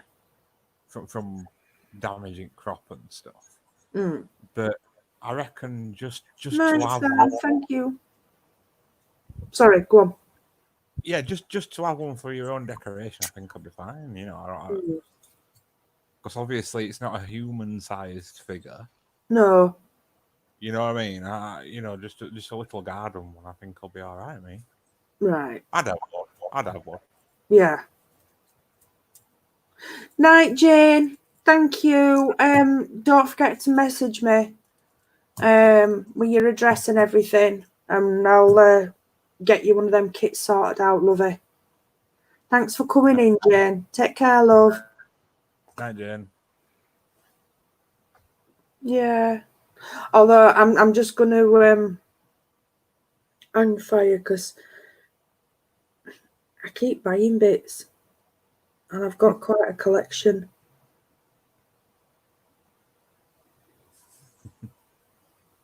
So, you know, I might just have to rein it in a little. I've got my lovely lights from Joanne to go up. Oh yeah. Yeah. Oh, did I tell you it was Joanne? Oh, I did, didn't I? Yeah.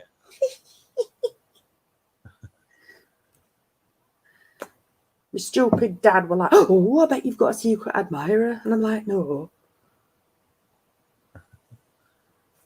I said, it'll be Joanne or Tracy.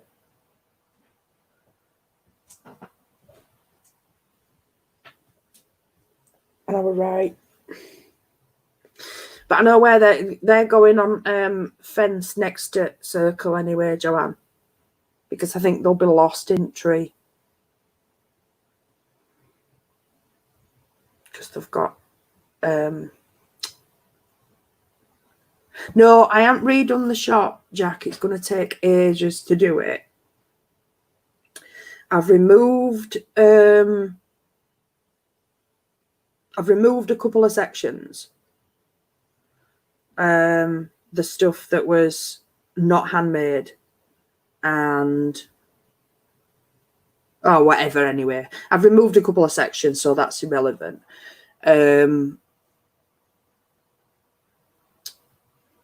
There's a couple of most of the stuff that's on there is the crystal kits. Let me see. Just bear with me. I'll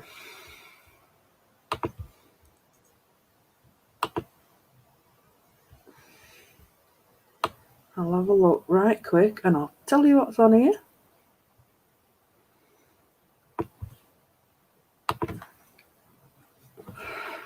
can just quickly go to categories and tell you what's on. Oh, don't do that. Go away. No. Pardon me.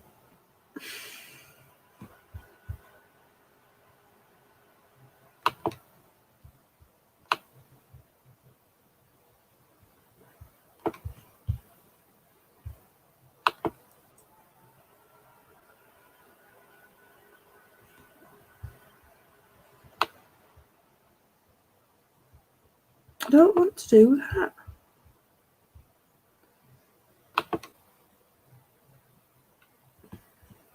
Q. Oh my good golly gosh. 1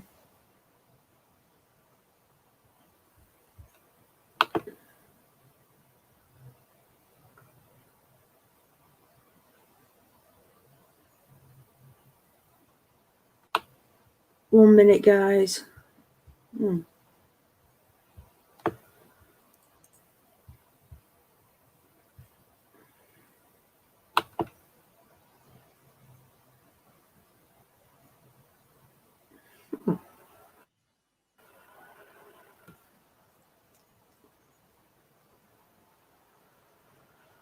Right, so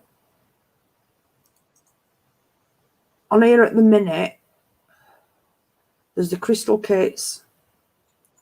I've still got some of the little bottles of love. Ah, I saw somebody copying them other day.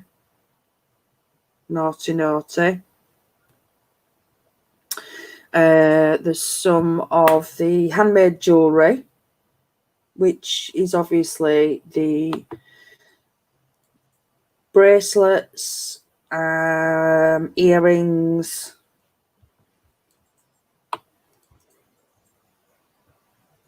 Yeah, that's bracelets and earrings. I need to add on my pendants. If you look at my photos, though,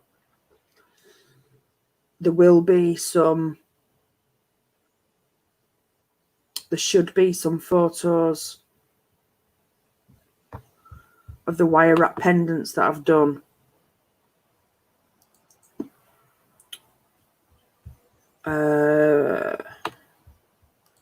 And there's some rings on there. Now, the rings, they are opal, but they're not silver. The crystal kits, the price that's on them, I do need to change the price because obviously it's about 2 years since I put the prices on these. So I do need to slightly adjust the prices because obviously prices of crystals have gone up since I first did that. It won't be by loads, but obviously I need to add for inflation. But yeah, I am going to change it round a bit. I'm not going to have it as a shop like that. I'm just going to make a folder and I'll put stuff in. Do it that way instead. But yeah, just if there's anything you see on there or anything you want, it's probably easier to do it that way. Just message me if there's anything you want. I'm going to put up a list of all the kits that are available or that I can make. In fact, where's my book?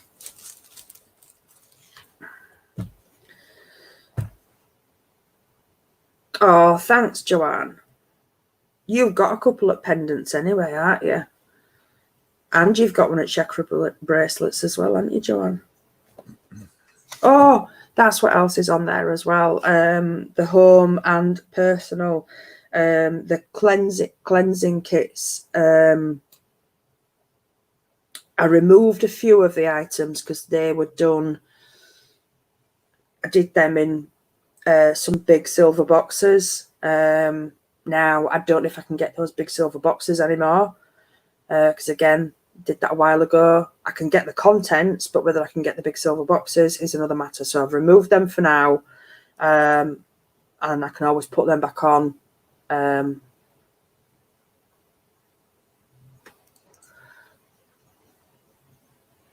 Yeah, sure, Jack. Yeah, that's fine.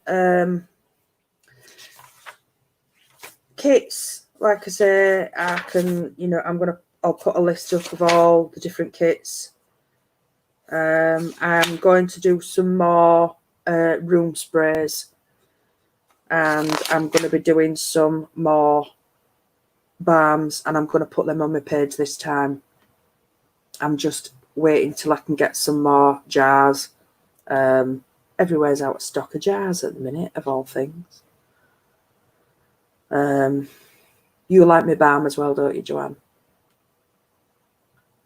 Yeah, you're my number one customer, aren't you, Jojo? Yeah. You've got all sorts, haven't you, honey? Yeah. Oh, in fact, I've got one of my little bottles here somewhere. Where is it? Oh, there's a few there, look.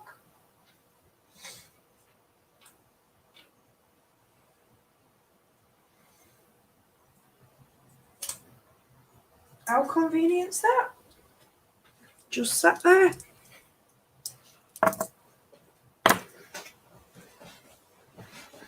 There's, yeah. No, I struggle as well, Gay. Thanks for coming in, Gay. Nice to see you. You take care of yourself, lover. The little bottles are literally little bottles.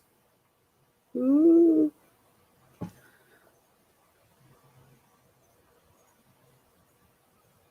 They've got crystal chips in them. And I either do them on these as like a phone charm, or I can do them on key rings. What else do I do them on? I did them on 3 different things.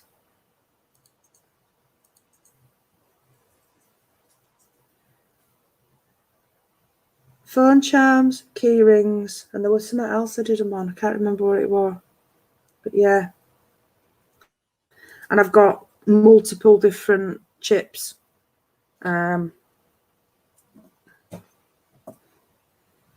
So they're great to give as like a little gift, or just to carry yourself. Now, the only thing is, a lot of the phones these days don't have that little holy in for you to tuck in, which is a bit of a bummer. Because that's what I was just going to look at, actually, before I sat down. See if my...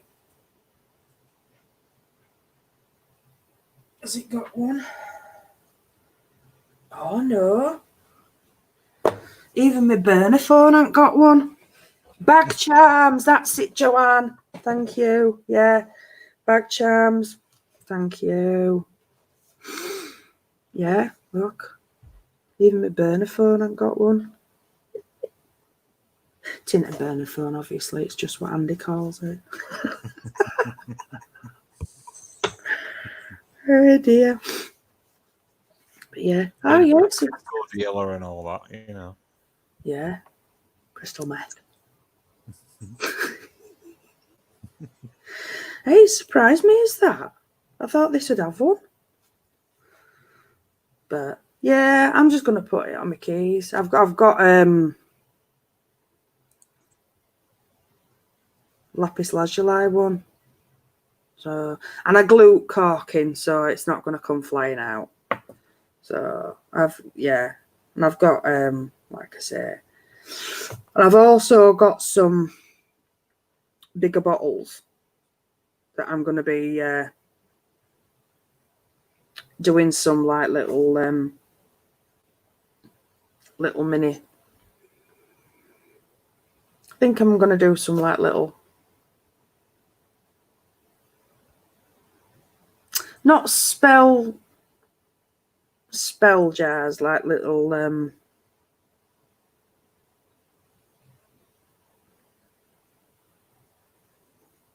brain engage. Oh, for God's sake. Oh.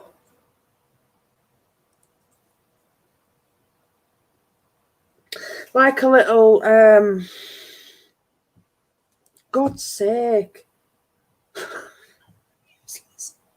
Not a spell, like a little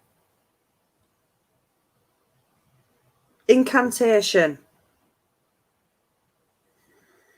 Be like a little, there'll be a crystal and a little scroll and a couple of other little bits in. So, yeah. So, the crystal kits that I will be doing.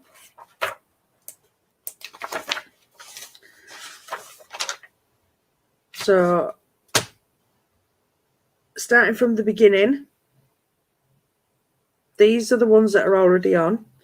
Got your chakra kits, grounding and protection. So you can have either grounding on its own, protection on its own, or grounding and protection. Healing, psychic communication, negativity and positivity. A calming kit, a prosperity kit, a worry kit.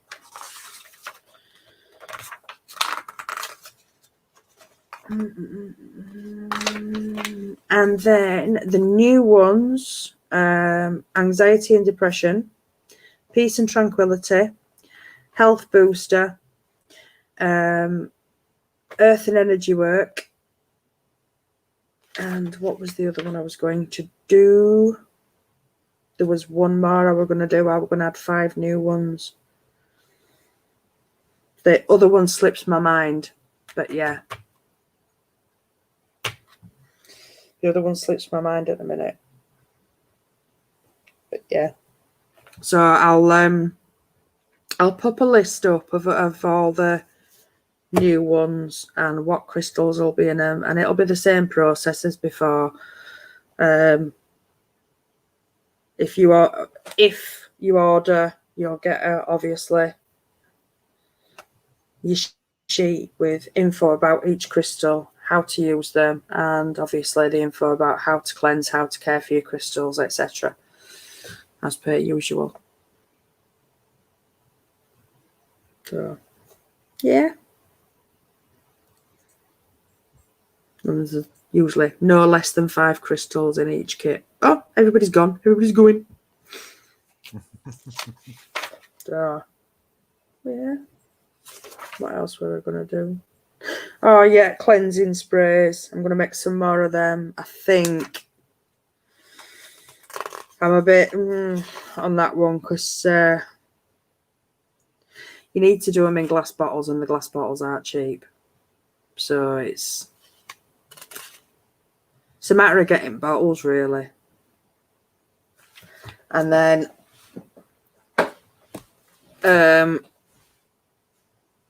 I'm debating on doing some gem waters, some elixirs. But again, it's getting the bottles. But I think I'd probably have to do that on a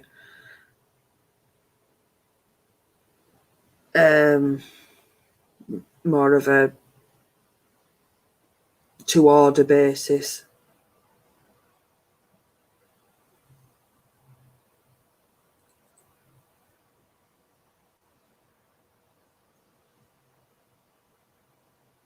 Incantation. Oh, yeah. Yeah, we'll have a chat when I've got them sorted, Jack.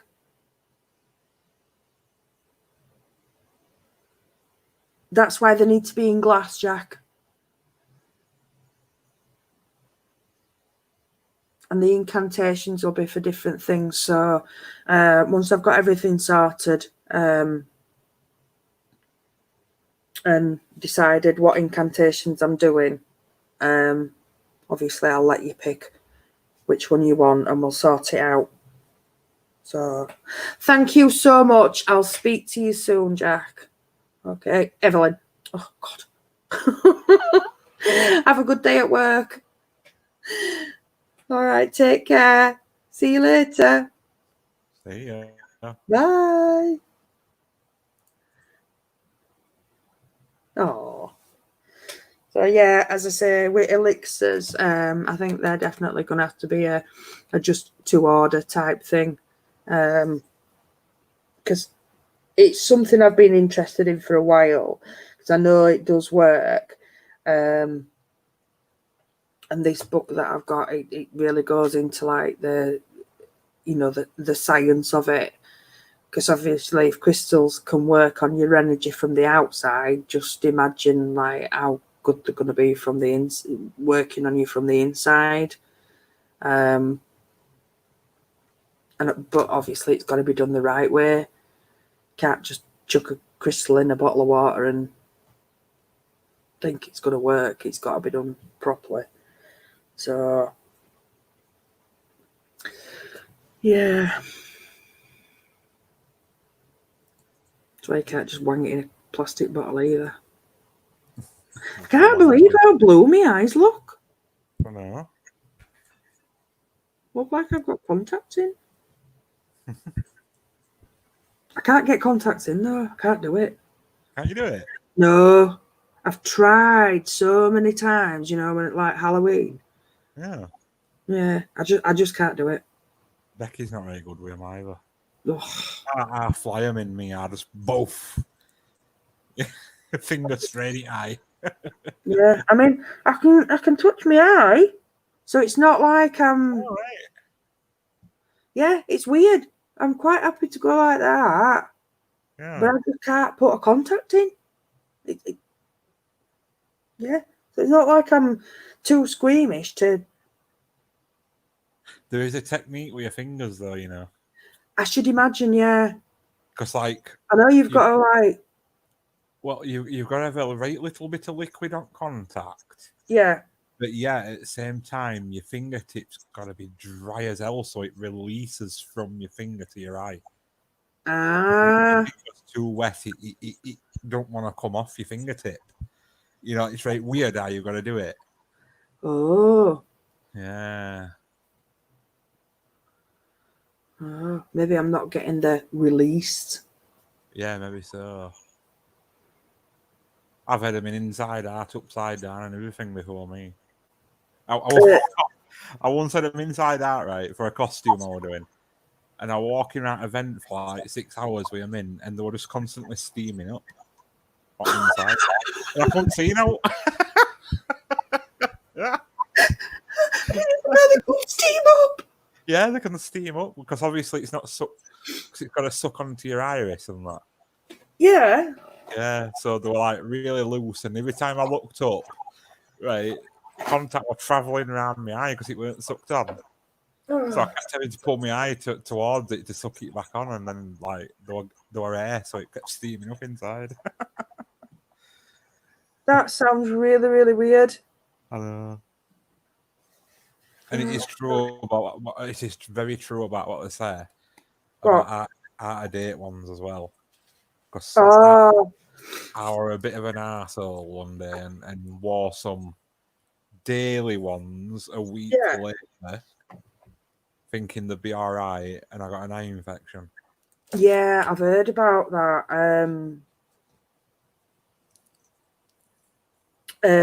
My best friend, she had contacts for a while, and I think she had some of them daily ones, and they weren't meant to be out of date. Yeah. But I think one of the packets had not been sealed properly, and they'd ended up dry or something. Yeah. And I know she ended up with, I think she ended up with conjunctivitis or something from it. Yeah. It would have been quite a mess with it. But yeah. Oh, I shouldn't be drinking this, but never mind. Having a bit of a relapse, Andy. You know what my mum was telling you the other night? Oh yeah. Mm. It must be shadow. Because, like, when I'm looking like that, it looks like I've got a booger hanging down there. And I am. They're not there. Oh, back in my nose. Paranoid. I am. They're not there. It's just shadow.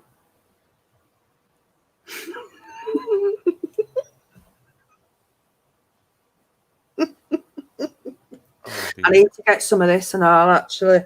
Some of this cord. Some waxed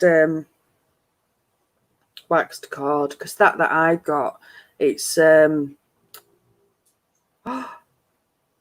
you hear my doggy snore? Nope. I didn't hear it. I did. Bless him. Yeah, that stuff that I've got, it's that faux suede stuff. Oh yeah. And it just slides all the time. Yeah. Whereas this is that boulder opal that Andy sent me. Yeah. Pardon me. And the knot, well, obviously we're already on this, and the knot is really neat, and it just stays in place really well. Yeah. Yeah. So, which again makes a massive difference to pendants that I can then do. Mm-hmm. So, now, this is completely random. Oh. Oh no, there's no uh-oh. And I don't know what's made me think of it.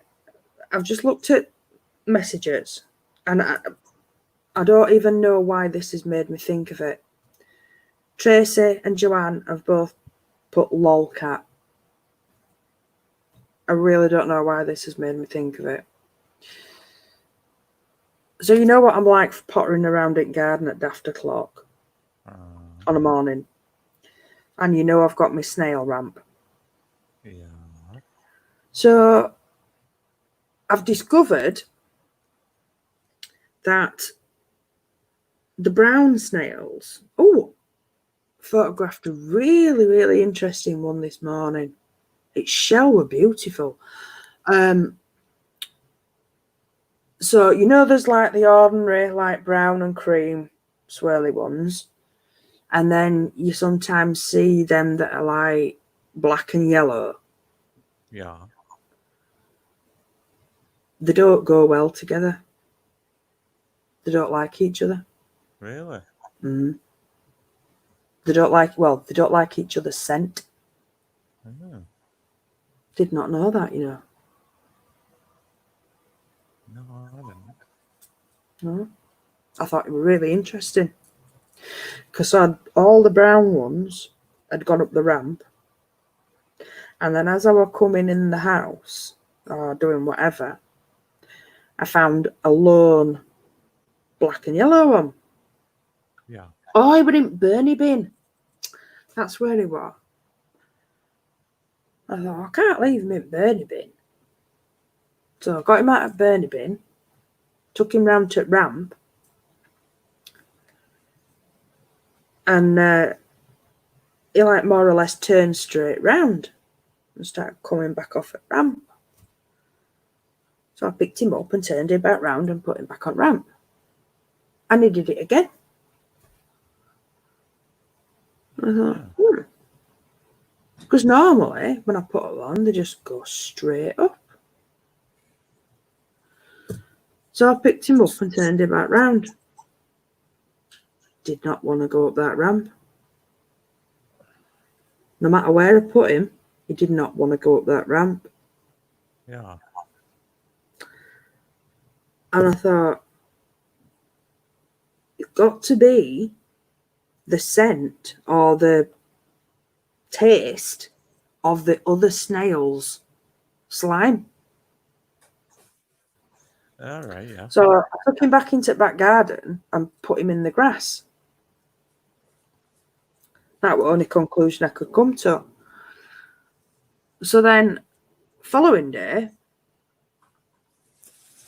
when I came to put the brown ones on, they would not go anywhere near where the black and yellow one had been. Oh. So there must be slightly different species of snail. You don't think a snail's been different species, do you? No, you don't. It's weird, isn't it? You just think snails are snails.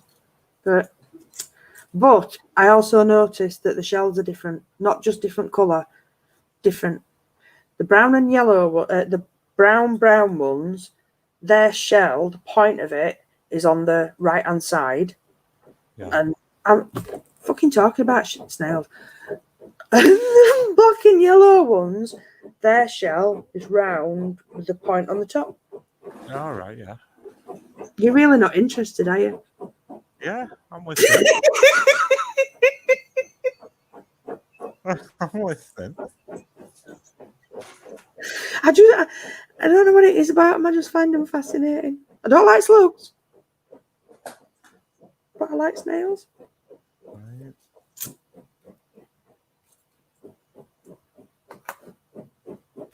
And I know that a slug is literally a homeless snail. So, I don't know. Oh, dear. But yeah, I just thought that were really interesting. And did you know, ladies, have you not seen any black and yellow ones? Oh, there's loads around here. Yeah, we got quite a lot around here, Tracy.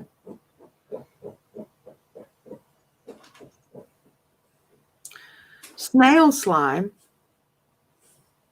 is actually really good for your skin.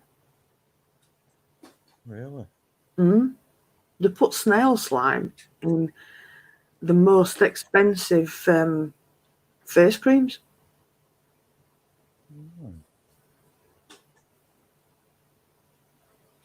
You know that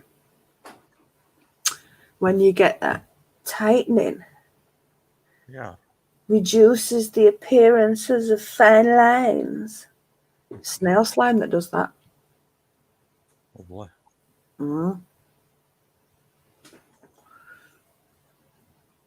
Oh, never mind you. The loveliest snails. If you pick them up right nice and gentle and hold them upside down, they talk to you.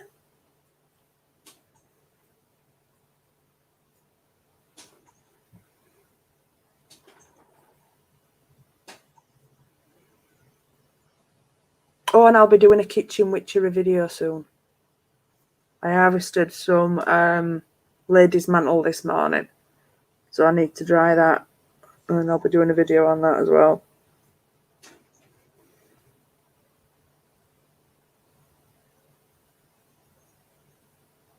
No, they're not. They come for a nice little ride. Oh, I crushed one yesterday morning though. Oh no. I know, I'm nearly sick. I hate it when I stand on one. So how many ones you got done anyway, Andy? What so far? About 80. Bloody hell. I think, Well done. I think there's about 150 on go. I'm just slowly getting through staining them. Jesus. Some interesting ones this time. Is there? Very different to mine. And I might be coming over tomorrow. Oh, God. You know what that means, don't you? I do, yeah. Oh, shit. There's a fair few unfinished, like, but you know, there's some that's getting there. I've still got one to bloody be finished anyway, haven't I? Right. And one outside of my fridge that I'm meant to be doing myself. Yeah.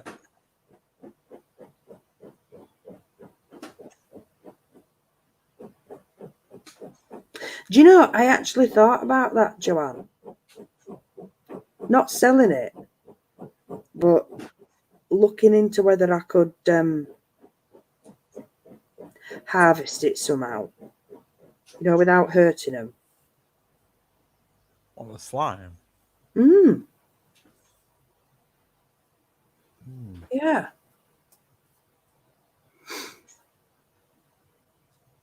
I don't know if I could though. But I don't know if it'd distress them too much. Probably Yeah. would. But yeah, Lady's Mantle. It's really good for menstrual stuff. So it is more a female herb, but the leaves are really good smashed up as a poultice for bruising. So for bruising and swelling. And I'm going to get some, I was going to do it today actually, but I ended up at my mum's this afternoon.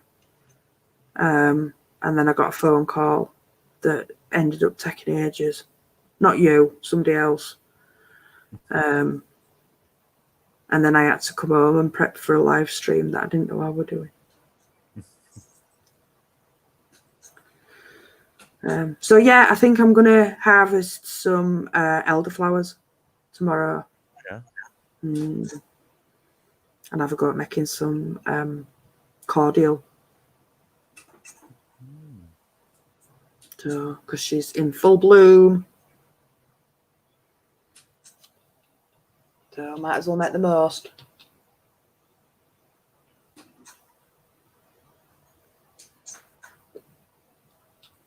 And then, not every week, Joanne. I don't want to commit to every week. Knowing how I am, I think to say every week would be unachievable.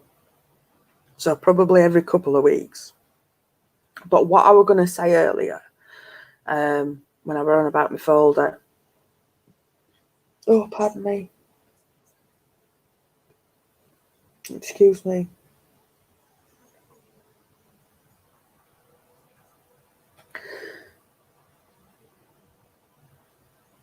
As I were putting some stuff away, I was thinking if people are interested, it depends what people are interested in and what you'd like to see from me as well. I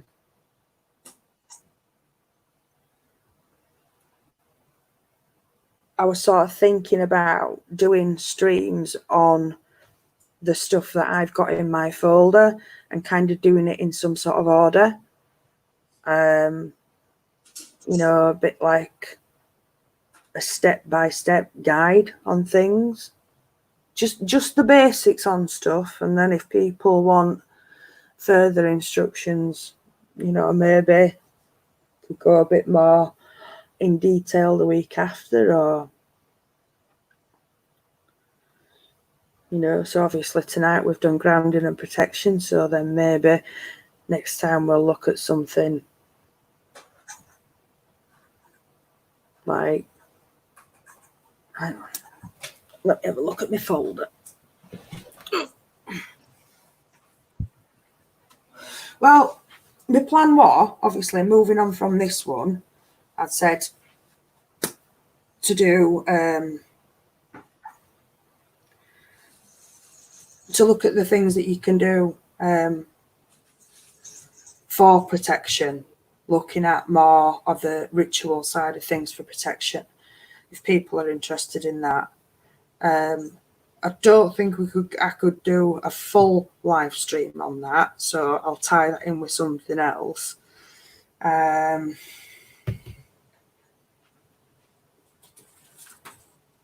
I mean, I've still got a lot of stuff to put away.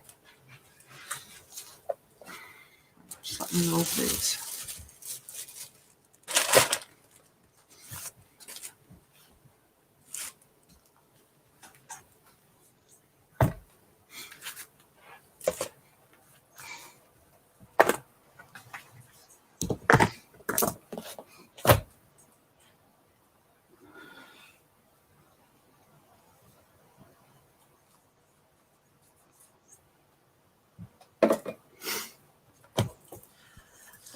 I have 10 minutes, Kat, and then I'm going to have to get off.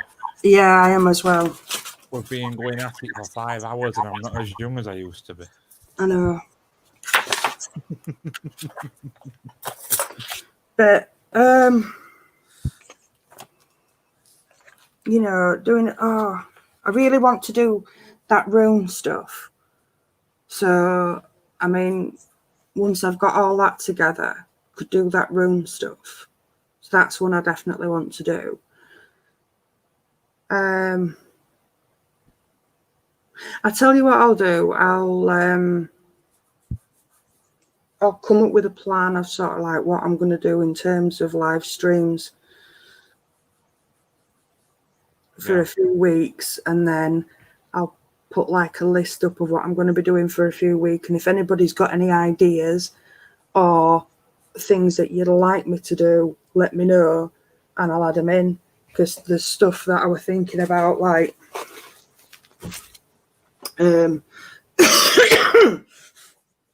obviously, because like for you guys, you've got your specific subject that you can cover.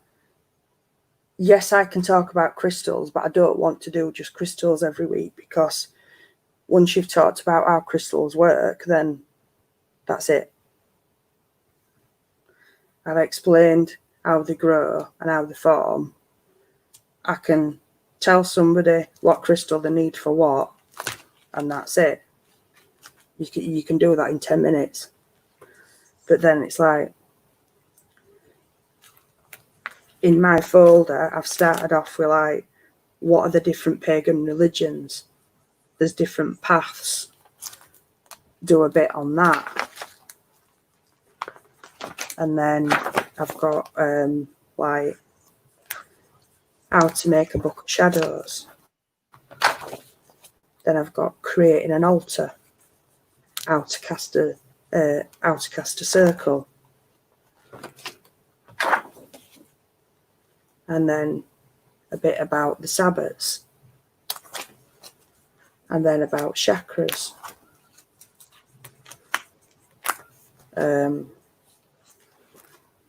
And then I was going to go on to what we're going to put in next.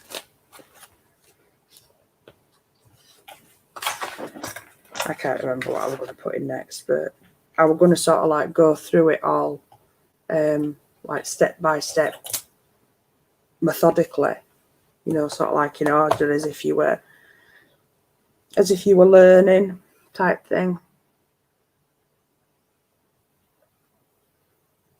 So, you know, people would appreciate that advice, that guidance, then I'll do it.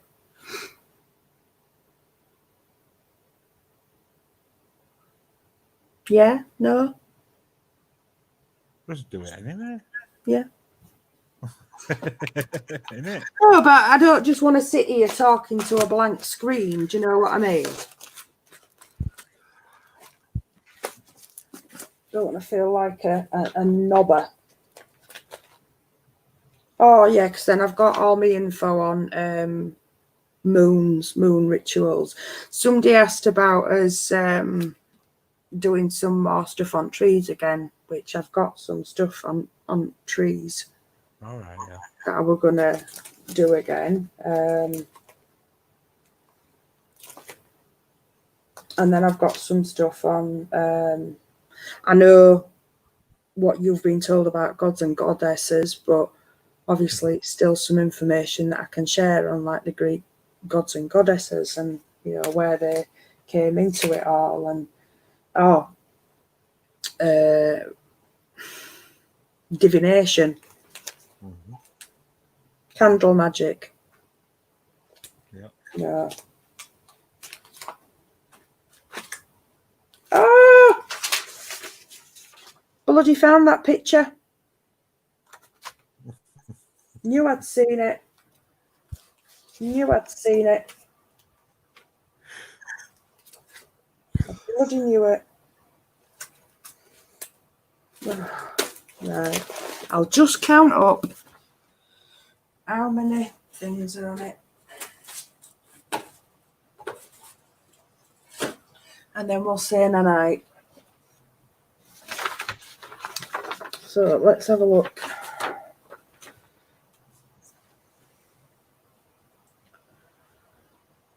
One, 2, 3, 4, 5, 6, 7, 8, 9, 10,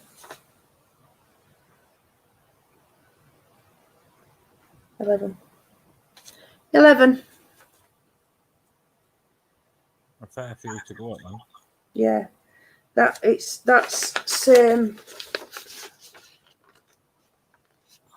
same picture, but obviously full page. And obviously what I've done is I've got it up on the laptop and where I can see it better. And because I can see it on screen. I've circled them on screen and then printed it out. But, so thank you so much everyone for coming on to my little live stream and sticking with me till, well, I was going to go at 10:30. There you are. I ought to have said, get your head off. I know, eat what everybody else has said. No, don't go. Oh, I said before we go, I had a weird thing this morning. All right. Right, so I've only just thought of it, but I did tell Becky about it this morning because she was there when it happened. Okay. But I was scrolling down Facebook this morning, Yeah. right, and some bloody COVID stuff coming. I don't know what it was. I saw something, and when your train of thought just like goes off on a tangent, and you just like, Yeah. whatever. So I can't remember how it went now, but it was like sort of COVID mask bullshit, and the train of thought were connecting together. Yeah. And then it went to Neil King. Yeah. We haven't spoke about the new king. Right. It went to Neil King. Listen to this. This is weird. Right. So I just said to me then, I wonder if it's going to happen or not. Right. So I'm just scrolling, and kind of not seeing what I was seeing on the screen. And then like when you're shuffling cards. Yeah. And a magician will say, you'll see a card and pick that one. After all shuffle right quick, you'll see one. So it's like kind of that effect. And I'm scrolling, and two things jumped out at me before I snapped out of my trance. Right. I actually saw. And one were an advert. And you know what advert was? Go on. Greg's. Now his name's Joseph Gregory Hallett, isn't it? It is. Right. And do you know what the second image, and this is really bizarre. Go on. It's a bottle that somebody's selling on a pagan site, and it says on it, right big, on label, Earth's Crossroads. Ooh. And I was like, oh, what does that mean? It's like I've kind of got a sign. Like, is he at some sort of, should I do it, shouldn't I do it? Crossroads. Maybe. Ooh, that's interesting, isn't it? That's And then really I kind of I told Becky about it straight away. I go, something weird just happened. Yeah, but I like stuff like that. I do like, like reading signs and stuff. Yeah.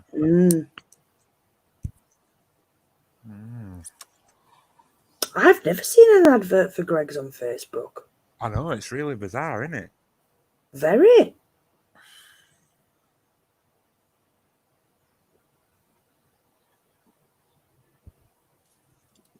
That is really weird. Yeah.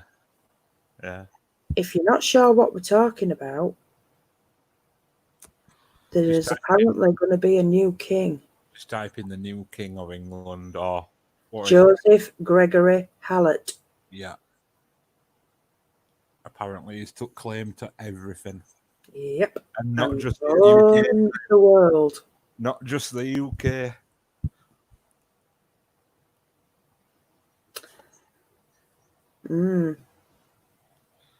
I've had to send him an email and go, "Are you at a crossroads at the minute?"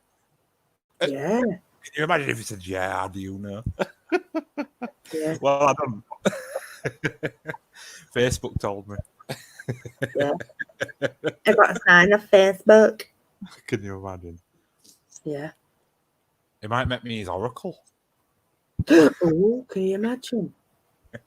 Oh, that'd be great for my next step in the saga. Can you imagine that? Oh, aye. Andy the Faithfettler became the oracle of the new king. Yes, can you imagine? Oh, I could be a proper part in the king's court. Yeah, proper.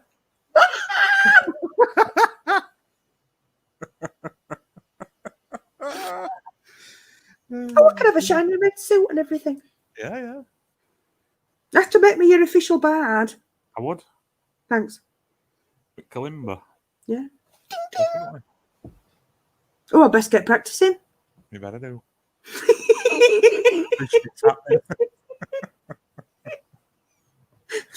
Fucking head, aren't we?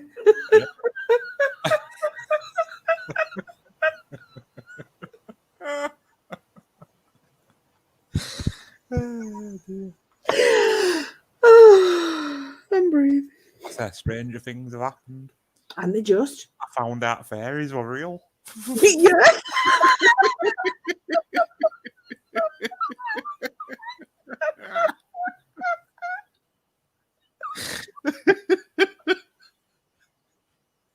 I won't fucking believe you.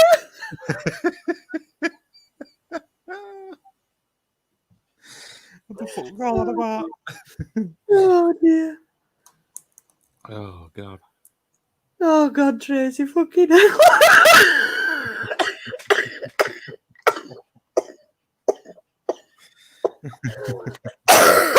Oh dear.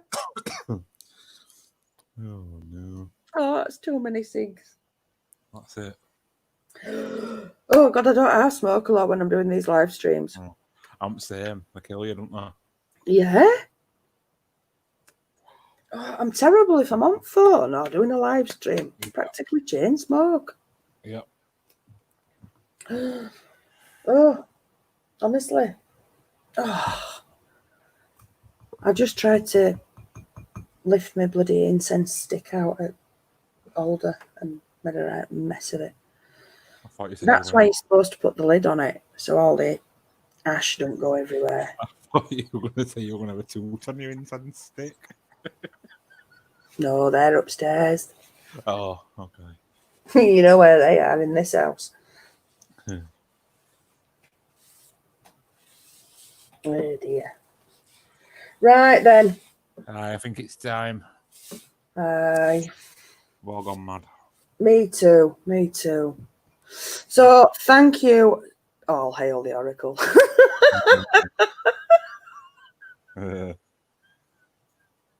Fucking do it. Oh my 5 foot god. oracle. What was that? 5 foot Oracle. 5 foot oracle. You do know you're giving me lots of lines here, ladies. Thank you. Thank you. Oh, here you go. Here you go.